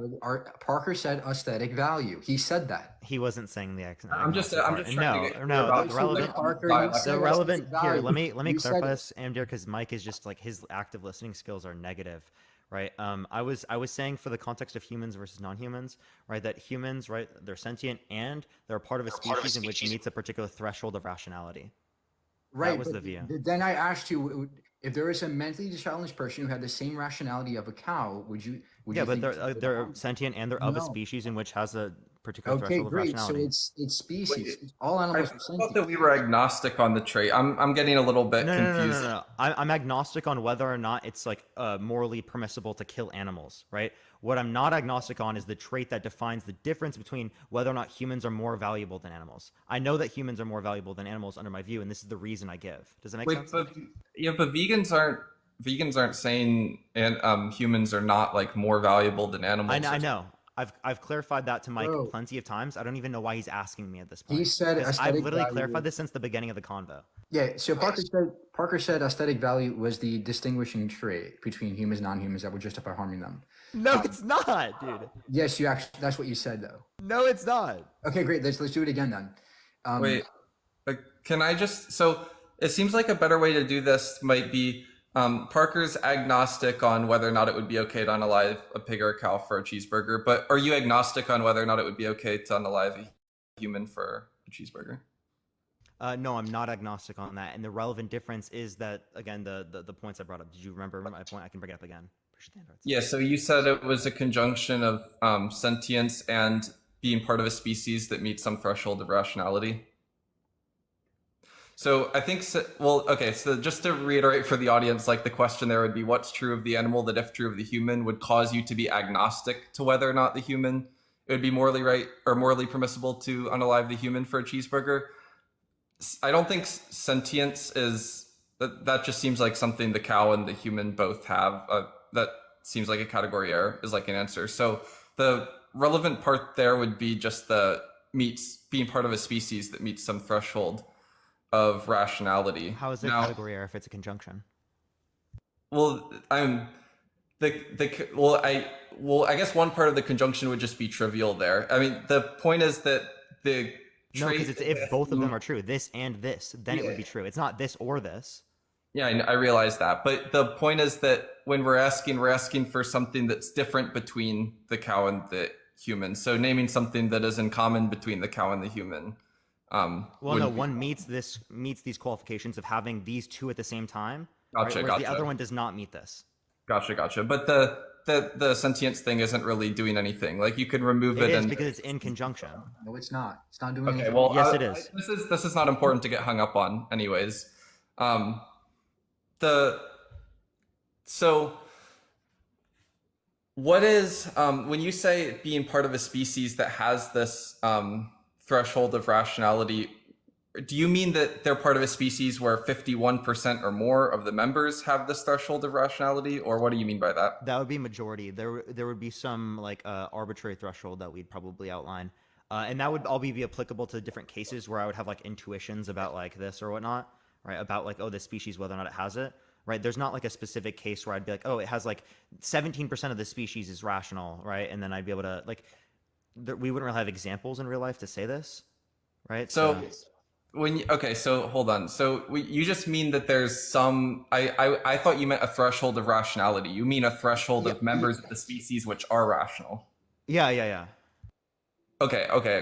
And then that, you're not sure where that threshold is. That's fine. But it's somewhere, greater than animals where it's presumably 0, and then like less than humans where it's probably quite high, like 95 or something, right? I mean, it would definitely be lower than 95. I mean, I can conceive of circumstances where 50% is like rational. I'd still care about that, right? Like, okay. But like, so we then, would have no like real world examples to apply that to or anything. So it's just all that's fine. like That's hypothetical. fine. So then, just to be clear, one last thing for clarity here is, what do you mean by rational exactly? Like ability to reason or something like that. Like I would just use some typical definition, Like or maybe you could like say higher level ability to make intelligence. inferences, think Yeah, abstract sure. You can language, say that. all those sorts of things, or maybe some threshold of having those. Yeah, Just okay. just how we typically define the term rational. So then, reason. so then you said you don't think it's like 100% of humans that have this. It's something more like 90, 95, maybe even less. So if you were to take one of these humans that don't have this ability, maybe somebody who's severely mentally handicapped or something, and you were to find out that they were not part of the human species, that actually their genetic makeup was just different enough to qualify as a different species, would you be agnostic as to whether or not it's permissible to unalive them for a cheeseburger? Well, I would ask, is that species going to be like, first of all, were they firstly human, but they were, are you saying they're never human? I mean, They're never human. never. So they were never human, right? And it is the case that they're not part of a species in which is majority rational. Right. Well, it's not that it doesn't. It's 0% rational. Actually, the species they're in is 0% rational. The species is 0% rational, right? But they just like look human. Yeah. Yeah, this is where Mike found the aesthetic difference. So I would say that like because they look typically human, I might value them more. But this is not the difference that I qualify for all humans. Yes, it This is. just like That they is look what- human, right? I might like- grant them more value than if they didn't look human. Does that make sense? That's fine. But the question was, would you be agnostic to whether or not would you be agnostic as to whether or not you could unalive them for a cheeseburger, or would you positively say no, you can't? Oh, I would positively say no, you can't, because I think that the aesthetic preferences of them being like typically looking human, right, would grant them enough value for me to care about it. Okay, but then when you named that as your trait, you would have contradicted yourself. Where's the contradiction? Yeah, the contradiction is that what's true of the animal that if it were true of the human would make you agnostic to whether or not it's permissible to unalive that can't use a separate standard though. For a cheeseburger is and is not having this threshold of, or be belonging to a species that has some threshold of rationality. So it's both is and is not that trait. That's the contradiction. No, because I'm applying a separate standard, right? It's like a completely different question. I'm not applying the original standard of the conjunction. I'm applying a second standard of, I also care about these aesthetic preferences. So the aesthetic preferences, I didn't even have to bring up in the first part of the conversation because we were just qualifying the difference between a human versus non-human, where these particular traits would be existent. Whereas like I could care about the aesthetic preferences of a particular human to a greater degree, and I wouldn't have to be agnostic on that. And it's again a different standard. Right, but the question so how's was that a contradiction if it's a different the standard? question was what if true. So if it were true of the human would cause you to be agnostic to whether or not it would be permissible to unalive it for a cheeseburger. So the thing that you named there was this threshold belonging to a species with threshold of rationality. That was what was if true of a human would cause you to be agnostic. So what I did is I made that true of the human. Wait. No, that's not what I was trying to say. If true, it would grant a human more value. That's all I said. Yeah, but that wasn't the question that you answered. I wasn't saying if true, it would deny the value of the animal. Right? I was saying if true, it grants a greater level of value for human. Wait, do you really? Okay, what question? When you named that trait, what question do you think you were answering? When I named I was giving an answer to the question of what makes humans more valuable than non-humans. I phrased the question like very carefully because I said, Parker, you're agnostic to whether or not it's permissible to unalive a cow for a cheeseburger. You said, yeah, I'm agnostic towards that. I said, are you agnostic to whether or not it's permissible to unalive a human for a cheeseburger? You said, no, I'm not agnostic. I think it is impermissible to unalive a human for a cheeseburger. Maybe what I'm saying is that this isn't the only trait that, if true, would grant higher value. Okay, so then I just want to make sure. Like I can grant a separate standard. I don't see how this is a contradiction. Wait, I'm just granting higher value for humans. I'm trying to explain. It's fine if you. So I just want to make sure that you understand. Like before I move forward with your answer to this question, that you actually understand like the question that I asked. Because the question I asked is, since you're agnostic towards the animal case, you're not agnostic toward the human case. So I wasn't asked, this is what I was not asking. I was not asking what's true of the animal that, if true of the human, would make you not value the human more. That's not what I was asking you. What I was asking you is what is true of the animal that, if true of the human, would make you agnostic to whether or not the human, it's permissible to unalive the human for a cheeseburger, the same way you're agnostic in the animal case. That was the question. So what trait, if true, would make it that I'm agnostic against animals? Maybe I misunderstood the question originally because I thought we were just referencing the difference in value. I appreciate the handout. Thank you so much. I wouldn't say that if it is true that the humans have this value, I would then be agnostic on the non-humans. Okay, because what I was asking is. So I must have misunderstood your original question. Because what I was asking is like you're agnostic in one case and you're not agnostic in the other. So since I'm not running like name the trait as if you're positively saying it's permissible to unalive animals for cheeseburgers. I'm just seeing if there's something that if it were something true of the animal that if it were true of the human, you would be agnostic to the human the same way you're agnostic to the animal. So that was what I was asking, and then you gave that trait. But maybe you thought you were answering something else and didn't mean to. I thought I was answering something else. I apologize. No, that's fine. That's fine. What do you think your answer would be to that question? I appreciate the Corky. Thank you so much. Of what would make it true amongst the human that doesn't exist of the non-human that would make me agnostic on the non-human? What's true about the animal that if it were true of the human would make you say you're agnostic to whether or not the human should be unalive? It's permissible to unalive the human for a cheeseburger. I don't know if I'm understanding the question. It's almost the reverse. Like, correct me if I'm wrong, Amder, but sometimes... So, like, there's something that is causing you to be agnostic about animals, right? Some set of traits. And so the idea is that what would have to change about humans such that you would be agnostic about them, right? Mm-hmm. Yeah. Oh, okay. What would have to change about humans and such? I would be. I appreciate the Corgi. Thank you so much. Yeah. Well, they would have to not be a part of a species in which is not majority. It meets a threshold of rationality and not be sentient. Yeah, okay. So then you would answer it the same way you answered it earlier, right? So then it would just end up reducing down to if they're non-human, then it would be morally justified. Okay, I Wait, see but what your point is there. yeah, then if you give that answer, then if you say it's impermissible in the example I gave, then you would be contradicting yourself. Uh-huh.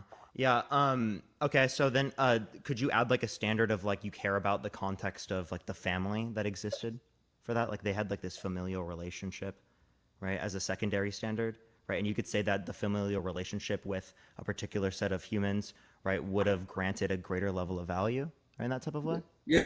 Okay, so you could add to the conjunct. Well, this is the thing.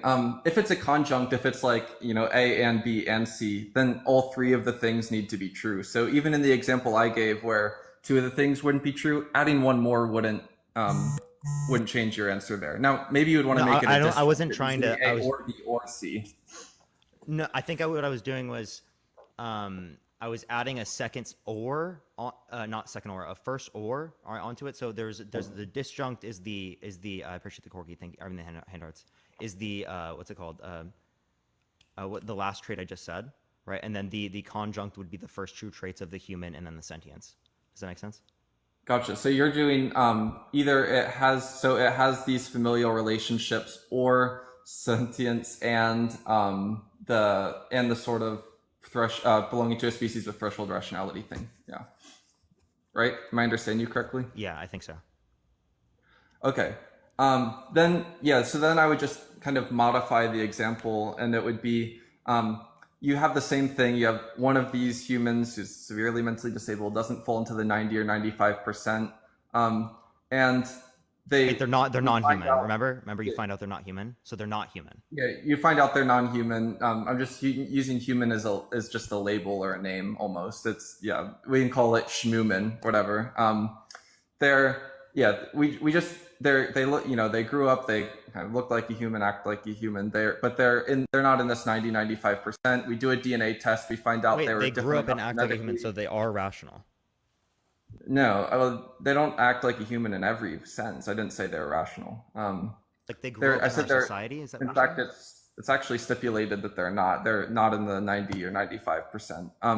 But what happens is once we found out through this DNA test they were just different enough genetically to never actually be human, and then we also, like, in a fluke accident, a tsunami hit the city where all their family lived in and killed them all. It was a real tragedy, and they don't have any familial or societal relationships. They prior did.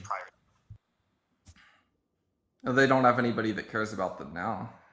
I mean, does that matter to me though? Like, I care about the fact that there were people that cared about them in the past, even then. I thought that if you want it to be the disjunct is, so my understanding was they currently have people that care about them or family that cares about them, but is it? I mean, you could say past or present and future cares about. So there have been, is, or will be people that care about them. Yeah, I mean, then the Past or scenario. present and future. So like, yeah. Yeah, then the example is just Or you going to could say be or future. the same sort of scenario, but their mother left them in the hospital, didn't care about them, didn't want them. As soon as she had them, she found out they weren't in the 90 and 95% and left them there in the hospital. And they never interacted with any other type of humans, right? They In some interacted sort of with communicative people, but faction. nobody cared about them. Nobody will care So about them. they were able to interact with people and like engage in language. No, they're not part of the nine. They're not rational. They're like. So they never communicated with any other human. Appreciate the subscription. Thank you so much. They never developed familial relationships. They might communicate in the way that cows or pigs do. They might communicate through some behavior. Like they communicate like a pig. Sure, I'd be Like agnostic. they're going to communicate with body Appreciate the language corgi, thank you so much. to the same degree that certain animals would. Sure, I might be agnostic in that circumstance. Yeah. Okay, you'd be It's like agnostic. they're non-human. They're not sentient. They have no relations with any other types of humans that have ever existed, right? Or would. I don't know what you mean by relations. Do you just mean that there's people that care about them? So people that care about them and people that have interacted with them in some sort of communicative fashion. Yeah. Also, they are sentient. Animals are sentient. So Yeah, you can say that they're sentient. Yeah. I would just be agnostic on it. Yeah. But yeah, so familiar or relations. Just to be clear, because maybe I'm not clear on this side of the disjunct. Relations is just so relations is interacting with in any capacity, interacting, having people that care about them. What is having relations with? It could be through like communicative through like language or like a developed like relationship. A developed Right. relationship, like in the, Yeah, like but a relevantly different one than what we have with animals. I mean, I think I have a relationship with my pet cat. yeah, and I think it would be wrong for someone to go and kill your pet cat. You're not agnostic to that. No, I'm not agnostic on that. And if somebody like interacts with a pig, then you wouldn't be agnostic if that pig was killed in a factory farm either, or unalived in a factory farm. Say that again. If there was a pig that someone had like loved, Like a pet pig. then Yeah, I don't it think wasn't you could a put pet. They pig in just factory developed a farming. connection with one that was in some factory farm. Maybe it was a worker or something. If Just they like- developed like a relationship with it, sure, I would say it's wrong. Yeah. It's wrong. Okay. So you just mean that they're either, so by relationship you just mean either there's someone that cares about it, or what was the other one? It engages in language. That would just be like a typical. That's not like a necessary or anything. Okay. I'm just trying to Just giving you a understand typical of, like, broadly what it means to communicate. Yeah. I'm just trying to understand broadly or generally what is sort of captured in relation, because I think that we have, relationships with animals, and this is, or we at least can, have relationships with animals, and I want to make sure that this is a relevant difference that's actually being identified. But yeah, I think we can just say the same thing. Like there's people that interact. So there's this person that's not in the 90 or 95%. People interact with this person. Okay. People, they don't really love it. They don't really like it. They interact with it in the same sense that workers interact with the animals that we eat, right? And it doesn't communicate through English language, but it communicates through body language or certain Like things. the same type of body language as like a pig or a cow. I would just be agnostic on it. Again, they're not human. You keep saying that they're human because I think it's going to get Human, people miss. human. No, I know you're saying that, but like for you understand what I'm saying, but like the people in the chat, they hear human, right? They don't know the prior context of what you're saying. So I'm just trying to clarify. But they look like your average severely disabled human. They just have different DNA. It's not anything external that looks different about them So, in this case. Andrew, your thing is your thing only sentience? Is that it for you, or no? Is there more stuff? In terms of what? I'm confused. When you went to eat an organism, whether it's permissible to eat an organism or not. Well, it might depend whether or not I have an answer to this name the trait question. I don't think it has to be sentience, because there's going to be different scenarios, right? So you might ask name the trait about one scenario and I might give one answer, and then you might ask name the trait about a different scenario and I might give a different answer. Okay, so, but generally speaking, if human, let's say there's a population of humans, and I don't know, let's say all Chicago became non-sentient, right? Would it be okay to eat them? You said if all of Chicago became, so like they all became vegetables or something? Yeah. I think, yeah, I don't have an issue with I don't think that there's really a big deal with cannibalism other than like the ick or gross factor. Yeah. Okay. Okay. Yeah, do you think that that's like a reductio or? I mean, I'm grossed out by cannibalism, even if it were non-sentient bodies.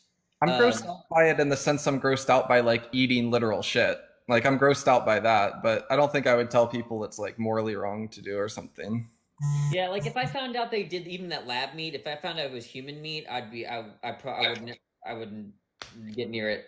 Like if it was lab grown human meat, you wouldn't. Yeah. You guys are sidetracking, right? We're not giving Parker the reduction. That's true. Yeah, I think this is sidetracking, but I agree with you. It's weird. I agree with you. It's gross. I don't think that you would think it's like immoral for somebody to eat lab grown human meat, though. No. Maybe you would, but yeah. Anyways, just to quickly finish. I think what Danny was just saying though is that you also apply those aesthetic preferences for being human, like well typically people would, right? But so even if I were to hold to the aesthetics preference, which I wasn't there, right? It seems like you also, or not you, other people typically might hold to that. I think Danny would agree that what he was saying there isn't directly relevant to like the line of questioning that we were on. For you and Parker.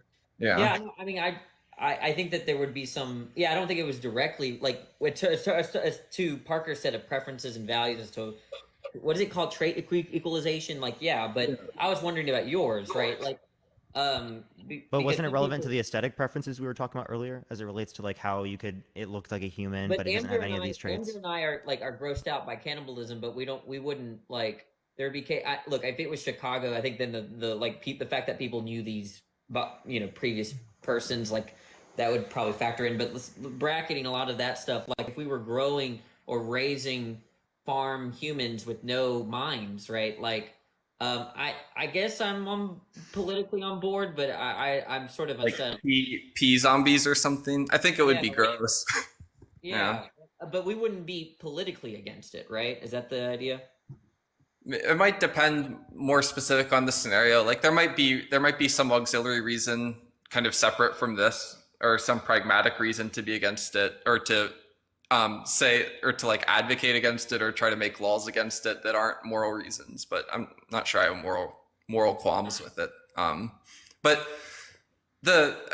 Parker, I didn't disallow you from saying aesthetic values is one of your disjunct or conjunct. You didn't name that whenever we were Yeah, going. no, I went off of that, but it seemed like people were holding that, so I was just bringing it up because it was something I brought up prior that I thought Danny was addressing, but I could have been mistaken there.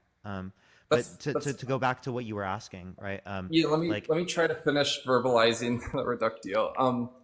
It was, yeah. I mean, the scenario is just it looks like a human, probably some humans that you've seen. It's not genetically a human. Okay, it's genetically different enough that it wouldn't be classified if they did a DNA test, and nobody interacts with it. Like people interact with this person or schmerson or whatever term you want to use, the same way that they would interact with like farmed cow or pig. They'll take care of its basic needs. They're gonna respond. They're gonna communicate through body language and things like that.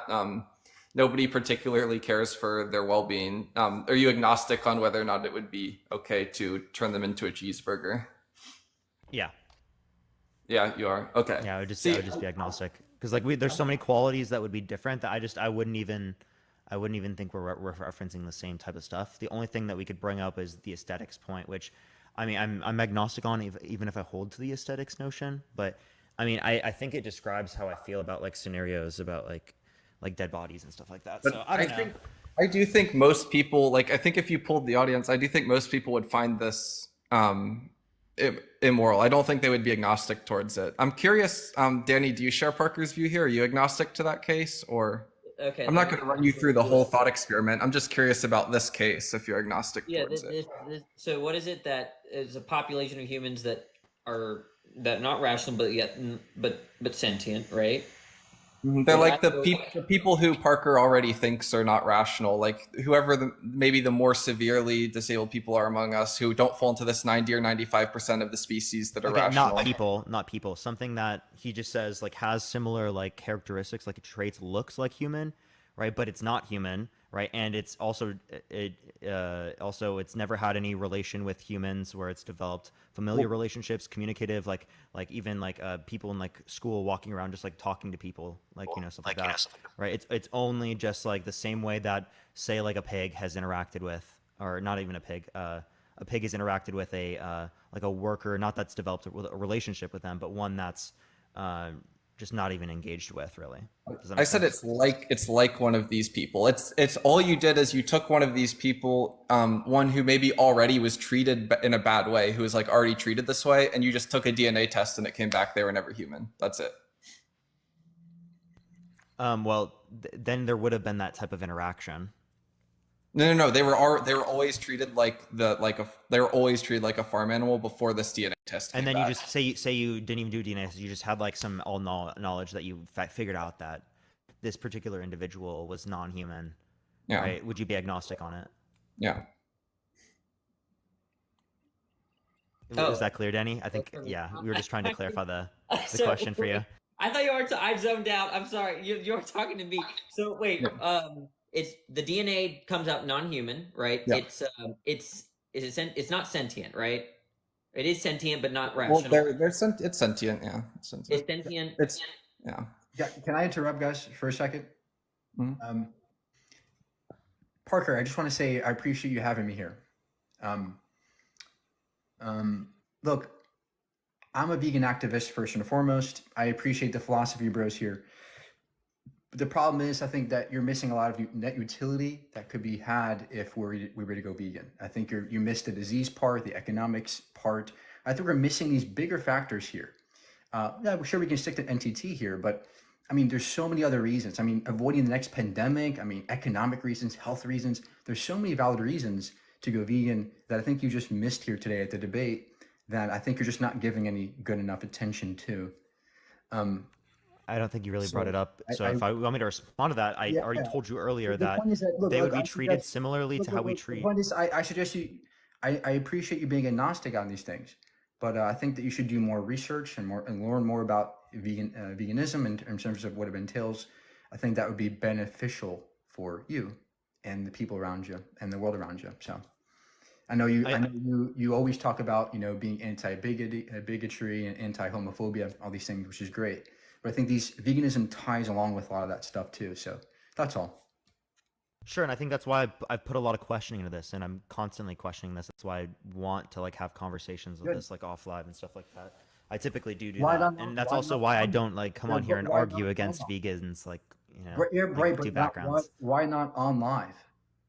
Again, because I haven't had a fully set up view on that. Similarly to I don't have conversations about Israel and Palestine every single day on live, right? Because I don't have a fully fledged out position where I'd be able to debate people in a proactive manner, right? I do have a position on it, but I don't have a fully fledged out position where it would be even effective for me to be on here debating it every day, right? I think that there are people who would be more suited to debate those types of things. Yeah, I think you're not taking it seriously in terms of the potential implications of veganism. What makes you think I'm not taking it seriously? Well, from the debate you had last time with the vegan teacher, I think you completely put it in a wrong light. What specifically? I don't know what you're talking about. I literally, I told you when I clarified this to you, Mike. Let me finish, Mike. I told you I clarified this to you. That live was not specifically about her being vegan. That live was about her saying it's okay to use blackface, her saying it's okay for white people to say the N-word, right? Yeah, her using the N-word in a video on YouTube in front of millions of people. Yeah, that's specific. Can I please finish, Mike? I let you finish, right? I that's what I'm specifically referencing, right? We had vegans on the panel. There were multiple vegans on the panel that were calling her out, right? The vegan stuff that was brought up, that's because she wanted to question me while coming up on the live. And I gave my responses, but again, that was not the main point of the vegan teacher in that scenario. That's my point, right? My point is that you took advantage of the vegan teacher's persona as it's seen negatively on the internet. You took advantage of that. And you put 6 other people on the board with you that laughed at her, mocked her, called her names. I'm sure maybe the vegan teachers called her racist for using the N-word. Okay, that may be the case, but what you did was made a lot of people who actually are vegans really upset because you exploited her persona to make veganism look bad, right? You had people. I clarified many times in that debate. If you actually watched it, that this is not specifically veganism. I actually literally specified that during the debate. You can ask the vegans that were on the panel. You can ask Carbon. You can ask Athena. They're both vegans that were on the panel that made this clear multiple times on the panel. They were disingenuous too about the vegan teacher, but you exploited that too.